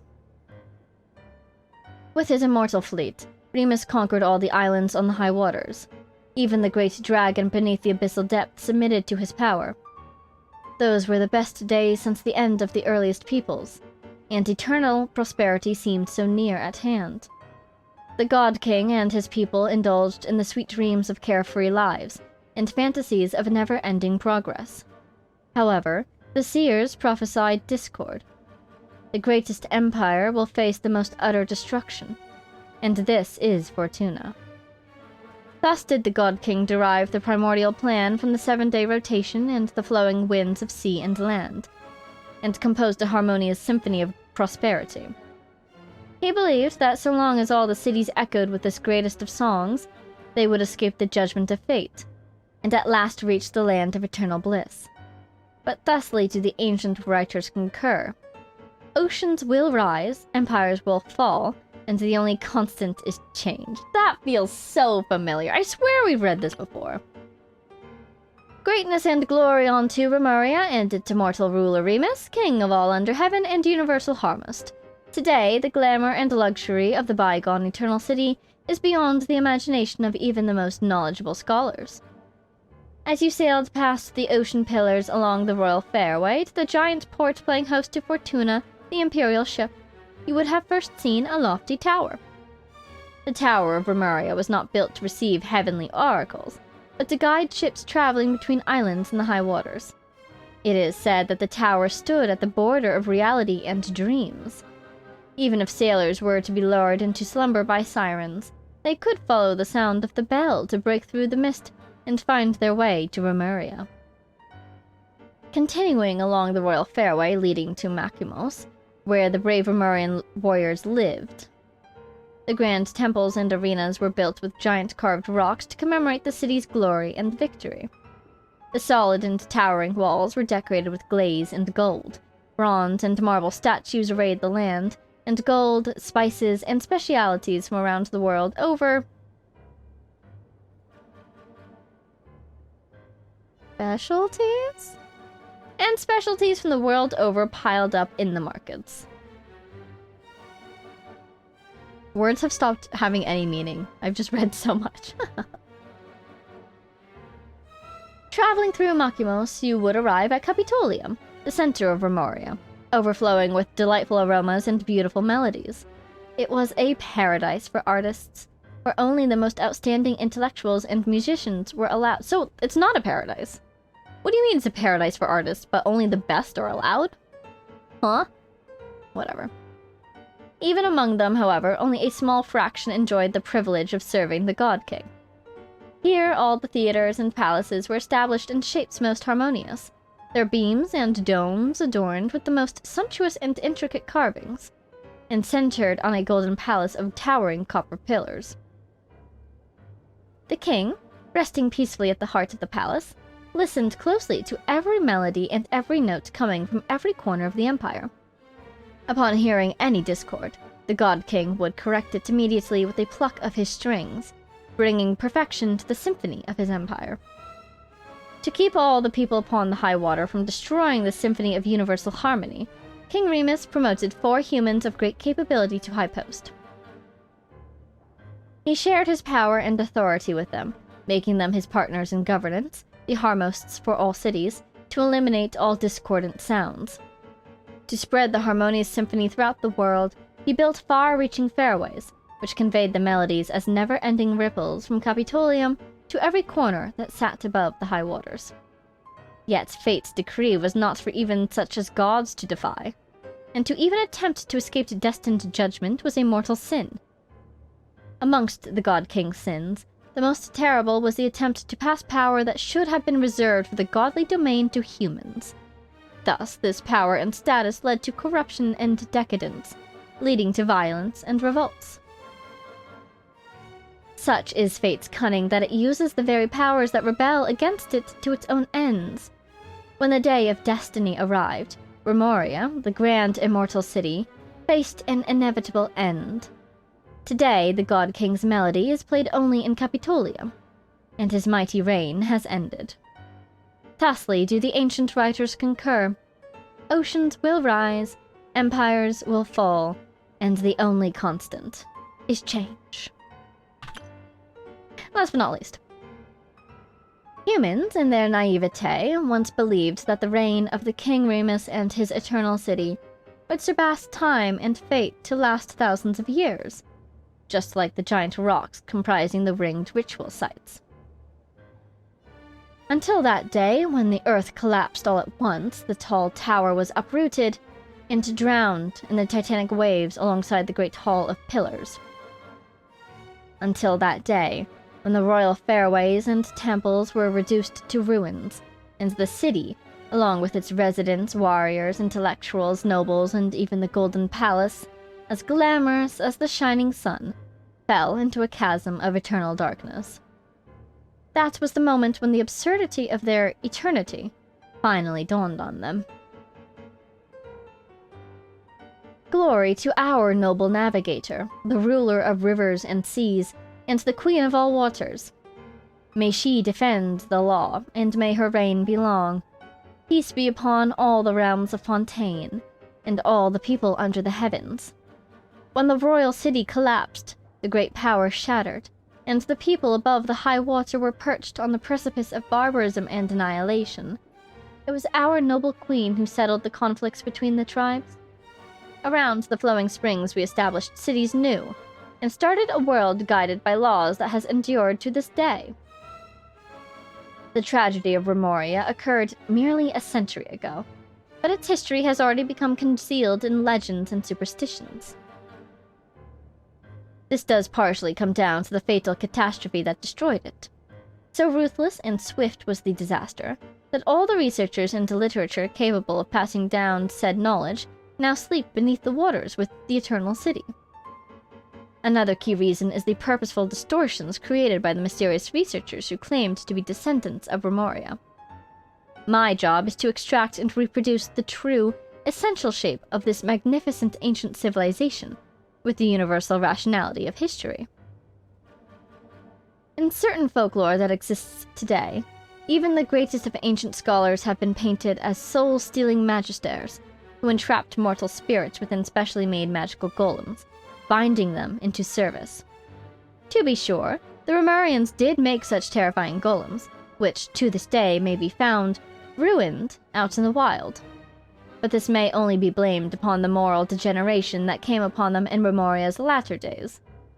Its people had forsaken their noble duties and embraced hedonism and debauchery, accepting the violence they inflicted on others, and thus were they also violently destroyed. just as the ancient writers concur. Oceans will rise, empires will fall, and the only constant is change. These things are fun to read. I need to drink some water, though. Oh boy. Alrighty. Onwards! That was only the first one. The biography of Guillotin, Deluxe Edition. Chapter 7. Hey! You know who else is in Chapter 7 right now? We are! This is Chapter 7 of the Archon Quest. Teehee. Guillotin in his latter years. Or later years, that is. No one can know the root cause of every incident in the world. Humans are neither wise enough to predict the future, nor able to stop unfortunate accidents from occurring. It's a shame. There's nothing more to say. Alain Guillotin, in response to a question about his early years from Nelly Cochran, chief editor of the Steambird. Ouch, Alain. Oh boy. Wonder how Renee felt reading that. After retiring from the Fontaine Research Institute, Guillotin declined all invitations from the Palais Marmonia and civic organizations from the courts of Fontaine. Instead, he withdrew to the Bale region countryside, living in near total isolation from society. Notwithstanding, even prior to this, the reclusive old man had never formed any deep connections with others. If we were to take Madame Nelly Cochran at her word, then Alain Guillotin was, at heart, a lonely shut-in, always burdened by a profound sense of insecurity. It was for this reason that he maintained a detached attitude towards others, as if by pretending to be unperceptive, he could hide the keen sensitivity of his spirit. He could not erase his own pain, nor share it with anyone. All he could do was enclose it like a pearl within the shell of his heart, shaping and polishing it with his very flesh and blood. Of course, Guillotin's students would not accept such claims, dismissing them as attention-seeking nonsense, and nothing more than a smear on their master's reputation. This was the main reason why Rogier Cotes, the third director of the Fontaine Research Institute, filed a lawsuit against the Steambird. He never employed any servants to tend to his daily needs. There were rumors that, in his youth, he had created a mechanical device capable of independent thought, and had used it to assist him in his work with Marianne Guillotin at the Maréchaussée Phantom. See, she totally was Marianne! I guess Carter was just calling her Anne as a nickname? As a result, he had no need for servants. He only needed to create more of the same device. However, such claims were clearly at odds with the facts. The personal effects that Guillotin left behind after his death include nothing of this nature, and so-called mechanical devices capable of independent thought are entirely inconsistent with the ideas he expressed in his manuscripts. As he wrote in Hierarchical Calculating Machines and Intelligence, the real question isn't whether machines can think, but whether humans can. Fontaine Natural Philosophy and Engineering Science Press, 3rd edition, section 13, page 5. We have every reason to believe that whatever contraptions Guillotin crafted in his workshop in his later years, were deliberately destroyed long ago. After all, it's hardly uncommon for an engineer to discard their designs. Popular fiction has offered many flights of fancy about these contraptions, yet all such tales contradict the surviving evidence. Nevertheless, we must recognize that, as a cultural symbol, Alain Guillotin's posthumous work has been instrumental in stirring the imaginations of the young.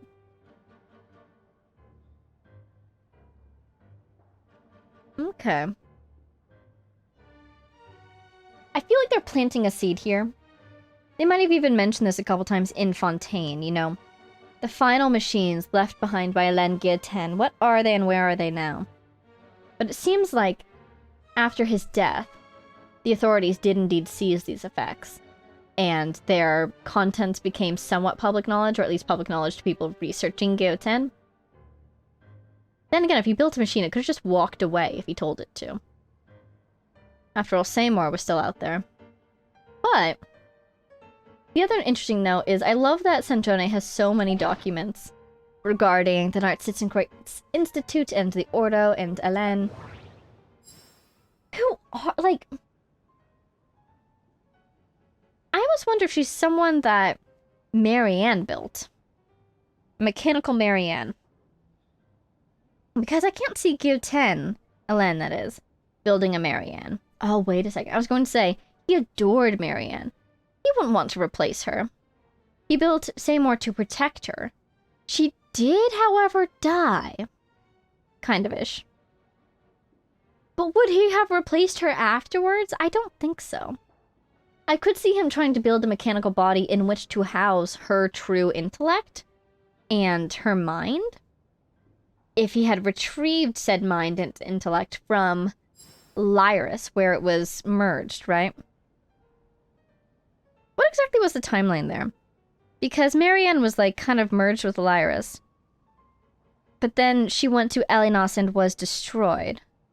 So maybe Lyris... Was Lyris there at Elinos and absorbed her in that moment? I'm kind of forgetting the details there. But if he had gotten her mind back from Lyris, I could see him building a new body to house her mind in. But that sort of research is way more in the direction of Renee's research than it is in Elen's research. And additionally, we kind of met Anne Marianne in the Narcissus and Kreutz Institute questline. She's that Oceanid that we met. So as far as I can tell, her mind is still over there. Still confused as to who she is because she's two people now.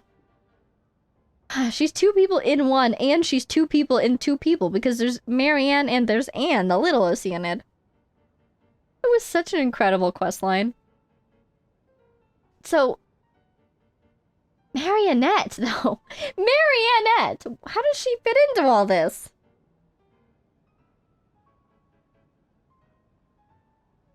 If he had built some sort of mechanism to install Marianne into, to give her her own life back after separating her from Lyris. If he failed to separate her from Lyris, which as far as I can tell he did fail to do if he ever tried, because we met Marianne Lyris, I don't think he would have activated that device. Meaning, Marionette. And so she's active and walking around.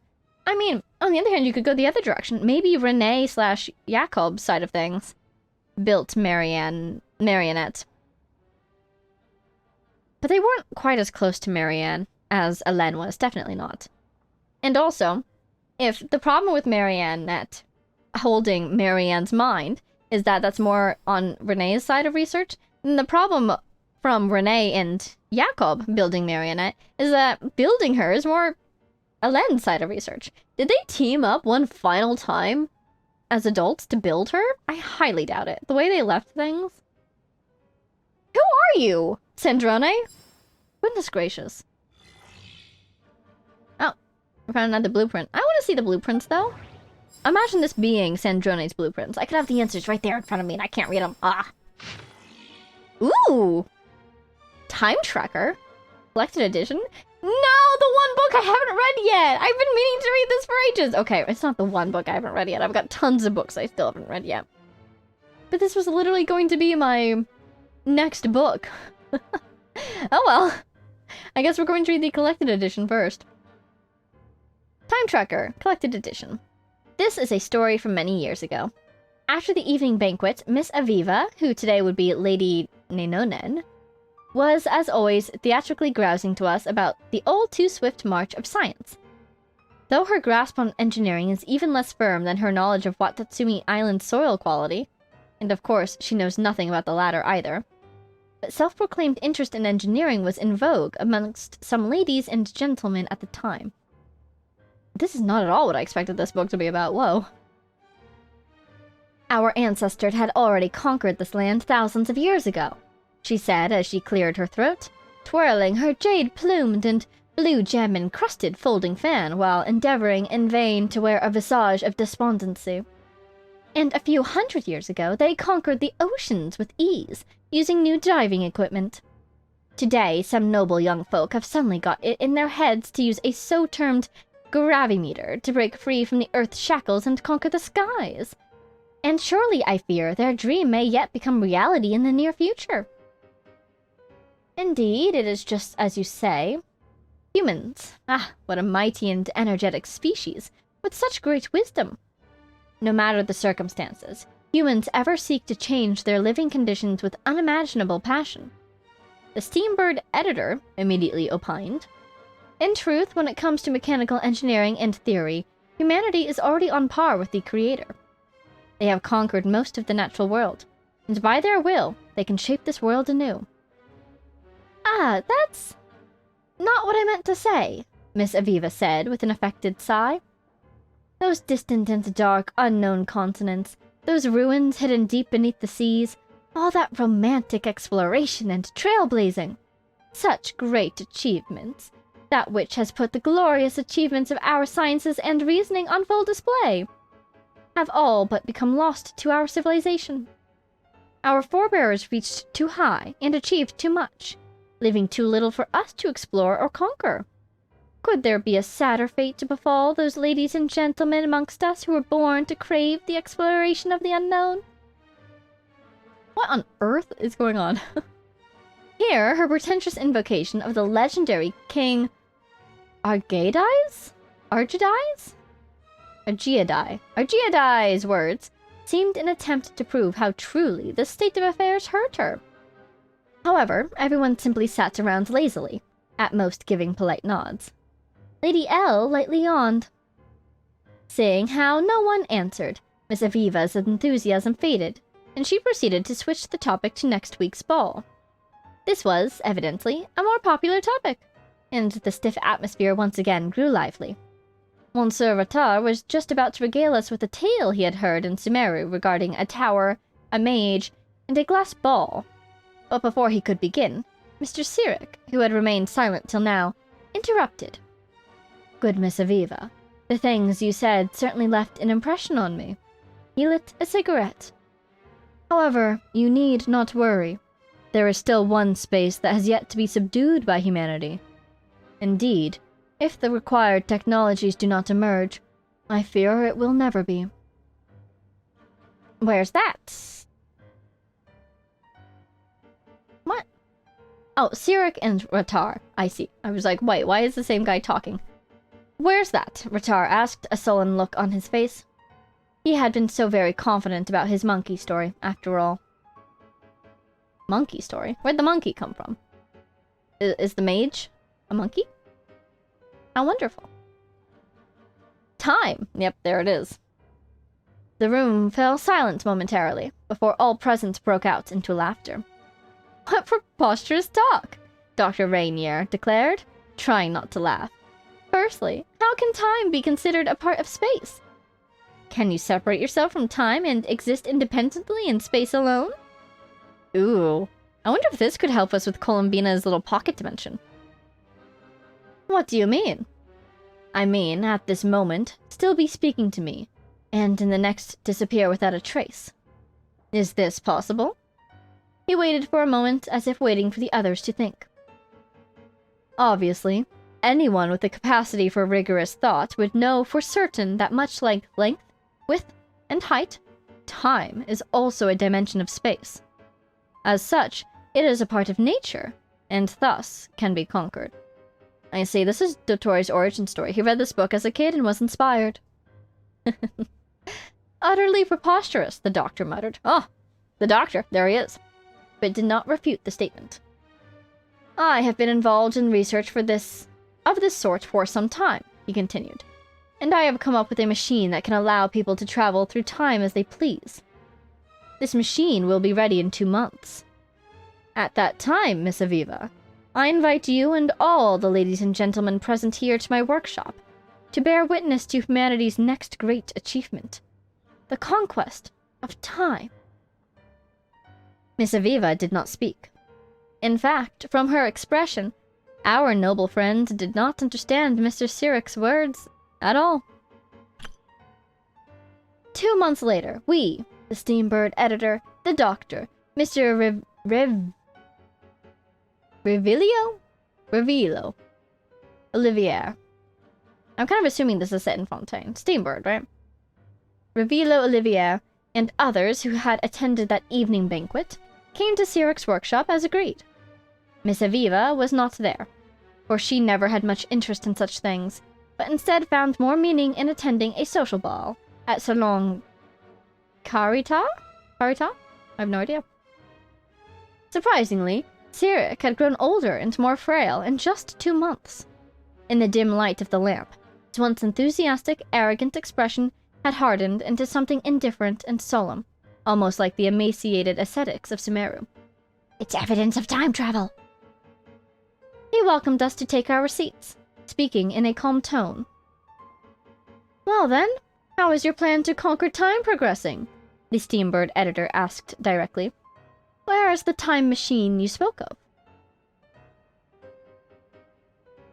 Sirik did not reply. Instead, he pointed to the desk next to him. Our gazes followed, and in the middle of that table was a gold-plated, whale-shaped model airship, about the size of a small clock. Even a non-professional eye could readily discern that the model was of exquisite craftsmanship. Beneath its clear crystal shell, an indistinguishable and formless color flowed ever so slowly, glowing faintly in the lampshade's shadow. "So," the doctor said, "it took you 2 months to make this little toy that would amaze even Le Pose artisans." "It certainly looks like nothing special," Sirik said, an inscrutable emotion shining in his eyes that could almost be called pity. "But this is simply a projection the object has left in this moment, just as one can only see a thin line when viewing paper from the side." Well, blithering nonsense, says someone. For some reason, Sirik did not refute that statement, merely asking us in a calm tone to hear him out concerning his time travel experiences. We agreed, and so he began to tell the story I shall now relate below, without interruption from beginning to end. For all of you, it was 2 months ago when I first told you of the idea of a time machine. Similarly, it must have been a week ago when I finished constructing said device and stepped into it, initiating the very first instance of time travel in human history. The strange sensations that came over me as I traveled through time are beyond words, just as there are no words with which one can impress the star's brightness upon a blind person. About 20 minutes after this, though describing time travel by using subjective time is quite meaningless, the machine ceased operation. I looked about me then and realized that I was in a Remorian imperial settlement. The grand temples and arenas carved of titanic stone would make the opera epiclese hang its head in shame, while the creations of Elan-Gaeten would be little more than a child's wind-up toy before the towering Remorian golems. Just as I was beside myself in awe, a few patrolling troops discovered me. Seeing my strange style of dress, they took me to be a spy for the barbarian tribes. They seized me, naming me a lowly slave, a degenerate believer in a false god, and threatened to throw me into a deep cistern to feed the vipers. I wonder if the reason that Centrone has this book is because it mentions mark that, one time, Elan-Gaeten. Fortunately, the local Ideal. I later found out that her name was Idea Anavana, realized that my identity was anything but ordinary, and had me sent before her. She endured my calamitous grammar and catastrophic accent. At that time, I could not even pronounce Remoria, without it coming out something more akin to Emuia, while asking me many questions, which I answered truthfully. Quickly, she accepted the fact that I was from the future, and showed me a stone slate that the slaves had recently dug up. I first thought it was the prophecy. Remember in Fontaine, the prophecy being on slates? The slate was a perfect square, each line and column engraved with 7 symmetrical sequences of symbols. Now this reminds me of the seal of chemical marriage. These were not in Remorian script, but rather the characters we use today. Regardless of the manner in which the text was read, or the order or direction, the information within the text did not change. It was an elaborate riddle involving dogs, pastures, cyan finches, the summer rains, the song of the roses, a rishbal and tiger's stripes, and the ordered patterns of rocks. Despite my longtime love of wordplay games, this endless cycle of riddles made me terribly dizzy. For some reason, I knew that I must solve it, no matter the price. I spent half a year doing so alongside Idea. And as it turned out, the key to deciphering it lay with the name of a slave now 30 years dead, while the answer was a date set several hundred years after the Empire's fall. I bade Idea farewell and stepped back upon the time machine, forwarding myself to that date in hopes of finding the secret behind the stone slate. There I met several Marechaussee hunters, and they showed me another stone slate, which again had 49 mirrored characters 49 being the square of 7, mirrored characters on it that formed another riddle. Again, the answer was a date, one set in a future still further off. Following these stone slates' directions, I crisscrossed the fabric of past and future, shuttling back and forth 13 times. 7 to 13. It's not the first prime after 7, because there's 11. Each stone slate's riddle was trickier than the last. Only one of them could only be cracked using a bad romance novel that would only be published 300 years hence. The 5th word of the 37th page of that book would form a conjugate with the full name of the 375th Maison Gardiennage officer from 375 years ago. Another riddle cipher was based on a white flower that will only bloom several millennia in the future. I knew not its name, and its pistil structure is very strange indeed. It might be a mallow of some sort, but I cannot be sure. That flower is nourished by skylark calls, and so one of the clues to its cipher was the number of ribs on a skylark during Romurian times. I suppose that is, generally speaking, just how the riddles worked. These are incredible riddles. They're testing your time travel savviness and your general trivia across time and space. Who on earth put these stones together? I'm fascinated. The final stone slates came from the underground storeroom of the Basil Elton Memorial Museum, and had not but one number on it. 0. I do not know what I was thinking at the moment. After all, setting my destination to 0 is an action utterly devoid of meaning. But I punched the number into my machine all the same, and pulled the control lever. After who knows how long, the machine stopped. I sensed that I was floating atop a sea with no waves or tides, for even the wind did not exist at that moment. The sky that loomed ahead was not blue, but a dark red adorned with countless stars, pale and distant, like salt frost lining the shore. That is so cool. A dark red like the iridescent moon. And this just exactly parallels what we were talking about with Columbina. What exists at the beginning of time? When and where is the beginning of time? I stared at this very first of oceans, transfixed, and several minutes passed before I realized that there was something shadowy hidden beneath the placid surface. It was the Palais Marmonia, which should not be there. At that moment, I could hear someone call me by name. Nevan Sirik, the voice called.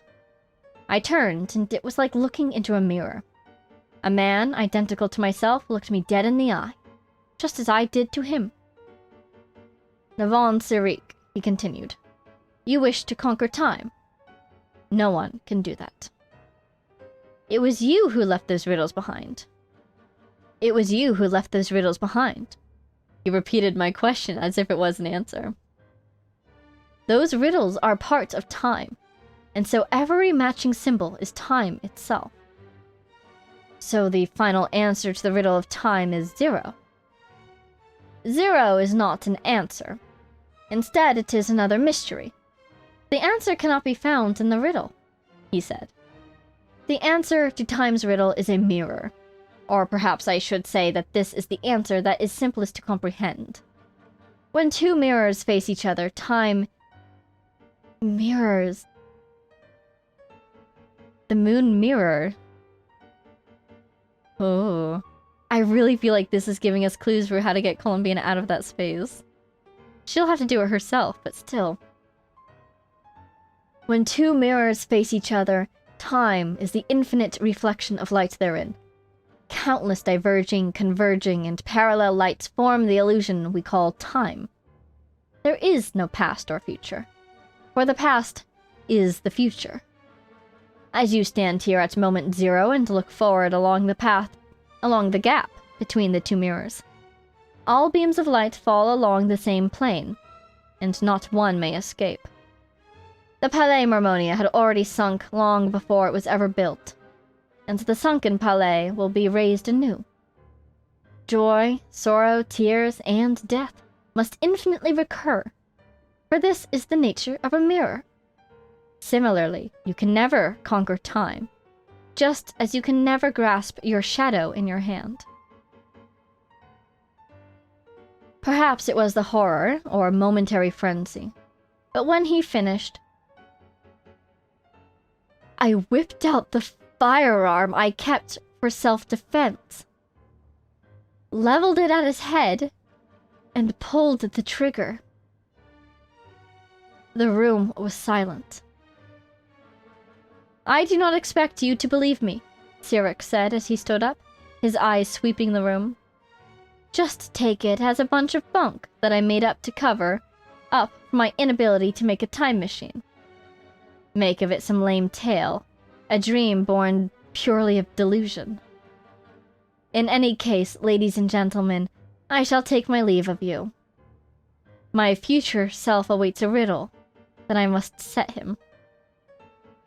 I never saw Sirik Neven again. Oh my god, that's so cool! Oh my god! What on earth? Also, this sudden connection to the lectures Renee was writing? Oh, whoa, that's so cool! Okay, I really feel like some of the things we read here are going to come back into play as Columbina finds a way to escape from her moon space. Oh my god. That was so cool. What on earth? That was so cool. Great Detective Herlock, the Alchemist and the Clockwork Saint, Chapter 6.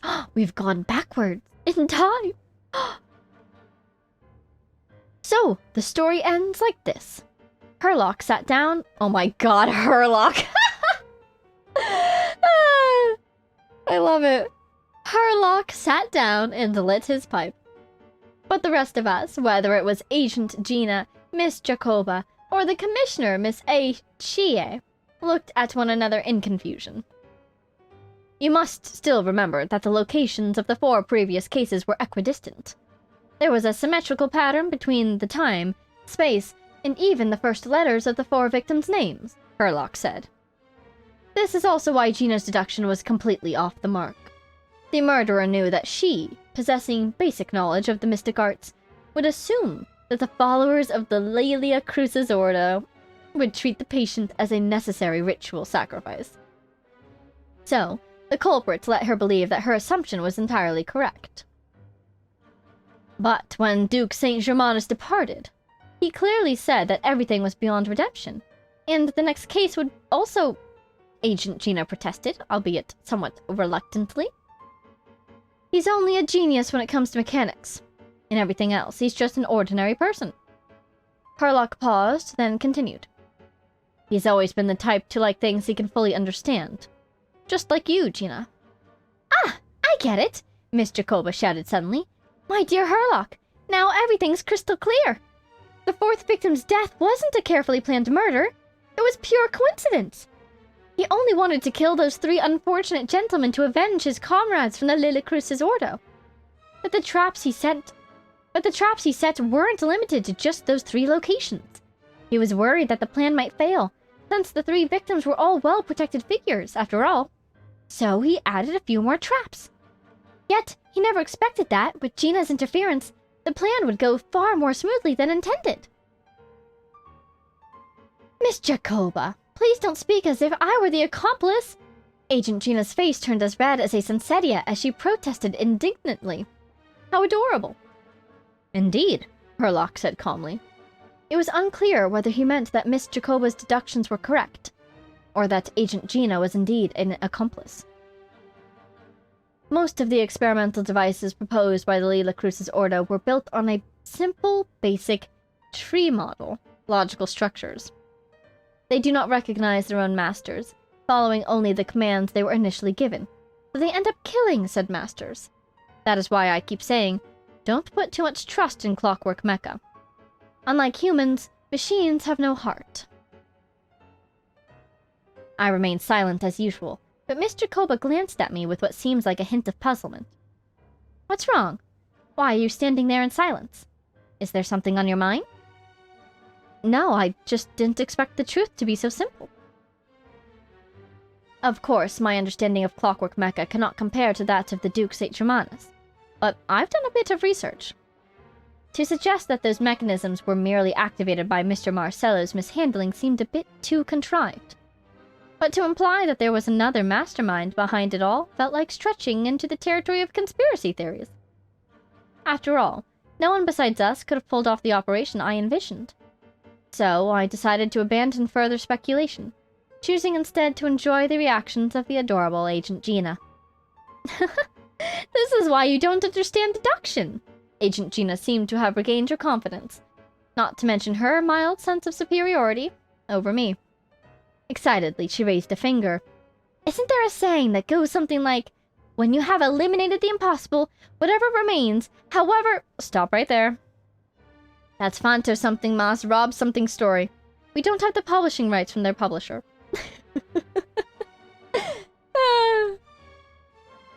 Herlock took another drag of his pipe. He seemed to be lost in thought once more. Regardless, this case came to an abrupt close. A person who did not manage to witness the end. A person who did not manage to achieve his ideals. A person who indulged in fairy tales, who dreamt of following the hero he admired, yet never saw his dream fulfilled. Someone who had everything, someone who lost everything. Someone who woke up, someone who would never wake up again. Unstinting in sacrifice, unflinching in farewell, undaunted by pain. Yet, in the end, the sacrifices remained only sacrifices. The partings remained only partings. Clocks tick through tranquil years. Fish swim in crystalline springs. No matter how grand a dream is, it will fade away like this, forlorn, wordless, silent. And after that... Tree model located! Oh wow! You can even see him pick it up. Impressive, dear Polonia. Before we hand it over, let's check. Fantastic. I think we're good to go. Anywhere else Polonia can go? Or will he be blocked?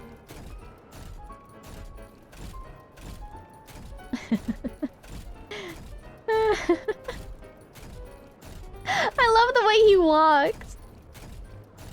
It's so satisfying. I just want to see if I can go through this door. I cannot. Alright, around with the... Look at his outfit. How dapper. What a gentleman.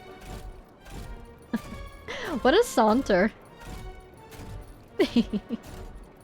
I love how you can feel the weight to his steps, you know? This is a machine. Hey, Columbina. Wait, you're not Columbina. For some reason, I can't stop calling her Columbina today. Hey, Sandrone. Here's a book for you. Most of the experimental devices proposed by the Lilia Crucis Ordo are built based on the simple and basic logical structure of a tree model. Lilia Crucis. Guess they were trying to cover up the name of the Nod-Krai Ordo? Indeed, that's a name we came across like in the very first world quest we did in Fontaine. The one that teaches you how to dive, right? When Duke St. Germanus departed, he said, "It seems that there's no going back." Alas, he is only a genius when it comes to machines. It feels like as much as Herlock was meant to be an adaptation of Sherlock, I wonder if this Duke was supposed to be a representation of Alain Guillotin. In all other things, he is but ordinary. Excuse me? I'm sorry. That's just ridiculous. What kind of book is this? Yeah, she's definitely connecting him to Alain as well, isn't she? What is your connection to him? Because from when she was telling us way back when at the Fatui Research Design Bureau, it really seems like she knew everyone personally.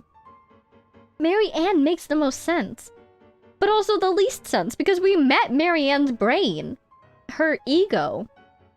Great Detective Who are Harlock, you? the alchemist and the clockwork saint? Isn't this a novel? Come on. I wonder, speaking of parallels though, the alchemist and the clockwork saint, she being made of clockwork and the alchemist being albedo, and they were just temporarily working together. I don't know if that means anything, but like if I hadn't suspected she was a doll already, I mean it's kind of hard not to suspect. That would make me suspect. Still, the author swears that they knew Renee well. Really? Whatever. I guess it's not beyond the realms of possibility that Renee would say nonsense like that on occasion. So that was supposed to be Renee, not Hélène? Memory, wishes, souls, and persona. Frankly, this sounds more like occultism, but if Albedo vouches for it, I suppose there must be some alchemical basis to these techniques. She recognizes his expertise. The way Alain Guillotin saw it, the world was comprised of machines. The universe needed machines, and thus his technologies were created. Oh my god! That's why I was born. Oh my god! Oh my god! Is that the answer right there? So he did build you. Renee? His full name was René de Petrichor, if I recall correctly. Sounds like he and the town must be intricately connected. Are we going to dig into Renee next? That place was also the source of most of our information regarding Remurian civilization. Seems like some of his projects were based on their technology. So if Renee did have some of a grasp, something of a grasp on technology, particularly with Remurian inspiration. Interesting. But, so you were built by Hélène. Oh my god, oh my god, oh my god! The cutting of souls and storing them in vessels. These seemingly unrelated techniques underpinned Renee's research. Assuming that the 4 orthants correspond to alchemical categories. The chemical marriage model? Hélène would have scoffed at that. He never would have let those theories or parameters anywhere near his mathematical formulas. So do you have his sister's soul or not? I guess maybe he built her not to replace his sister, but in her memory. There it is, the seal. Tee. So, the answer is kind of what I was thinking of earlier, but slightly to the left.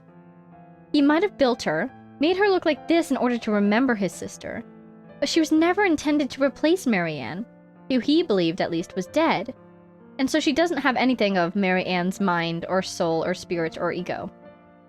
She's just meant to remind him of her, honor her, not replace her or bring her back. What was Hélène's view on Renee? I know he mentioned the name, albeit very rarely. And yeah, they really left things on a bad note. They wouldn't have teamed up again to build her. Oh, now I remember. Hélène's old notes are here too. They mentioned Renee once. Once. Dang. Renee seemed most out of sorts when he spoke to me. A lack of sweet foods has dulled his mind, I should think. Either way, his words are not to be believed. Man, I just remember him eating jam or something in the ruins of Dari. Yep, that sounds like Hélène. My subordinates actually did a half-decent job digging out all these materials. Makes a change.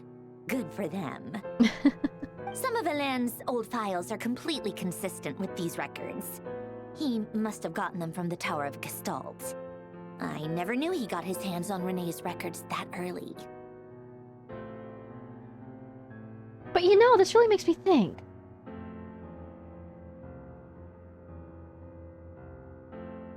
So if she was built by Renee, and we read just recently that biography of Renee, I'm sorry, Hélène. The biography of Hélène, she was built by Hélène. I was talking about the machines he might have left behind. I don't think she was originally intended to be like a service bot. If anything, I think she was intended to be more of a self-thinking machine, which makes her interest in Curve very fascinating. Because Curve's ability was built... Was it based off of Hélène's research? I don't think so. It was based off of... Oh, his name started with an R? Not Renee, obviously. But this other researcher's work. And he became a truth-telling machine, a truth-determining machine, who then started to demonstrate signs of having achieved true sentience.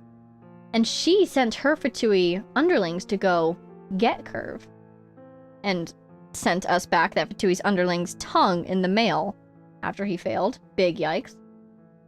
So I wonder if she was designed to be a self-thinking machine. Is that why she had interest in Curve? She wanted to see how he compared, she wanted to see how he measured up, or did she want to know someone who was like her? I kind of doubt it. Still, interesting. He may have kept them, but he never even attempted to use them. Didn't believe a word they said. Come to think of it, Renee's world formula was filled with calculations of constants. That shows he believed that the fate of the world to be predetermined. As for Elan... it's been too long. I forget what he said. Oh no. What would he have said? A guy like him, fervent believer in machines, but not headstrong enough. The world can be changed. It is worth persevering.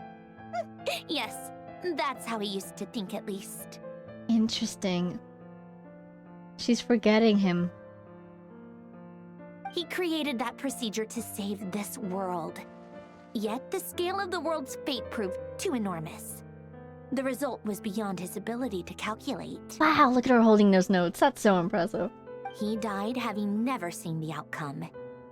And there I was, left behind in the ashes of his dreams. Oh, maybe. Do you think he built her to continue on his mission of saving the world once he was gone? That's why he had to create a machine that was truly intelligent, one that could think for herself, so that she could keep analyzing new information and find the answer that he wasn't able to reach in his mortal lifespan? Did you really never take a close look at Renee's research? Or did you read it, but deem his philosophy incompatible with your model? Can you imagine what it would have been like if they had continued to work together? If they had agreed to do the hard work of settling their differences and finding common ground in their research? The very thought of trying to incorporate his ideas probably made you feel sick to the stomach. Well, don't worry, because there's a whole new category of lunatic in town. Next to Dottore, every other madman looks sane. Because Renee truly did some things that Elen could never forgive him for. But if they had continued to work together, do you think Elen could have convinced him to stay his hand? You once asked me what I wished for. Should have asked him instead. He's the one pining for things you'd sooner die than witness. Asked her what she wished for? Wow.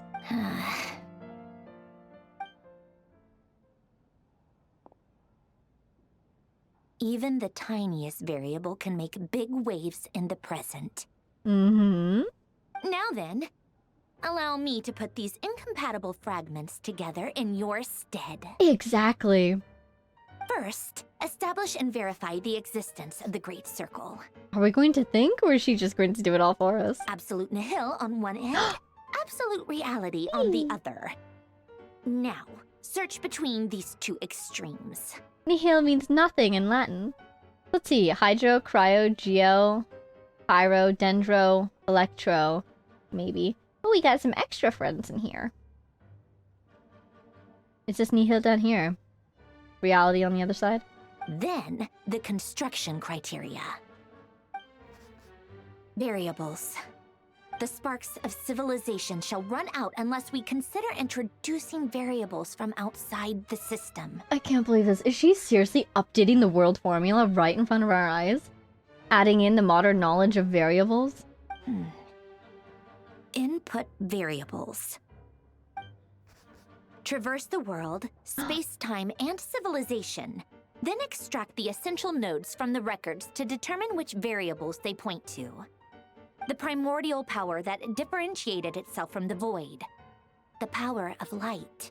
Yes, light. Records. Hyperborea. Oh my god, this is so cool! She's really synthesizing all the information we've gathered. This is so horrendously complicated. After all that, I'm still missing a few variables. I need to think this through again. How do you think it looks, Polonia? Like the frenzied scrawlings of a madwoman? Oh. Hi, Polonia. Fine, keep it to yourself. It's not like you can talk anyway. I'll assume you gave it a passing grade. I jest. But true madness does often start with trying to save the world. What would Arlecchino and Columbina think if they saw this incomprehensible hen scratch? They'd probably have me institutionalized. I think your friends would support you. So would Rosaline. She's been dead for a while now. What are you laughing about? When I close my eyes and think back, I can still see her face. And that enormous dress she used to wear. Such a bizarre choice. What possessed her? Oh, and the clack-clack of those heels used to drive me insane. It really feels like, you know, she's deliberately choosing to be annoyed in order to bury her grief. No one's asking me, obviously, but I hope you all know that I never wanted to save the world. I'm not crazy. I don't have delusional ambitions, and that's a clinical fact. Who are you talking to? The world needs a solution, but I don't need the world's validation. It's the world begging me for answers, not the other way around. Okay. Do you need more? Tea time! Would you like some tea? She's reading. I think it's our job to go get her some tea. Where is it, though? Here's my quest marker. Oh, thank goodness. Tea time! Let's get some tea. Prepare! Refreshments! Wow. Check for anything else to interact with? Nope. Prepare the tea! Well.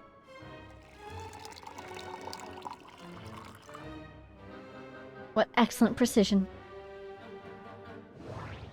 Plate of refreshments! Fantastic. Let us deliver the tea! This is my solemn and sacred duty.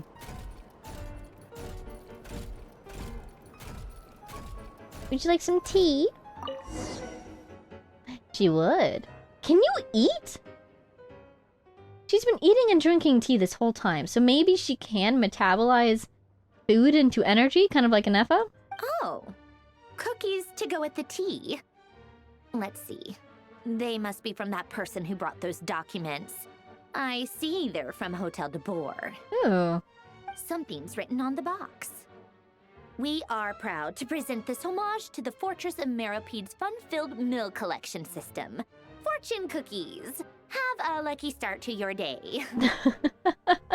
Sounds like a dumb gimmick to me. Be early to bed and early to rise. Get plenty of sun and drink plenty of water. Then things will surely go well for you. What? Are you kidding me? Somehow I doubt that an early night and a glass of water is magically gonna save a world on the brink of existential peril. You never know. Ooh! Escort the evacuees to Snezhnaya! Oh, this is the northern island! Look at the orbs. Evil orbs. Lady Arlecchino, word has reached us that Lady Marionette's troops are all in position. They are ready to act as soon as the order is given. Excellent. The only thing is, they are fewer in number than we expected. Oh it looks like many of them must have lost their lives at the hand of the monsters released by the Doctor. Okay, so these subordinates came from Lady Marionette at the Design Bureau, wasn't it? It looks like a hollow! That is so cool! Oh my god, evil orb. Can't be helped. Allow them to join our ranks and keep in contact. As you wish. And we're Arlecchino. Oh my god, look at the orb! Meet up with child! Oh my god, my boy child! Okay. It's been another 2 hours. We're taking care of ourselves this time. Everybody go get some food, go get some water, do some stretching, walk around a bit. We'll be right back. And we're back. Alrighty, let us go meet up with Child! I am super excited to see one of my favorite characters again. It's been a long time, but before we do, I want to check out these people. They're not all Fatui, because we didn't evacuate everybody Pyramida and above to Snezhnaya, right? This is the group that's evacuating to Snezhnaya. Can I reach that? Turn on the depths? Probably not. But yeah, it looks like we've got... Oh, look, the new area! That's so cool. I love seeing it clear over there. Oh my god, look at the bubble! That looks so cool. Seriously, it looks like a hollow. Yeah, we've got a lot of civilians here. Interesting how they're kind of separating themselves. We've got civilians here. I'm seeing a couple Lightkeepers. And we've got more Fatui agents over there. Fascinating. Where's my boy? Where's my boy? Did I have the teleporter? Did they give it to me? I think I might have had it. Child, where are you? It's been a while, Arlecchino. You look well. It's been so long! How have you been? Did Dottore really have to build his lab right on the sole path between Snezhnaya and Nod-Krai? Ooh. Had to go on a huge detour to stay out of its line of sight. Oh, so wait, oh my god, is that... At least for me, I think that's the first confirmation I've gotten of where at least part of Snezhnaya is. It connects at the top of the Nod-Krai Islands. Makes sense. We know that Nod-Krai is on the edges of Snezhnaya. Super cool! Sounds like an arduous journey. I assume you've brought word from Her Majesty? How is Her Majesty? How does she feel about this turn of events? Of course, all part of the job. And? Firstly, the Tsaritsa has authorized Fatui Internal Affairs to review Dottore's case. They will reach a formal verdict on whether he has turned traitor and whether he poses a threat to Snezhnaya. Excellent. Okay. Makes sense that they have to decide whether or not they want to respond to this in that way. This is a cool new word. Okrana? Well, thank you for your efforts, Okrana. We look forward to your verdict. While they're working on that, I've been ordered to come and receive the refugees from Nod-Krai. That's good, at least. They're willing to help us save people, at the very least. They are nearby. Protect My team people. will escort you to them shortly. Great. Aside from that, Her Majesty has a message for you and Sandrone personally. Huh? Where is Sandrone? I do love seeing the Harbingers working together. We've seen the Harbingers being at each other's throats. We've seen the Harbingers working together to kill us. But it's cool to see the Harbingers working together and we're also kind of working with them. She stayed behind to work since I was making the trip anyway. It seemed sensible to have one person on standby at base while the other came out to meet you. All right, guess that's just how she rolls. In that case, tell her that the Tsaritsa's decree this time is pretty awesome sounding. I think she'll like this one. What would Child call awesome sounding? Still, I wonder what... Wait, what's that? Are we under attack? Game face on, hands on the keys, let's Did go. one of our troops turn into a monster? Oh. Oh, did they? Take him out. Oh, merciless. Not even going to try to save him or turn him back. Was that a human just now? Oh, look at the Fatui thing on our side. That's so cool. Yeah, look at the Dottore symbol above him. Oh my god, Arlecchino and Child on the team. Awesome, we crit, so that means we get a, whatever it's called. What are those things called? A Riptide Mark. Oh, she's hurt. Rude. I love that little bow she does. Oh, cool. They gave us an Arlecchino with her signature. Ah, they gave us Child with his signature. I do not have that weapon. He looks so cool. You've gotten stronger, Arlecchino. Nice. Of course he approves. Stop that right now. I appreciate the praise, but I am not fighting you today. I knew it. Oh, nice, Child, you got there. I want to get my skill back. There it is. I'm glad everybody else is staying back in the safe zone. Ah, rude! Ooh, this is a nice Arlecchino. They just keep coming. Oh, watch out behind you. Oh, she can't be healed. Not even by the healing that they put on the map for us. I can set this guy on fire, can't I? Yeah, nice. Yeah, my only hope for healing her, I guess, is her ultimate, or once we're out of combat, maybe if I can pick up one of those things. He was a living, breathing human one moment, and the next? That does not bode well. Especially because we're not even in the bubble. I would have hoped we'd be outside of his literal sphere of influence. But if he can get people who are not even in the bubble... Another fine piece of work by our dear colleague, I'm afraid. And what's the point of that? Is he literally playing God? He sees us working against him and he's sabotaging our efforts? Or is that a consequence of something else he's doing? Because he just summoned monsters like that to fight us up in the sky. But on the other hand, I really thought he was trying to sacrifice people in order to generate energy. Why is he turning them into monsters? What in the world has been going on in Nod-Krai? It's quite a long story. A lot. But long story short, Dottore stole 2 moon marrows that should have belonged to Columbina, then built a 3rd moon marrow of his own to concentrate the Trilunar authority in his hands. Small detail, but I love how she, like the other characters have been saying, says that the 2 moon marrows should have belonged to Columbina, even though Columbina gave one of them to her as part of their deal. You know? She still recognizes them as belonging to Columbina, even above her. What? What do you mean he built a moon marrow? People build roads and houses, not moon marrows. What's his next DIY project? He's gonna build a god? He's already 2 steps ahead of you twice. He's done that once before and he's done it again. You could stand to be less surprised. We are harbingers. The work we are engaged in makes the creation of gods seem mundane by comparison. I tell everyone who asks that you once crossed swords with Rex Lapis while serving as a key supporter for Rosaline's plan. But right now, you're acting like a common adventurer. She's saying, don't be so surprised. You've literally fought gods before. Now, technically, I don't think he... Did he get a fight out of Zhongli? Knowing him, he would have wanted to once his identity was revealed, but I don't think they ever fought directly, at least not on screen. So, Arlecchino's really helping him build his reputation. Thanks for speaking up for me. Those 2 really took me for a ride back then. Seems like he's, you know, with the passage of time, he's accepted his role in that plot. But still, a little bit of a turn to his voice. He hasn't quite let it go yet. Then again, surely no common adventurer would manage to get tangled up with them the way I did. That's gotta count in my favor, right? Yes, you're a scary harbinger. Is now really the time? It almost sounds like you wish to repeat the experience. I might have to lower my opinion of you. I love it when the harbingers get along. It's so much fun. No. I'll stop talking. Please, go on. Dottore is currently still experimenting with his newfound power in ways that continue to corrode the outside world. Oh, it looks so cool. It really looks like a hollow, but like one that's alive. Also one that's made of technology.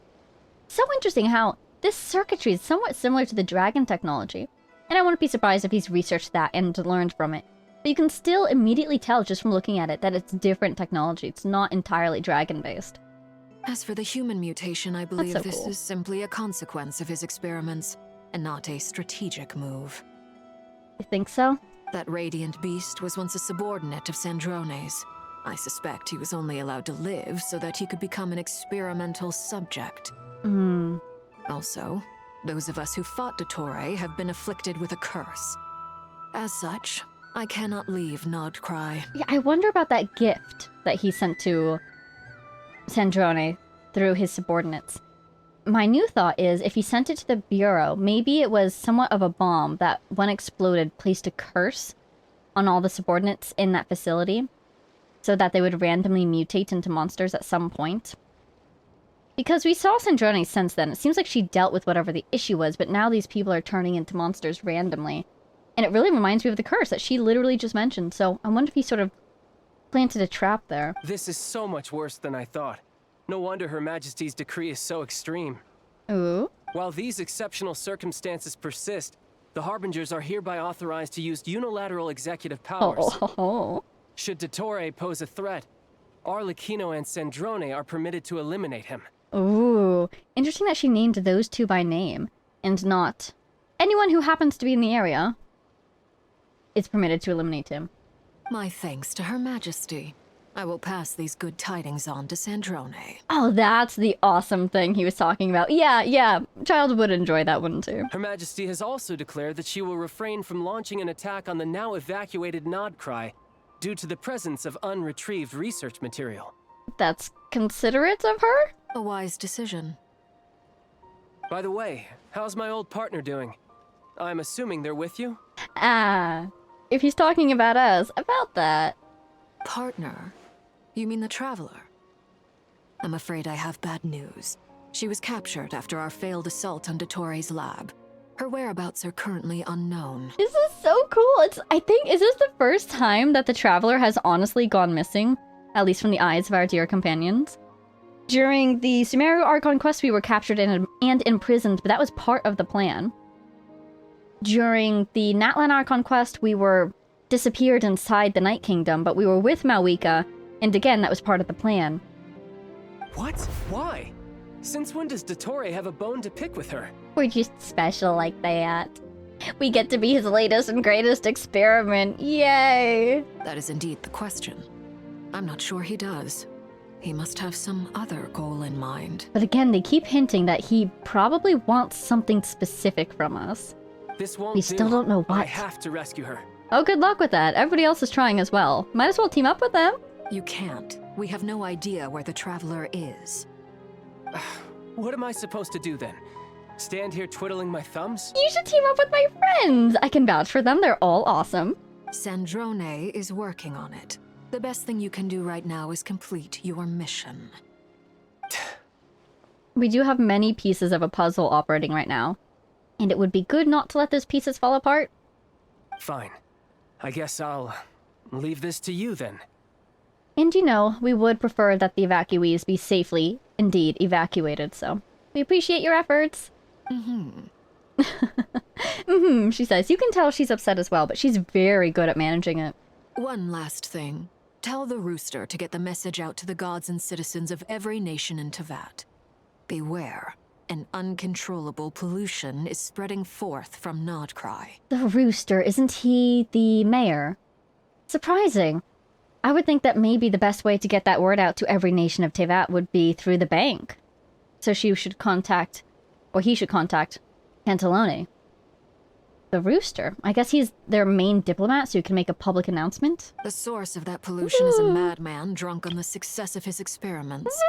The Fatui and our allies will endeavor to contain the threat. It looks so cool. It looks so cool. This is going to buy the Fatui a lot of good press, though, isn't it? Well, at the same time, Dottore was also part of the Fatui. Might balance out. However, if Nod-Krai falls, things are likely to escalate. This is cool, because Teyvat remembers the Cataclysm.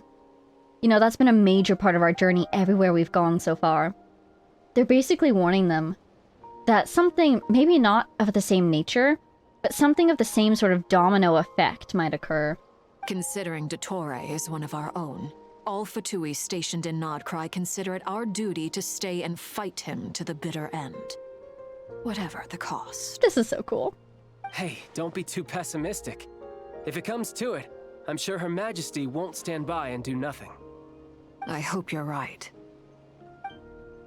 Bubble! Ooh. It looks so cool. Look at that, they're giving us bubble view again.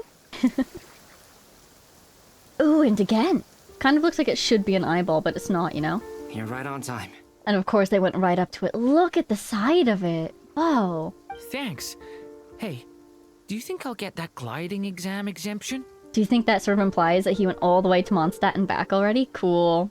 I made sure I was on my best behavior in Mondstadt. You did! I landed well outside the city and walked in through the gates. So polite.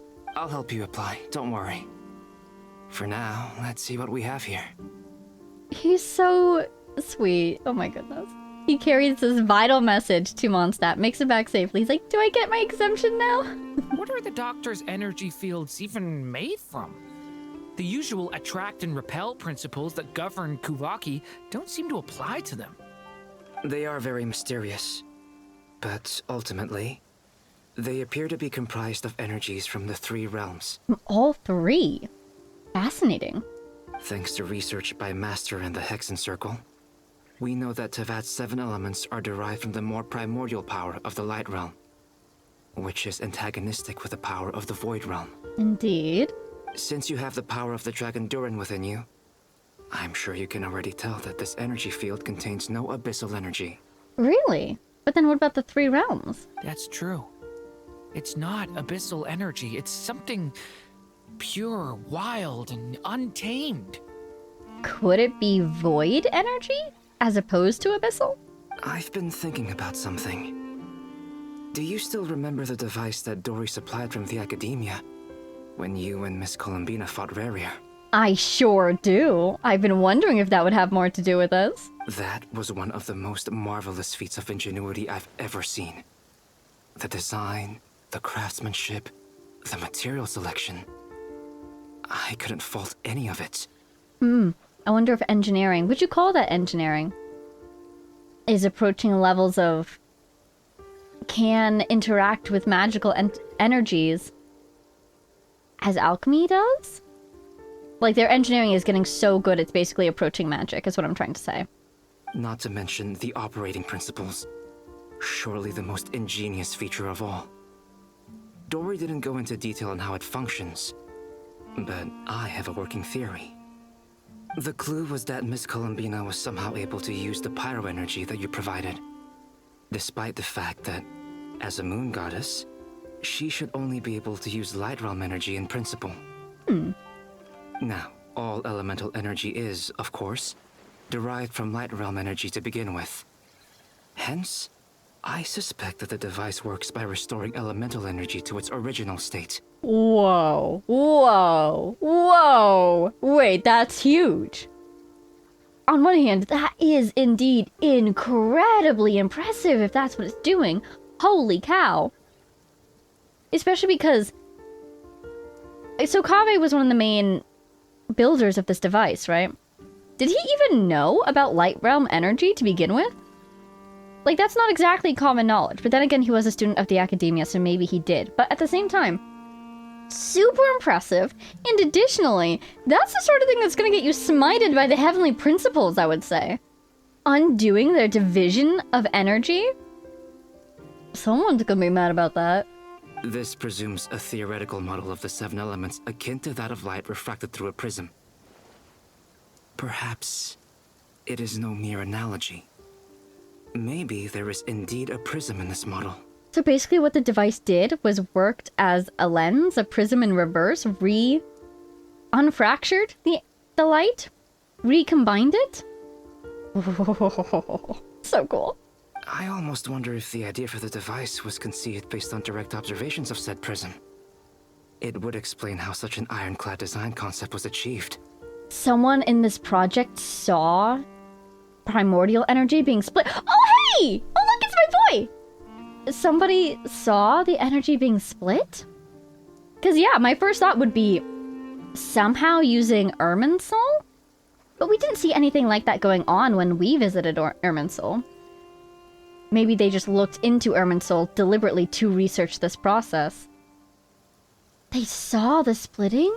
Where? How? What did it even look like? It is at once a masterwork of engineering and a groundbreaking application of the Academia's latest elemental theories. Yeah, that's huge. Oh my god.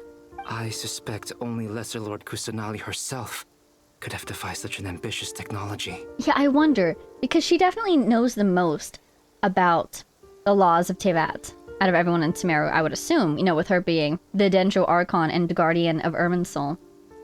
Still, that's incredible. But back to the energy field before us. If this is pure light realm energy, its relation to elemental energy is one of integration versus division. Or you could say that the former contains the latter. Could this mean that elemental energy can dilute the power of the light realm? Well, that would be helpful for us to break through these things. So he's saying it might be pure light realm energy. And that in that way, this energy is combined elemental energy. And elemental energy is divided light realm energy, right? That's what we were just talking about. I see. So the idea is it's kind of like osmosis, I'm picturing. The energy will be absorbed into this shell because it is just part of the energy that's in the shell already. But by suffusing it with one particular type of element versus the others, that element will become predominant and thereby dilute the other elements that make up the light realm energy that's here. And we could kind of turn this from a light realm bubble into a one particular element bubble, maybe, if not to stabilize the whole thing. Should we give it a try? Yeah, let's hit it. We should. Yeah. He just whips out the ultimate. I do think it'll take a lot more than that. It works! apparently it worked. But still, probably will need a lot more than that to really make an impact. Clear signs of disruption were detected at the periphery of the energy field. This indicates that elemental energy can disturb or even negate the field. That's a pretty glaring weakness, though. Do you think Dottore's aware? Do you think he'll notice? Now you try. This will be interesting. All right, here goes. It's working! Switch to abyssal energy and attack again. Oh, he's got his 2 ultimates. That was cool. No surprises there. Abyssal power drains the energy field to a significantly greater extent. With, you know, the Light Realm and the Void Realm being antithetical to each other, right? I now feel confident in asserting that the energy field is indeed pure Light Realm energy, and that elemental energy can dilute it. Very cool. But the energy field is huge. How much elemental energy will it take to neutralize it? We only need a little bit to either get somebody inside there, or to maybe destabilize it. We don't have to neutralize it completely. We can try other approaches. That's all for theory. Would you like to continue watching? Why is he looking at me? Or is he looking at Wanderer, I assume? But still, having him look at the camera and say, would you like to continue watching? Terrifying. Hi, Albedo. That's a great shot. Good to see you. So you knew I was here. There he is. Huh? When did you get here? He's been trying to find a way in, hasn't he? A while ago. But Albedo sounded like he was working on his thesis defense back there. Back in Sumeru. You can end a person's whole career by interrupting them mid-speech. Very thoughtful of you. I'm truly touched. Could I ask you to lend me a hand? This would be... Imagine these 3 get into the barrier. I would be worried about it closing behind them. But what a forward team. With what? A little test. Try using Animo to unleash a concentrated assault with circular blades, with the goal of breaking through at a singular point. I do worry, though. The more elements we throw at this thing, the more we're diluting our own efforts, aren't we? Oh, nice work. Nice! This time it tore through the field. Looks excellent. Tremendous. This is a major breakthrough. Literally, we broke through. Should we go through? We probably shouldn't risk having mutually antagonistic energies in such close proximity. Durin, you stay here and watch the entrance. Hat Guy and I will go in to investigate. This sounds very dangerous. Sounds sensible to me. Keep your eyes peeled, Durin. Don't worry, I got this. You two be careful in there. Just give me the signal if you need help and I'll dive right in. I have concerns, but I'm sure it'll be fine. What do you mean, signal? It's based on a new alchemical concoction I developed last month. Oh, nice. When 2 bottles of it are smashed on the ground together, they emit a blinding burst of light. If it comes to that, remember to shield your eyes with your hat. The hat has many utilities indeed. Glad I asked. Thanks for the heads up. That was one of the most friendly exchanges I've ever seen him have. I'm Albedo! And they have Wanderer too. Wow, fascinating. It's not even my Wanderer because his name is Wanderer. I can't look at the character builds, but I'm assuming he's got the bell. There it is. What do you have? What? Oh. The one and only time you'll see this weapon in my game. Cinnabar Spindle. What do you know? Wow, look at the mini-map with the bubble. That's so cool. Alright, bye, Durin. Anything to say? No. He's got the same artifact set on him that I put on him. Whatever that's called. Husk. What do you have? Can I tell?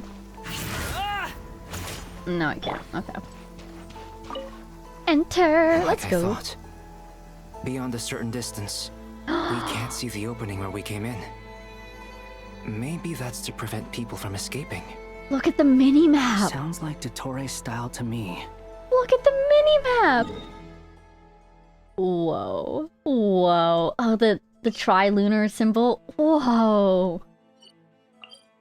And it's the Nothing Passage that we're in. And we get the Nothing Passage music. I love it. So he really targeted the design bureau. That's probably the gift he sent that way. Interesting. This is just, this is mostly just water right here, right? Good thing we evacuated Pyramida. His whole research base is gone. So, Notlan. Snezhnaya! Must be up here! Wow. This stuff in the corners really makes me think we're like seeing through Dottore's mask right now. Ugh. Bye, Darren! Leave. Okay, well, I'm in here now. Not much has changed. Things are basically the same here as they were before the energy field appeared. Indeed. Where am I going? I need stairs of some sort. When I do have Wanderer, I could just fly. I thought I saw an interesting bird. Are you a ghost? No, just a weird angle. Seemed almost transparent for a moment. Oh, people. Why is there one creature for every person? Are the people turning into creatures? Particularly because these guys usually only appear down on the shoals. Ah! And these guys are in the wrong area. Heartbeats and they're not breathing. We can only assume they're dead. But there are no visible wounds. And what's with the animals? Also, there's an animal squatting next to each body. Have their minds transferred? It's watching us. That's not an animal's gaze. Blink once for yes, blink twice for no. Can you understand What me? are you trying to tell us? Doesn't seem eager to talk. I guess maybe it's just an animal after all. Or it's in shock, or it doesn't know how to communicate. Let's keep looking around. Seriously, blink once for yes, twice for no. The Heretic's Utopia? Oh no. Go that way, that's a great idea. Oh. Look at this elk lying down. Hello, little gecko. So cute. I see my beacon. Moles, moles. Interesting. Same situation everywhere. Not a living soul in sight. Just countless bodies with animals standing watch over them. Well, I think we can safely rule out the possibility that they're all pets. Is skirting around the topic your way of showing consideration for other people's feelings? Just being cautious. I don't doubt that you can handle the truth. This is an interesting team up. We haven't seen these two interacting much without Jaren also there. Okay, for some reason, Wanderer's hat shadow is cracking me up. Okay, well. The question that I have is, did these people's minds transfer to these animals and then the animals came over and found them? Or did these animals, like, manifest next to them, presumably with their minds and souls within them? Like, were the animals before, or did they get created for this? Oh, I love the nothing passage. What? Oh my god, oh my god, oh my god, I just got chills! The distortion of the music itself?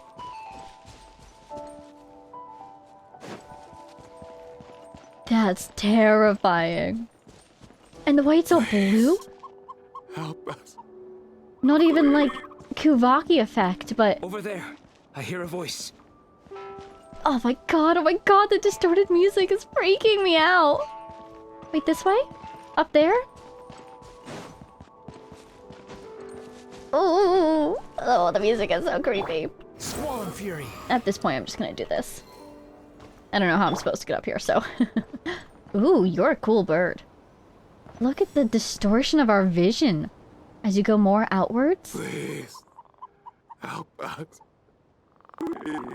Oh my god. Hi. What happened here? I don't know.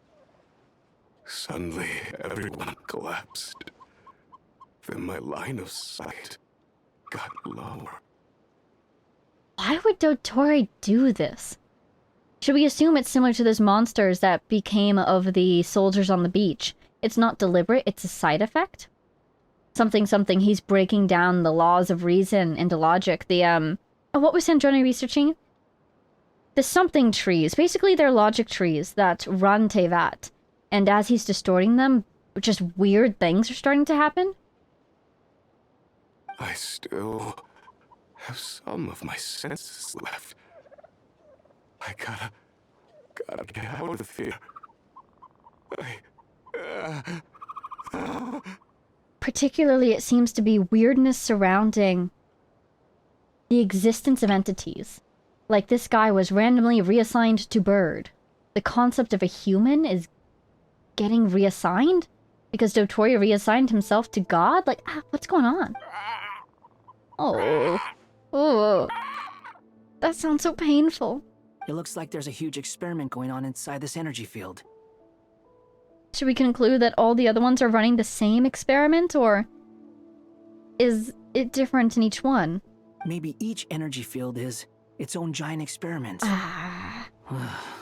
Vile. Oh my god, he's just running experiments for fun whilst trying to take over the world? He's swapping human minds with those of animals. Even without the other circumstances, this would be an extremely radical experiment. Yeah. What is the point? Those people may have lost their sense of selves, but they are not fully animals either. If they were, they would have left. But instead, their instincts are driving them to remain by their dead bodies. We should go. No sense in sticking around here longer than we need to. Agreed. Oh my god, the Nothing Passage music is perfect for this, and with the distortion, it's just so... eerie. Gonna see where the boundaries are. There they are. Okay. Oh! Leave the field. Alright, we're meeting back up with Durin. Hopefully he's okay out there. Oh! God, it makes my skin crawl every time it happens. Oh, thank God we left that area. I was about to start flying out of there just for speed alone.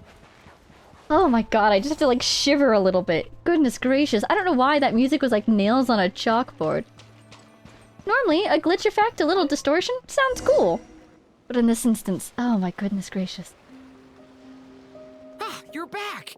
Everything okay? I'm glad their minds weren't swapped. Imagine they got swapped with each other, that'd be funny. But I'm glad their minds didn't get swapped. We saw some things that take a strong stomach.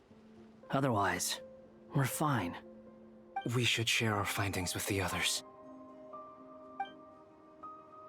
Oh, the Dottore communication device!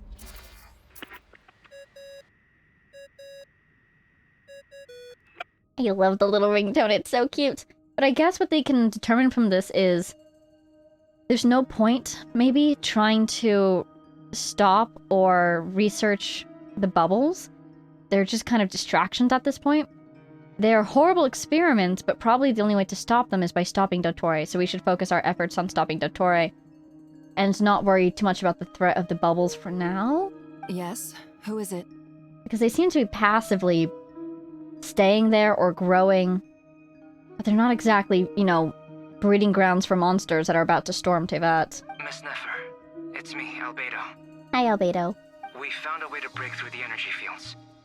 With enough control, it's possible to tear them open using elemental energy.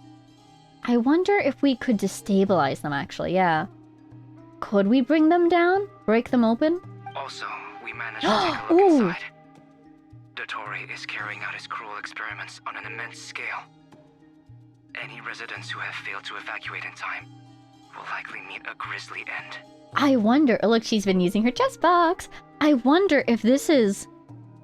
in any way, perhaps, a clue about the nature of the eggshell around Teyvat.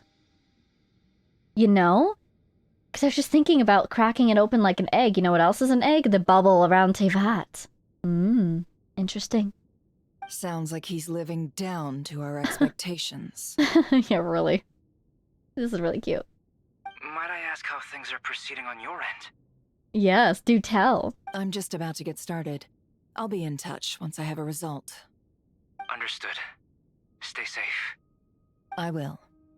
Oh my god, she's gonna use the box on us, I think. This is fascinating. Please do. If you find out anything about my spaceship, please let me know. I'll pay you good moral for it. Well, Nefer, I'll link up with you once my tasks are complete. We haven't heard back from her yet, have we? What makes you think I'd need you to do that? I'll need it. And considering the way you approach certain matters, I think he'll be better off with me present. Oh, is she trying to decide if she should wait for Lama or not? You know what would be interesting? If she goes into the box... Look, it's our adventurer's notebook! If she goes into the box to research us and finds the Lindis in there again with her smoky clouds, that would be fascinating. Would that imply she's haunting the box? Let's begin. Entering simulation mode. Here we go! This is so cool. This is so cool.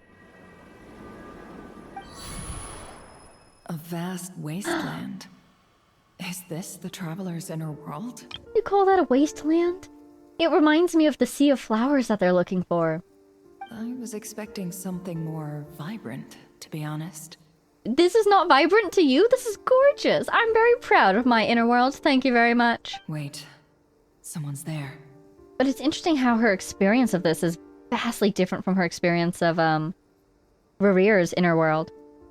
Maybe it's just for the sake of the story they're trying to tell here, but it feels different. What are you looking at? In that case, I'll look at it with you. Oh, look at them. Look, she's got the plane energy that he has. That's so sweet. I want to know all about everything you've seen and experienced. Ah! Is there somewhere I should return to? Or should I stay here and be the hero everyone says I am? Oh, fascinating. Ooh. Almost seems like she's having second thoughts about leaving Tevat at the end. I don't dislike my current life. Roaming the land, fighting battles, accomplishing missions, earning a living, looking after Paimon. It's not so bad. I'm glad she's having a good time? A peaceful time? What's the word? A time full of contentment, even as she pushes forward. I guess the only thing that's missing is that you're not here with me. This is the conscious layer, which contains a person's true feelings. It is filled with both longing and kindness. Aw, that's my girl. I suppose anyone who lives long enough ends up wishing for someone who can't be there. Maybe it's the only way we can feel truly alive. I don't know about the only way we can feel truly alive, but definitely an unavoidable part of life, I would agree. Time to delve a little deeper. Let's go a little deeper. The subconscious layer.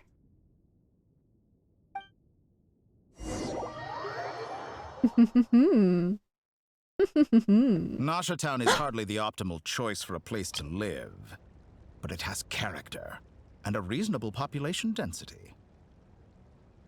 We're back with the Traveler, aren't we? Because there's no bubble here, so we're inside his simulation. Except from the inside of the bubble, you can't see the bubble, but I assume we're in his simulation. What are you trying to say? There you are! Hi, I missed you. Oh, don't be nervous. I was just thinking where might make a good starting point for your journey. You better not erase her memories. Start her on a new journey? Don't you dare! What are you talking about? Suddenly remembering that our sibling lost their memories, though. Interesting. Perhaps I should send you further afield. Conria, perhaps. Good shot. Awesome shot. But touche! You want to send me to Conria without my memories, possibly? Don't you dare. Conria ceased to exist long ago. He can recreate it right now, can't he? But anything he recreates will be inaccurate. We saw that with the Speranza. Once again, you fail to understand the possibilities that the Tri-Lune creates. Anything that has existed in the past, I can now recreate. Can you recreate my spaceship so I can see where it went? You simply do not wish to see that happen. That might be because you miss your sibling and fear getting answers that you are not ready to learn. But this is not for me to judge. Thanks. I so appreciate you listening and not judging. If we are to collaborate, we need to maintain an amicable relationship. In a moment, you will be able to... I say this because he's been judging us this whole time. And also, what do you mean, if we are to collaborate? We never agreed to anything. Get him. I don't know what he's hemming about, but she should totally just try. Try to stab him with your sword. He's right there. Oh, no. Oh, whoa. Whoa! What are you... That's impressive. Oh, she totally should have waited for Lauma, though. Uh-oh. Sorry, Nefer. Hang in there. She's stuck now. I bet she's stuck. What are you gonna do? Don't move. Whoa. Whoa. Was that Nicole? It almost looked like her little crown thing. Something unwanted has crept into... Oh? Gone as quickly as it came. Okay, so yeah, just like we saw with Rerir, when she uses the box, it does kind of create a link to the real person's mind. But I think Nicole just saved her. It looks like her little crown on the floor there. Nice save, Nefer. If it was you or somebody else, nice save. Who got her out of there? Did you save me? If I hadn't had the connection, Yes. Dottore might have caught you from the other side and destroyed you. Good job. Nice timing. This was a good idea, but once is plenty. You were exceptionally brave. Excellent work. Did she learn anything, though? Thanks, but now's not the time for that. Well, I guess they confirmed, they learned, that Dottore is talking to the Traveler somewhere right now. They didn't even know that yet. Oh my god, my heart rate went so up when he discovered her. Albedo speaking. I think I know where she is. Oh, oh, oh! Oh my gosh, you're so smart! What is this endless darkness? Because the bubbles. Have we been bouncing between bubbles? Because there is one over Paha. Is there one over Nasha Town right now? I don't really think so. I can't see anything, even though my eyes are wide open. But why? What happened? What is he up to? He's standing there, so enigmatically, looking off into the distance with his arms crossed. Cease your efforts at intimidation. What are you doing? What are you doing? What are you doing over there? Ah, sorry about that.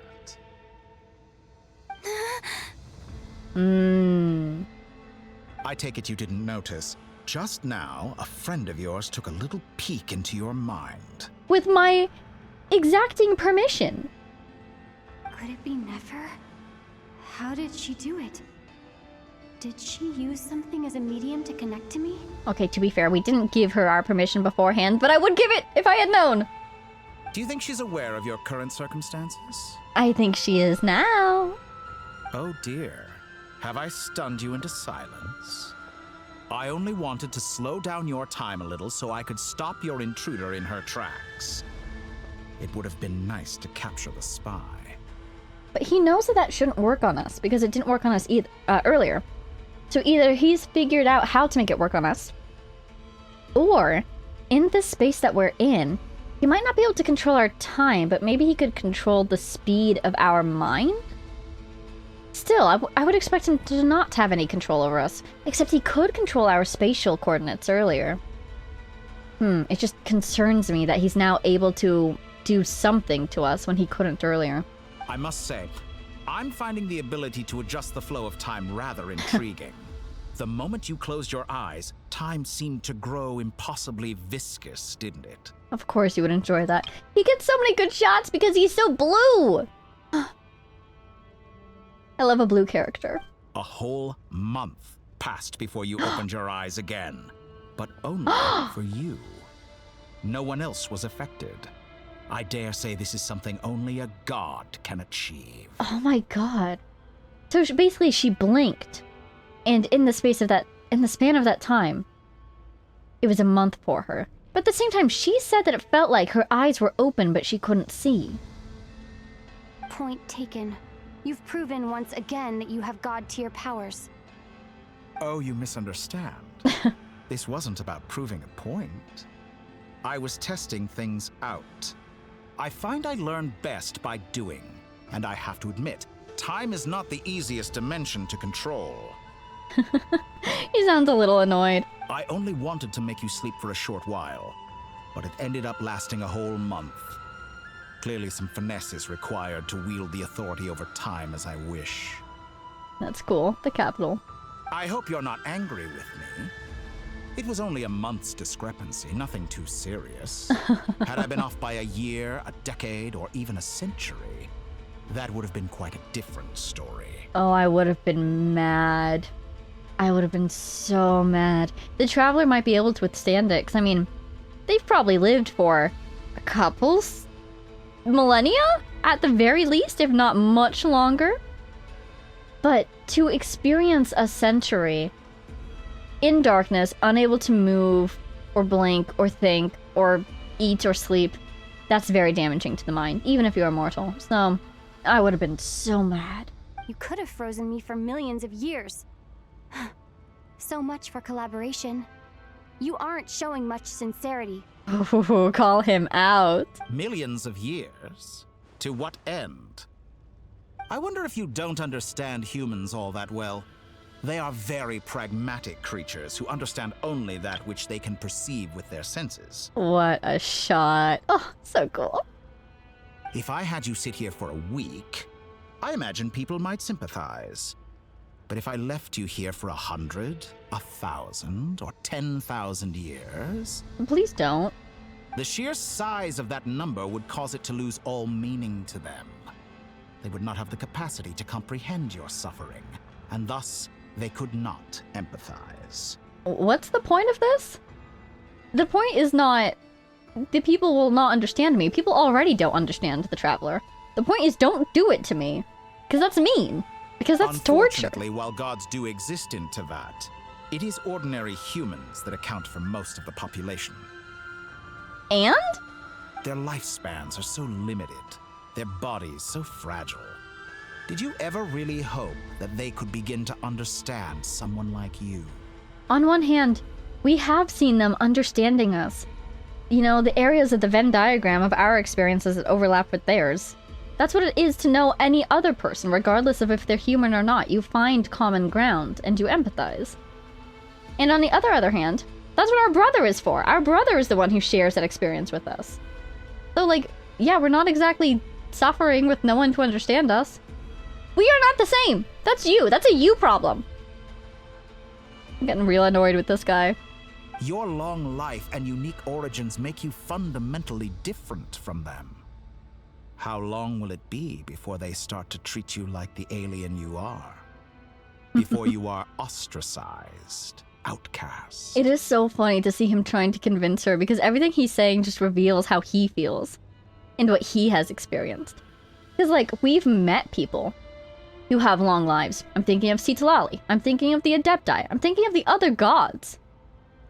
Our unique origins? A lot of people at this point know that we're a descender.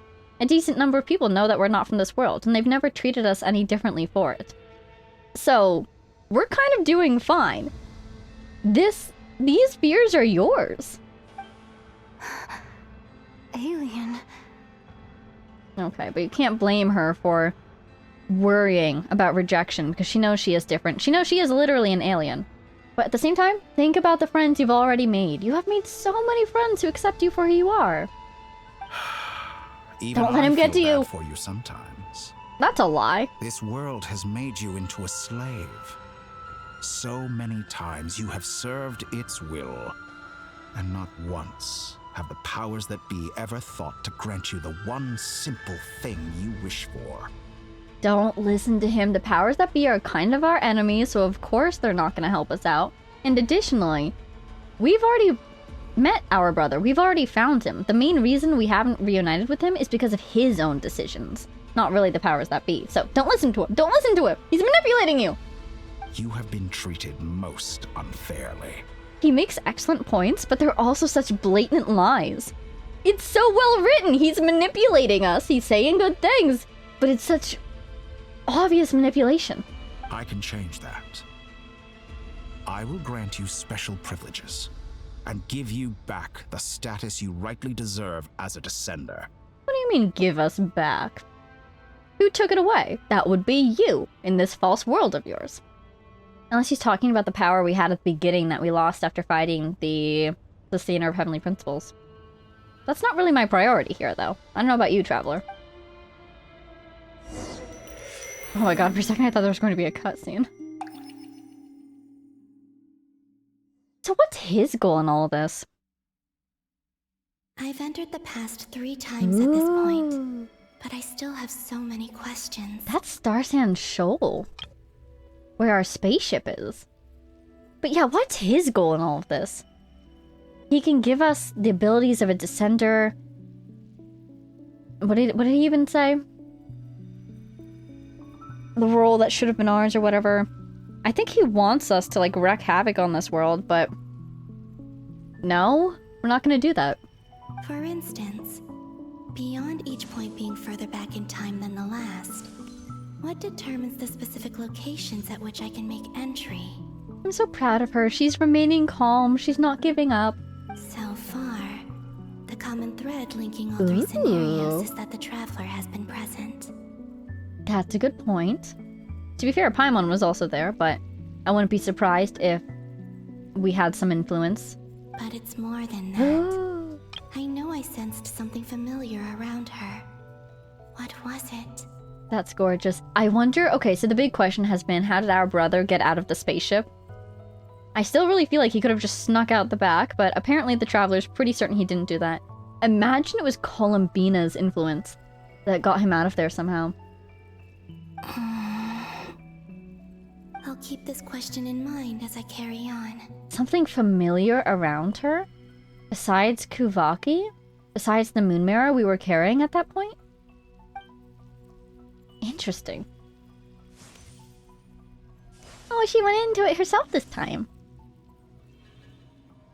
Ooh. Oh! Humans. Oh, it's this you day! Never change. Always trying to use powers you neither comprehend nor control. No way! I thought we were going to do more spaceship things. It's Erasure of Solnari time again? You're kidding me!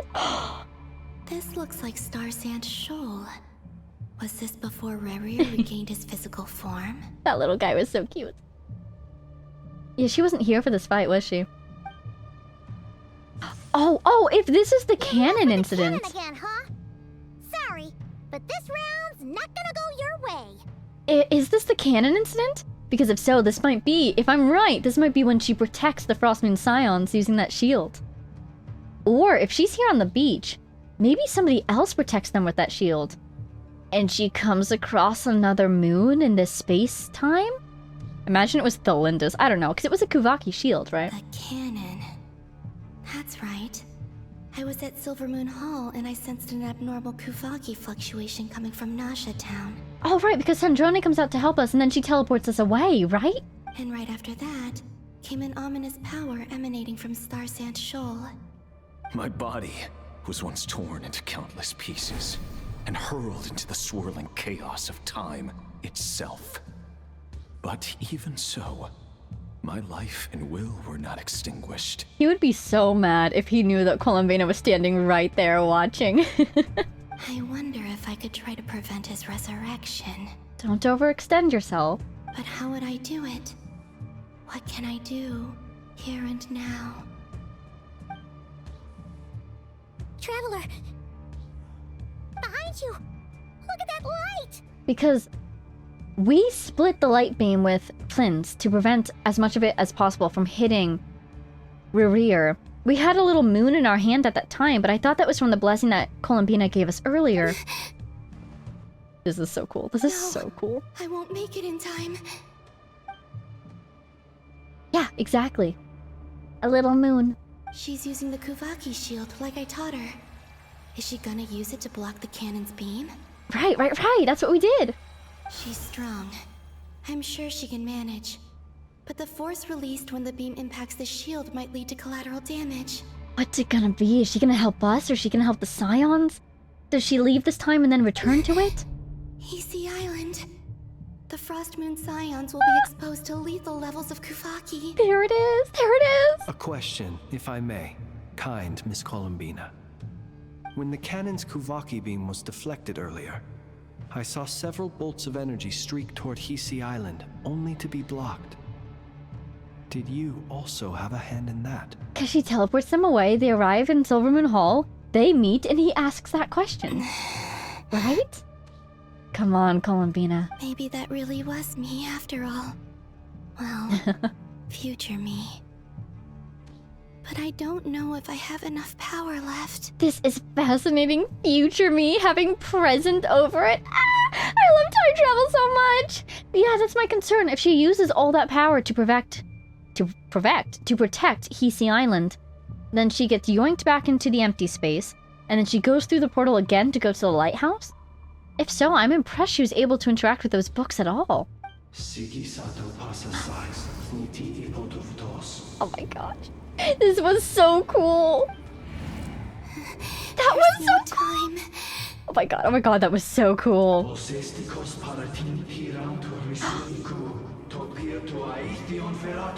I so badly want more information about this at some point in the future. Like the Golden House?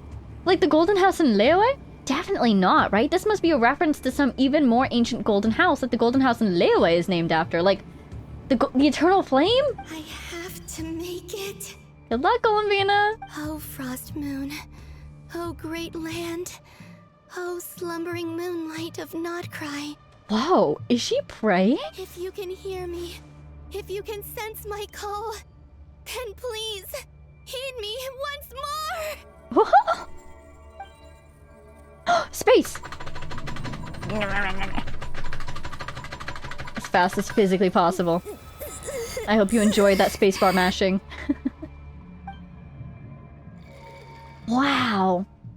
From a distance, even! Work. Oh god, but it exhausted her. And she can't absorb Kuvaki while she's there on Tevat? I don't even know if I need to worry about her making it to the beginning of time. She's exhausting herself. Hello? Hey, did you hear me? I worry about her disappearing before she can even make it that far back. Columbina, I said wake up now! Oh my gosh, if we get to see some of her time with the Fatui... What is this? Why does this bed look like Fontaine? What is this? Oh, good morning, Sandrone. Is this Sandrone's room in the Fatui base, wherever that is? But also, this is a memory. Look at this. It's 3 in the afternoon, actually. And could you kindly not use my quarters as your personal nap room next time? It totally is. Oh my god. But I feel so safe here. And your coffee, right? It's so bitter, but it smells lovely. And she got her the coffee-flavored candy. It's like you were raised by wolves in a forest or something. What did you drink growing up? Grass, tea? Probably nothing. Moonlight, maybe. The Frost Moon Scions certainly led a more frugal existence than the Fatui. Then I'll bet you've never eaten one of these before. She was yelling at her, telling her to get out of her room, and then she's like, wait. Have a bear claw first? It smells delicious. What is that? That's because it's a Fontainian recipe.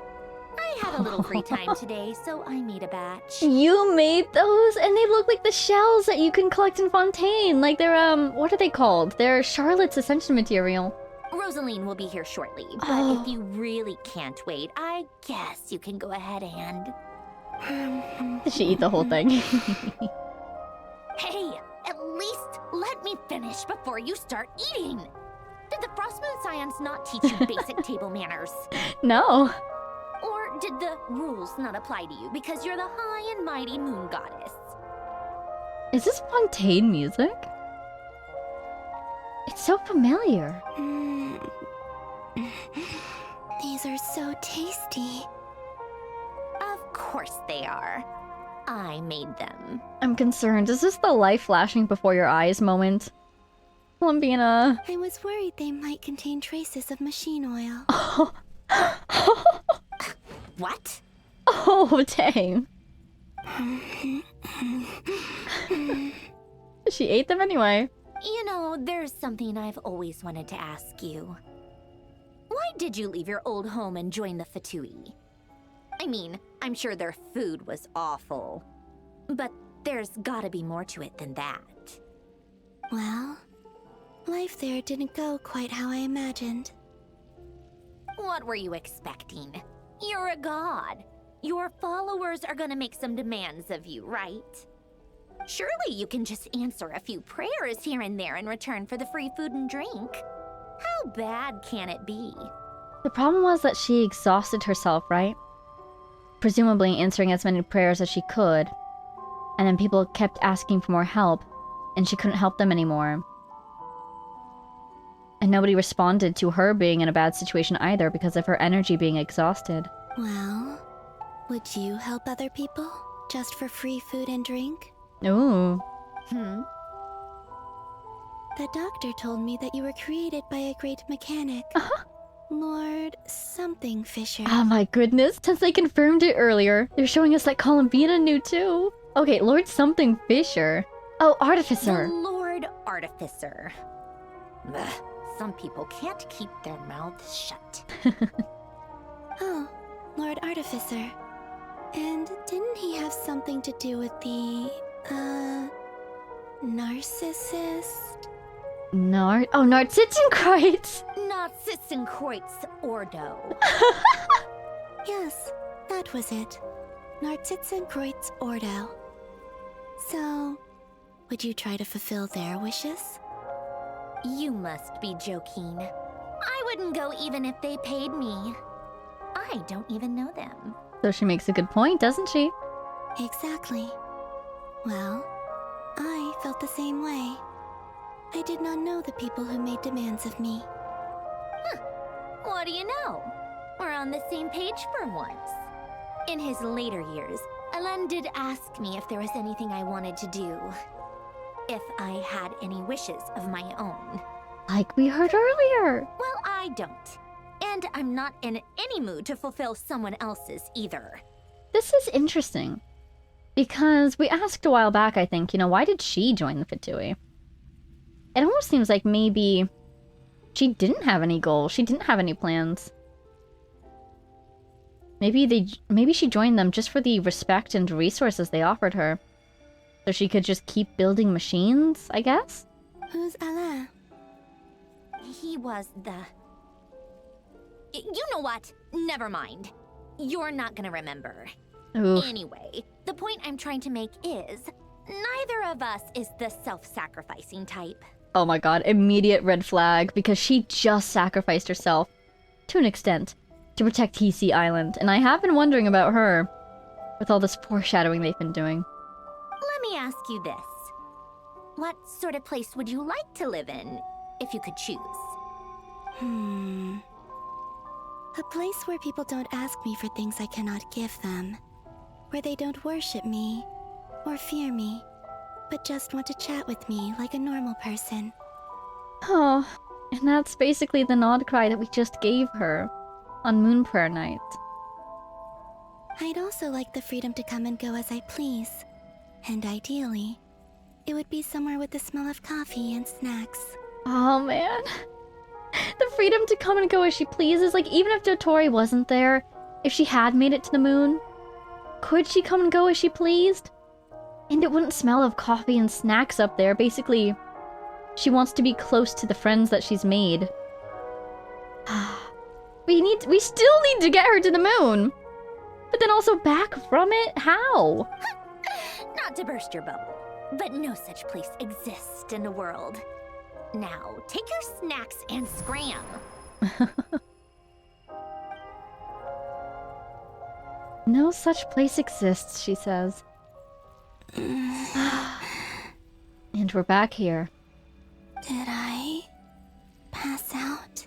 Oh dear. Of course. I'm back here again. I dreamed of events from my past. Yeah. It does feel like the gravitational pull back to this place, it does kind of feel like a safety mechanism. Sandrone. Traveler. Both potentially for the timeline and for her herself. Or whoever uses this place, I miss you all so much. Aww.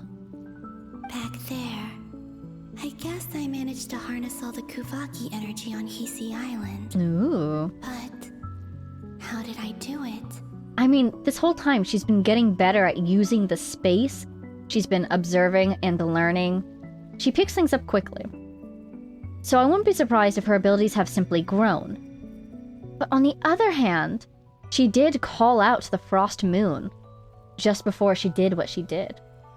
Is it at all possible that the Moon Sisters, way back in the past, when they had access to this place, do they know how to use it to look into the future as opposed to the past? And maybe they saw that and they heard that and they helped her? The original Frost Moon, that is. But then, at the same time, since Columbina's in this place, would she not see them as well? Would she not see the effects of their influence? That feels like a long shot. Time is flowing backwards here, and I can use that familiar power to enter the world of the past. That mystery ally everyone talked about. It was me all along. So cool. It really was, wasn't it? That's so cool. The consistency, the way it all comes together. I can sense that there isn't much more power remaining up ahead. Ooh. What does that mean? This place is running out of power, or you're running out of time, literally? What lies at the end of all of this? Will time keep flowing into the past? And will I ever find my way back? I wonder if she could be clever about this. If she could somehow flip to the other side of this water, would she then move forward into the future? Like we were talking about earlier, right? Different dimensions. Like in Time Trekker, that object being akin to a paper on its side, so you can only see the cross-section of it. If she changes her angle, would she interact with time differently? Can she go through this? In the water, the future mirrors the past or something? Maybe that's the future down there. I wonder. Find the entrance to the memories. I bet this is the lighthouse coming up next. Looking around. Has this place even changed? It's so hard to tell with these rocks. I can't tell if they're completely different rocks every time. Oh man. It's getting harder and harder to use my power. Or if we just keep getting teleported in at different areas and so I can't... It doesn't feel the same, you know? Oh, she's exhausted, isn't she? Goodness gracious, that weapon is gorgeous. I'm no match for the Abyss in this state. I need to avoid the contaminated fragments. Well, fascinating. Why is she not picking it up? Weird.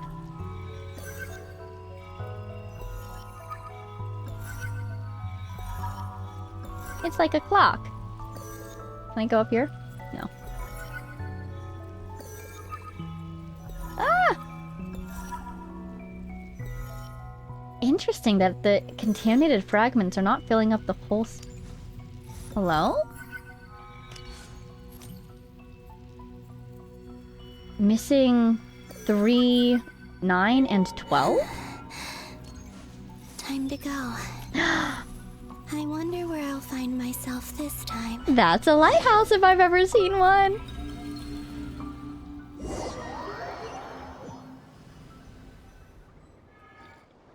The Final Night Cemetery. This is where Flint's is based. Yes, indeed. Or not. How are we supposed to read through this many files? Did we tell her about this part? Does she know about what happened in here? Probably, right? Difficult, yes. But it is also our most efficient option. Seems like they're searching for information. Oh, I remember. Flint and Varka talked about some files on the Wild Hunt. And I love how... Okay, like what Sandrona was saying earlier, about how Columbina won't remember this anyway. She was disconnected from this world for so long, so disassociated from it, that it seems like she didn't really bother to remember things. Because she didn't really care. You know, she was so distant from everything. But then, you know, like I feel, she pays attention to the people she cares about. She remembers and is very intuitive about the people that she cares about. And so now we see this. She remembers something that Flint and Varka mentioned. I really feel like she has adopted the entire circle as her friends now, and I'm very happy for her. Not only is she close to Arlecchino and Sandrone and us, but she's getting closer to everyone, which brings me great joy. Oh, and Lauma too, of course. Was this my doing too?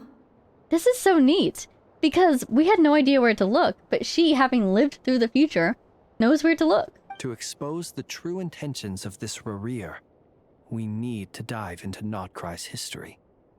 Are my actions changing the past? Or are they simply completing a process? Exactly, that's the question! Is all of this inevitable? Or am I the one making these decisions? I love it so much. What is it, Columbina? What do your feelings tell you? If I choose not to help them now, will it change how things turn out? Ooh. If she chooses not to help us, will the timeline do something to make sure that events happen the same way? Hope we don't land on our heads then. They're my friends. I can't not help them. Aww. Columbina is too nice to test the rules of time travel. It's such a gentle... Wow. Ghost! Hi, Columbina. And the other one was... here. Oh. Hey! Another file's moving! I love Ghost so much, and the fact that it's Columbina. Hey. Her shoes disappearing last. That was funny. It's the same montage as before, but now Columbina is here. Wow. It's a slight difference, you know. When we last saw a montage like this, with Columbina in the background, was when she was, again, disappearing. And nobody could see her, but she was following along with us. And I kept laughing about how adorable and how sad she looked in the background. You know, following us along, but not even always able to hear our conversations, like when we were talking with Nicole. She was so bored and so lost, just kind of hanging out in the background. But this time in that little montage, she wasn't just sitting down or wandering around aimlessly, she felt engaged. Even though now she's even more distant from us. Hmm? I'm happy for her. Luanatar? Luanatar? I'm locked in. Can you see her? Can you sense her? You can sense my presence? Wait. Oh no. Oh, we were so close. But now what? That's my earliest memory of her ghost self. Luanatar. So she's that familiar presence I've been sensing all along. Oh. So maybe the moments where she was able to visit, it wasn't because we were there, but because Luanatar was there? Luanatar, what's up with you? Who are you really? What are you really? She's always been by the Traveler's side. That explains why the Traveler has been there each time I've entered the past. Fascinating. But why Luanatar? Is it because she has a connection to me as the Moon Goddess's familiar? If so, why not any other Kuhenki? I'm trying to remember what makes Luanatar different from the other Kuhenki. From what I remember, they're all born of the blessings of the moon. But Luanatar is, like, specifically chosen by a moon goddess? Does Luanatar predate Columbina? That's... Oh, here we go, here we go, here we go. Where's this one going to be? That was cool, that was cool. I love the way she floats. I love a character who floats.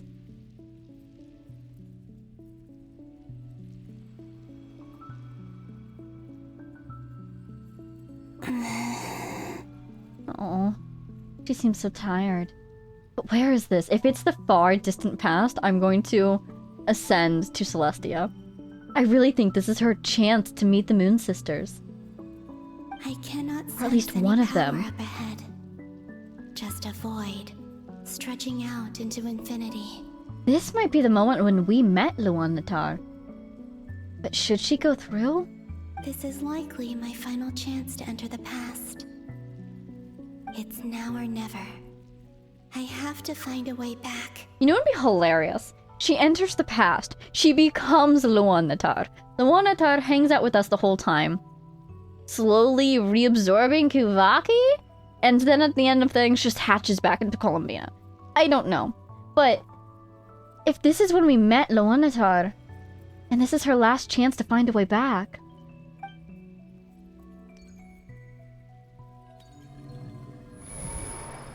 That was gorgeous. That was beautiful.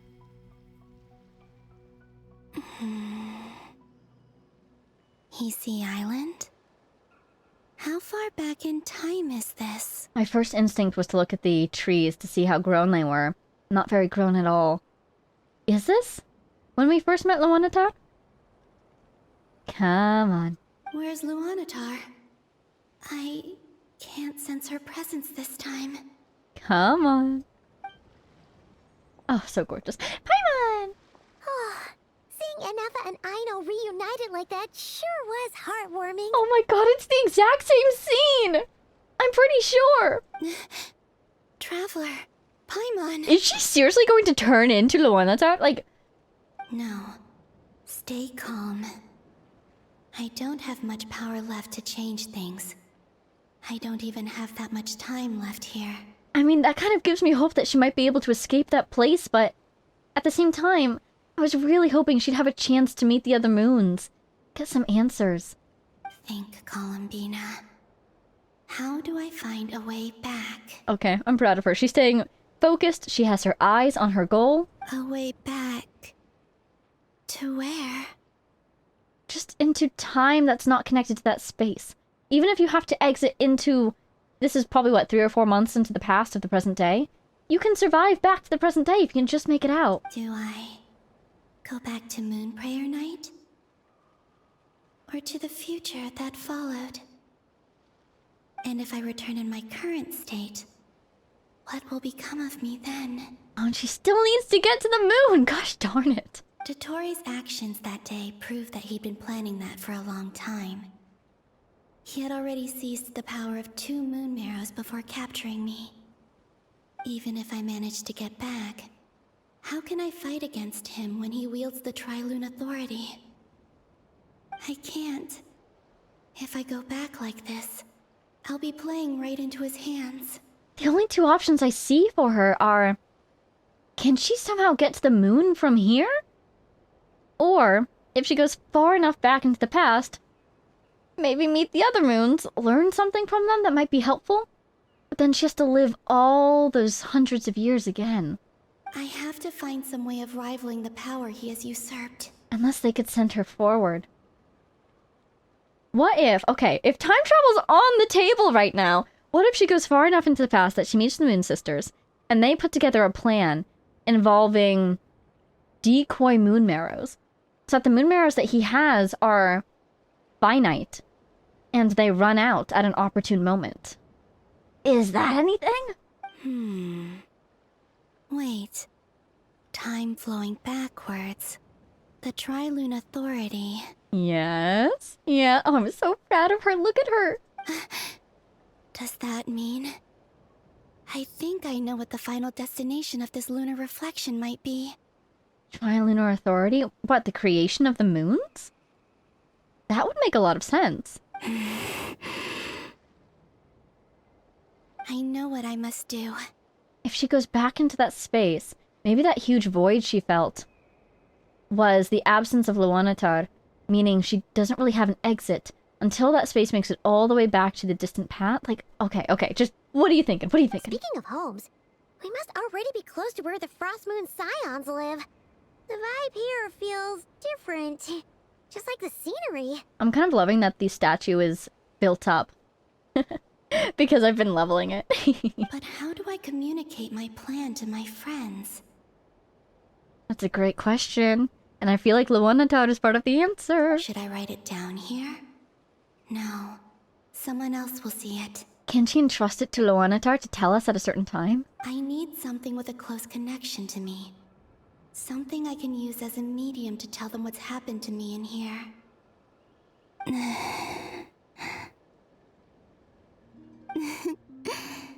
Now it makes sense. And her music kicks in. Oh my gosh, you've got it, Columbina, come on.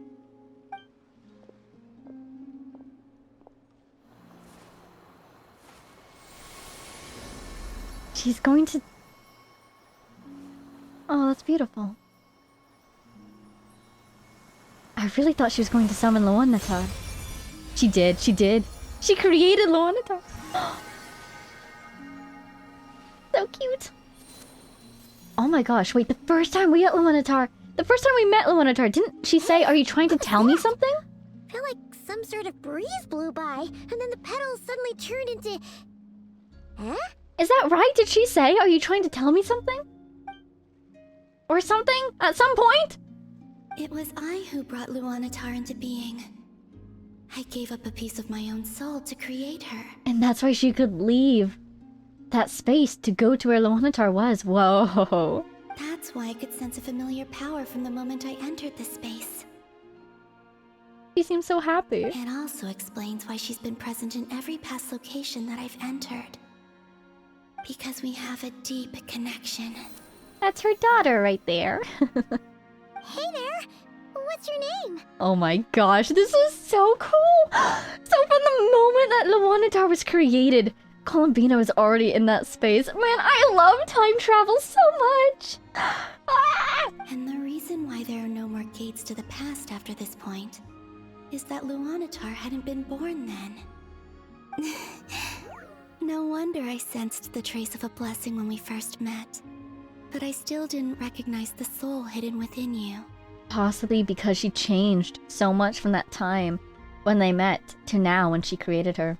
I wonder. Back then, I was just a little lost dove. I had yet to become Columbina Hyposelenia. Oh my gosh. Go on. Go on now. We've got stuff to do. Best you find someone else to hang out with. In hindsight, Luanatar did an amazing job following us around this whole time so that Columbina could visit us. Wow. Hey, you scared it off. And that's why she can see her, isn't it? I'll be counting on you. Aww.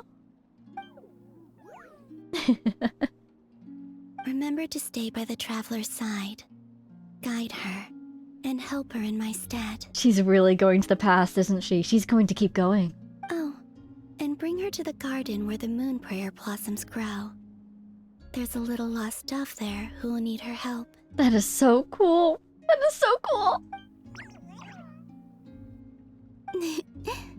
Go on. Oh my god. Bye. You did amazing. You too. Go and live your story. This is so cool. This is one of the earliest scenes of the Archon quest. Wow. As for mine must go in a different direction.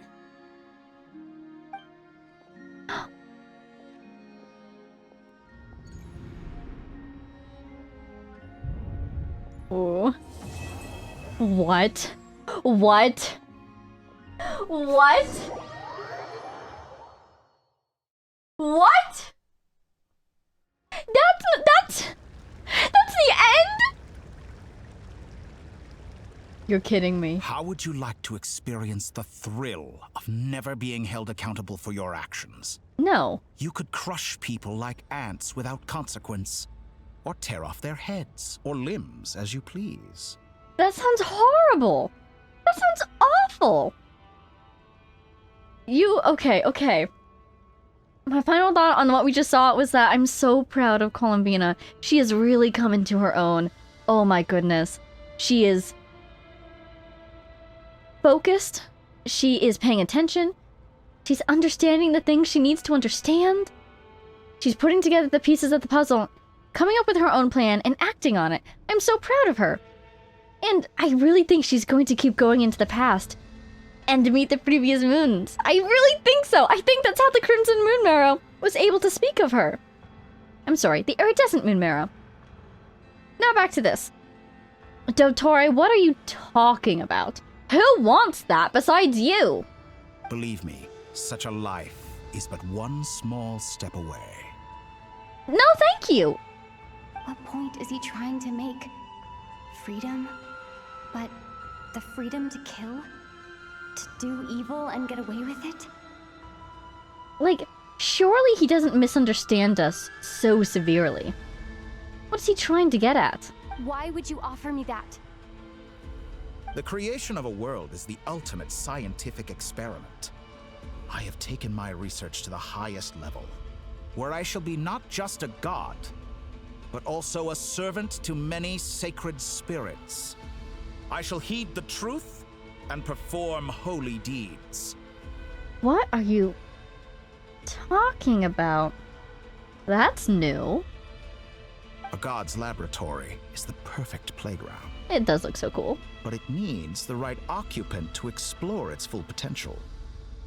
Mortals are found everywhere one looks. Not so with Descenders. I'd prefer my first guest to be a distinguished individual such as yourself. And I know you could make the most of the opportunities it offers. So the condition for entering the new world is to take innocent lives.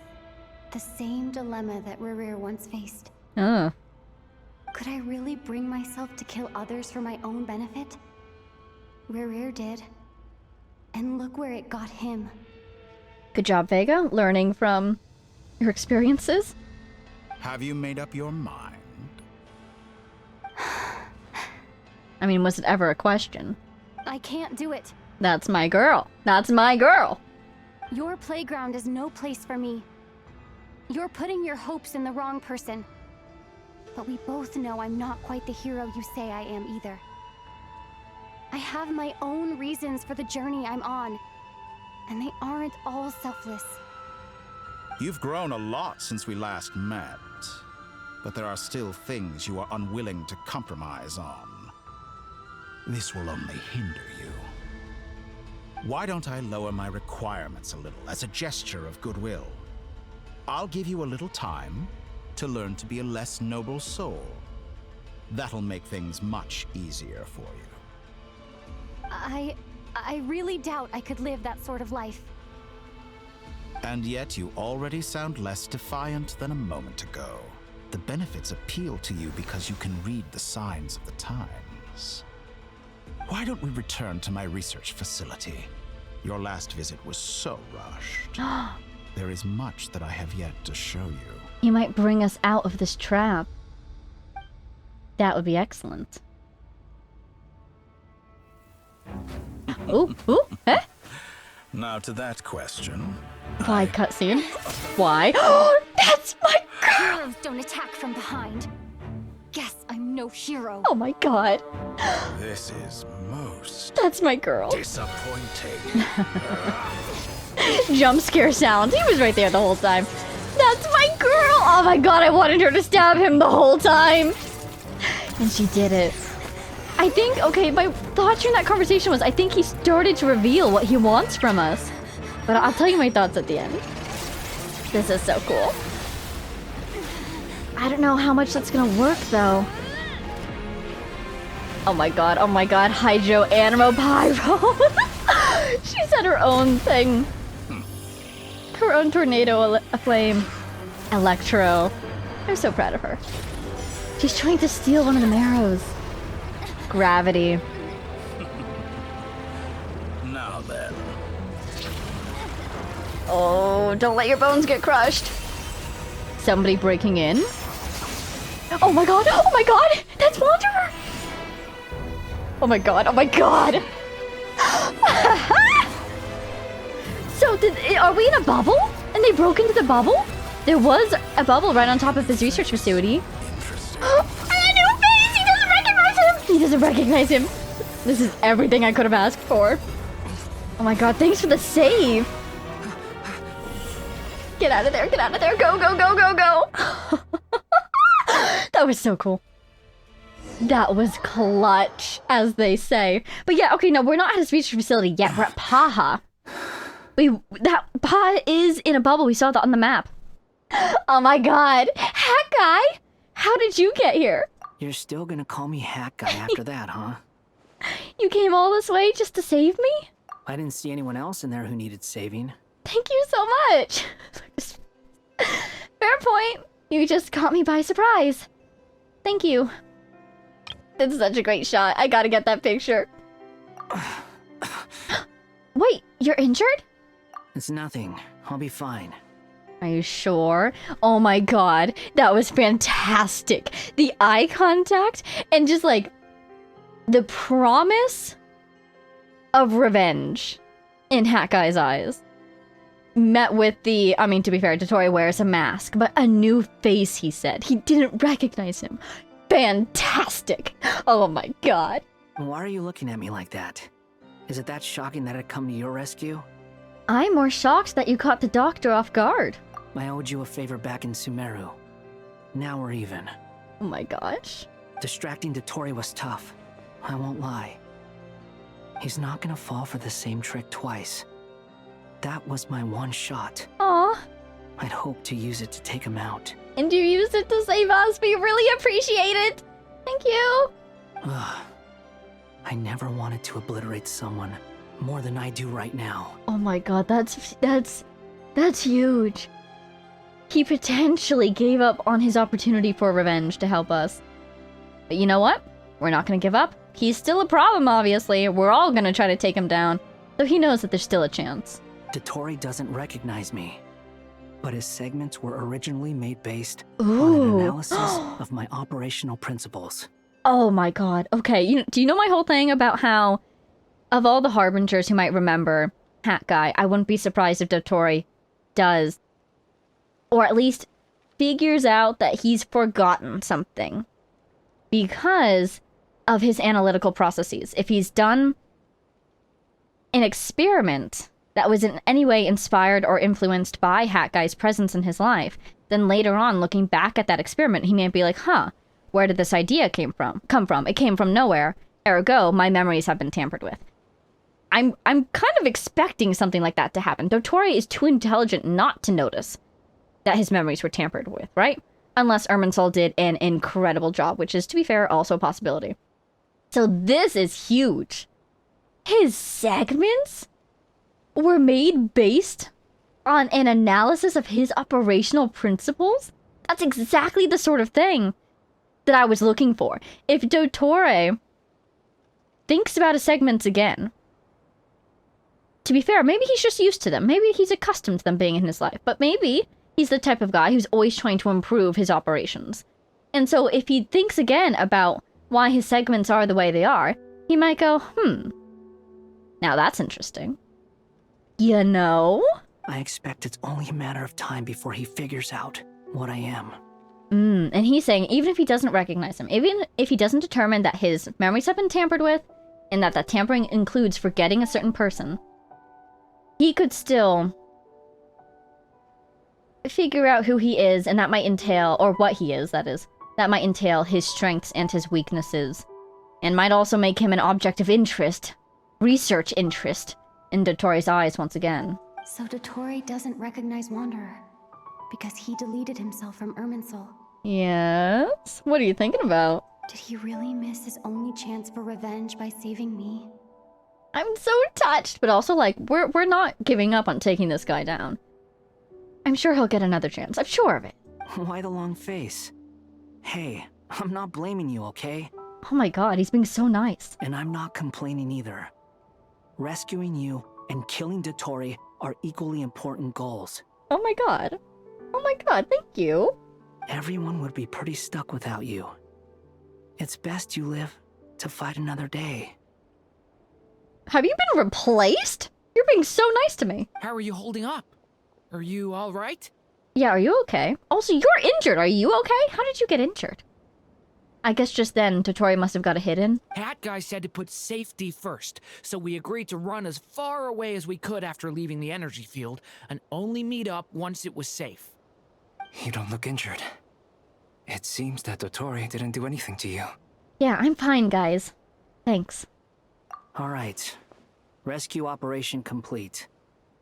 Let's head back. This is fascinating. There's a lot more work to be done before this is over. This is fascinating. Act 8? Act 8? Yeah! True Moon! Don't teleport me for the love of Paimon.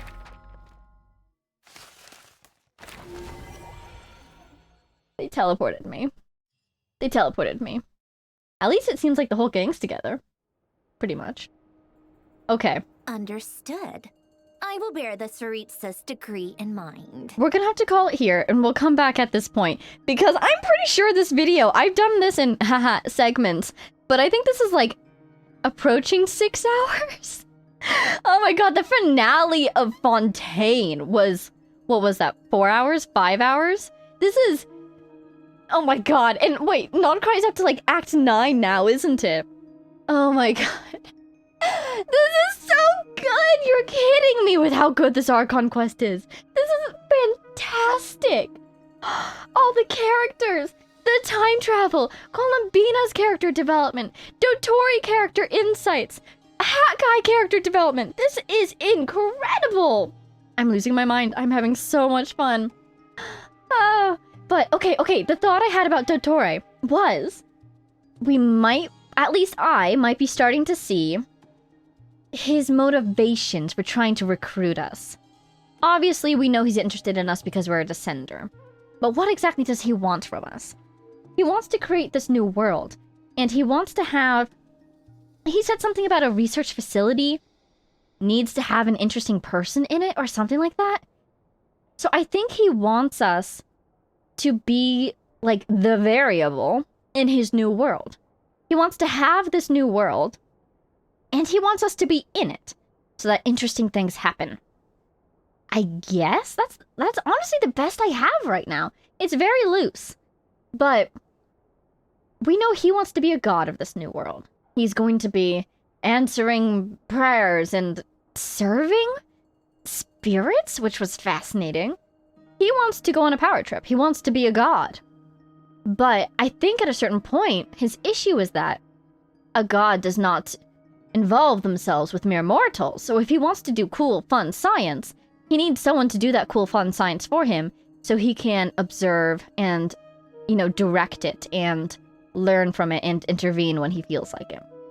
Do you think he wants to be this, like, overarching world, and then we're in that world, and he says, like, oh, you should do this experiment, and so then we run the experiment, and he's like, oh, yes, very nice. I don't know. But that's why he needs us to be willing to do heinous things, because that's the sort of experiments he wants to run. I guess? That's just what came to mind based off what he was saying in that final scene that we had with him before we were rescued. Because he's clearly interested in our descenderness. He wants us to be willing to work with him. He doesn't want to just capture us and imprison us and experiment on us. He wants us to actively work with him. So that's my best guess right now. We'll see. Maybe the science that he wants to do has a specific goal in mind. But we'll see indeed. Oh my gosh, this was incredible. Further confirmation, actually direct confirmation, of Marionette's relation to Hélène Guillotine, for that matter. She was made by him! That makes a lot of sense! Oh my god. I already want to go review everything we learned about Hélène. I feel like I remember the Narcitzenkreuz Ordo side of things better than Hélène's side of things. Just, oh my god. There's so much to know, there's so much to remember, but this is incredible. Even though I haven't memorized everything, like, I still feel this sheer satisfaction of everything coming together, you know? This is so cool. Anyway, so that was all of Act 7, I think. And a little bit of Act 8, which I guess we'll have to go straight into next time, because I have not yet been freed. Wow. Wow. Wow. Okay. For now, we are done here. Thank you all so much for watching. I hope you enjoyed, because at this point, how can you not? That was incredible. I'm so overwhelmed by how good that was that my brain just reset. What did I even just say? Thank you so much for watching. I hope you enjoyed. Special shout out to our Patreon supporters: Jay Blakewood, Conrasard, Power of Chaos, Mary, Edu, Gibrilia, the Loyal Servant of Her Majesty, the Tsaritsa, Ruru, Axel Iron, Jake Quellen, Lunar, Matsan, Marcin, Marcus, Sal, Don't Call It, Brian, Warp, Summer, Mo, Lizaria, Kagura, and all of our anonymous patrons. Thank you all so much for your support. Thank you to everyone for your support and for being here, and oh my god. Okay, with the knowledge that I have currently, and nothing more. Did I miss anything? Are there any cool connections that we could make here? Because, oh my god, the layers. That was so good. Ah! What do I do with my life? I can't wait to keep playing this. That was so good. I'm not over it. How? And everyone? And Columbina? Where's Yehoda? It's been a while since I've seen Yehoda. I miss her. I miss Paimon. Paimon went to Natlan. I miss Paimon. This was so good. What is happening? And Dottore? And like, I thought Rerir was gonna be the main bad guy, but Dottore and the bubbles? And he's like eating Nod-Krai and Davat? Ah! Okay, bye. I'll see you in the next one. Bye now.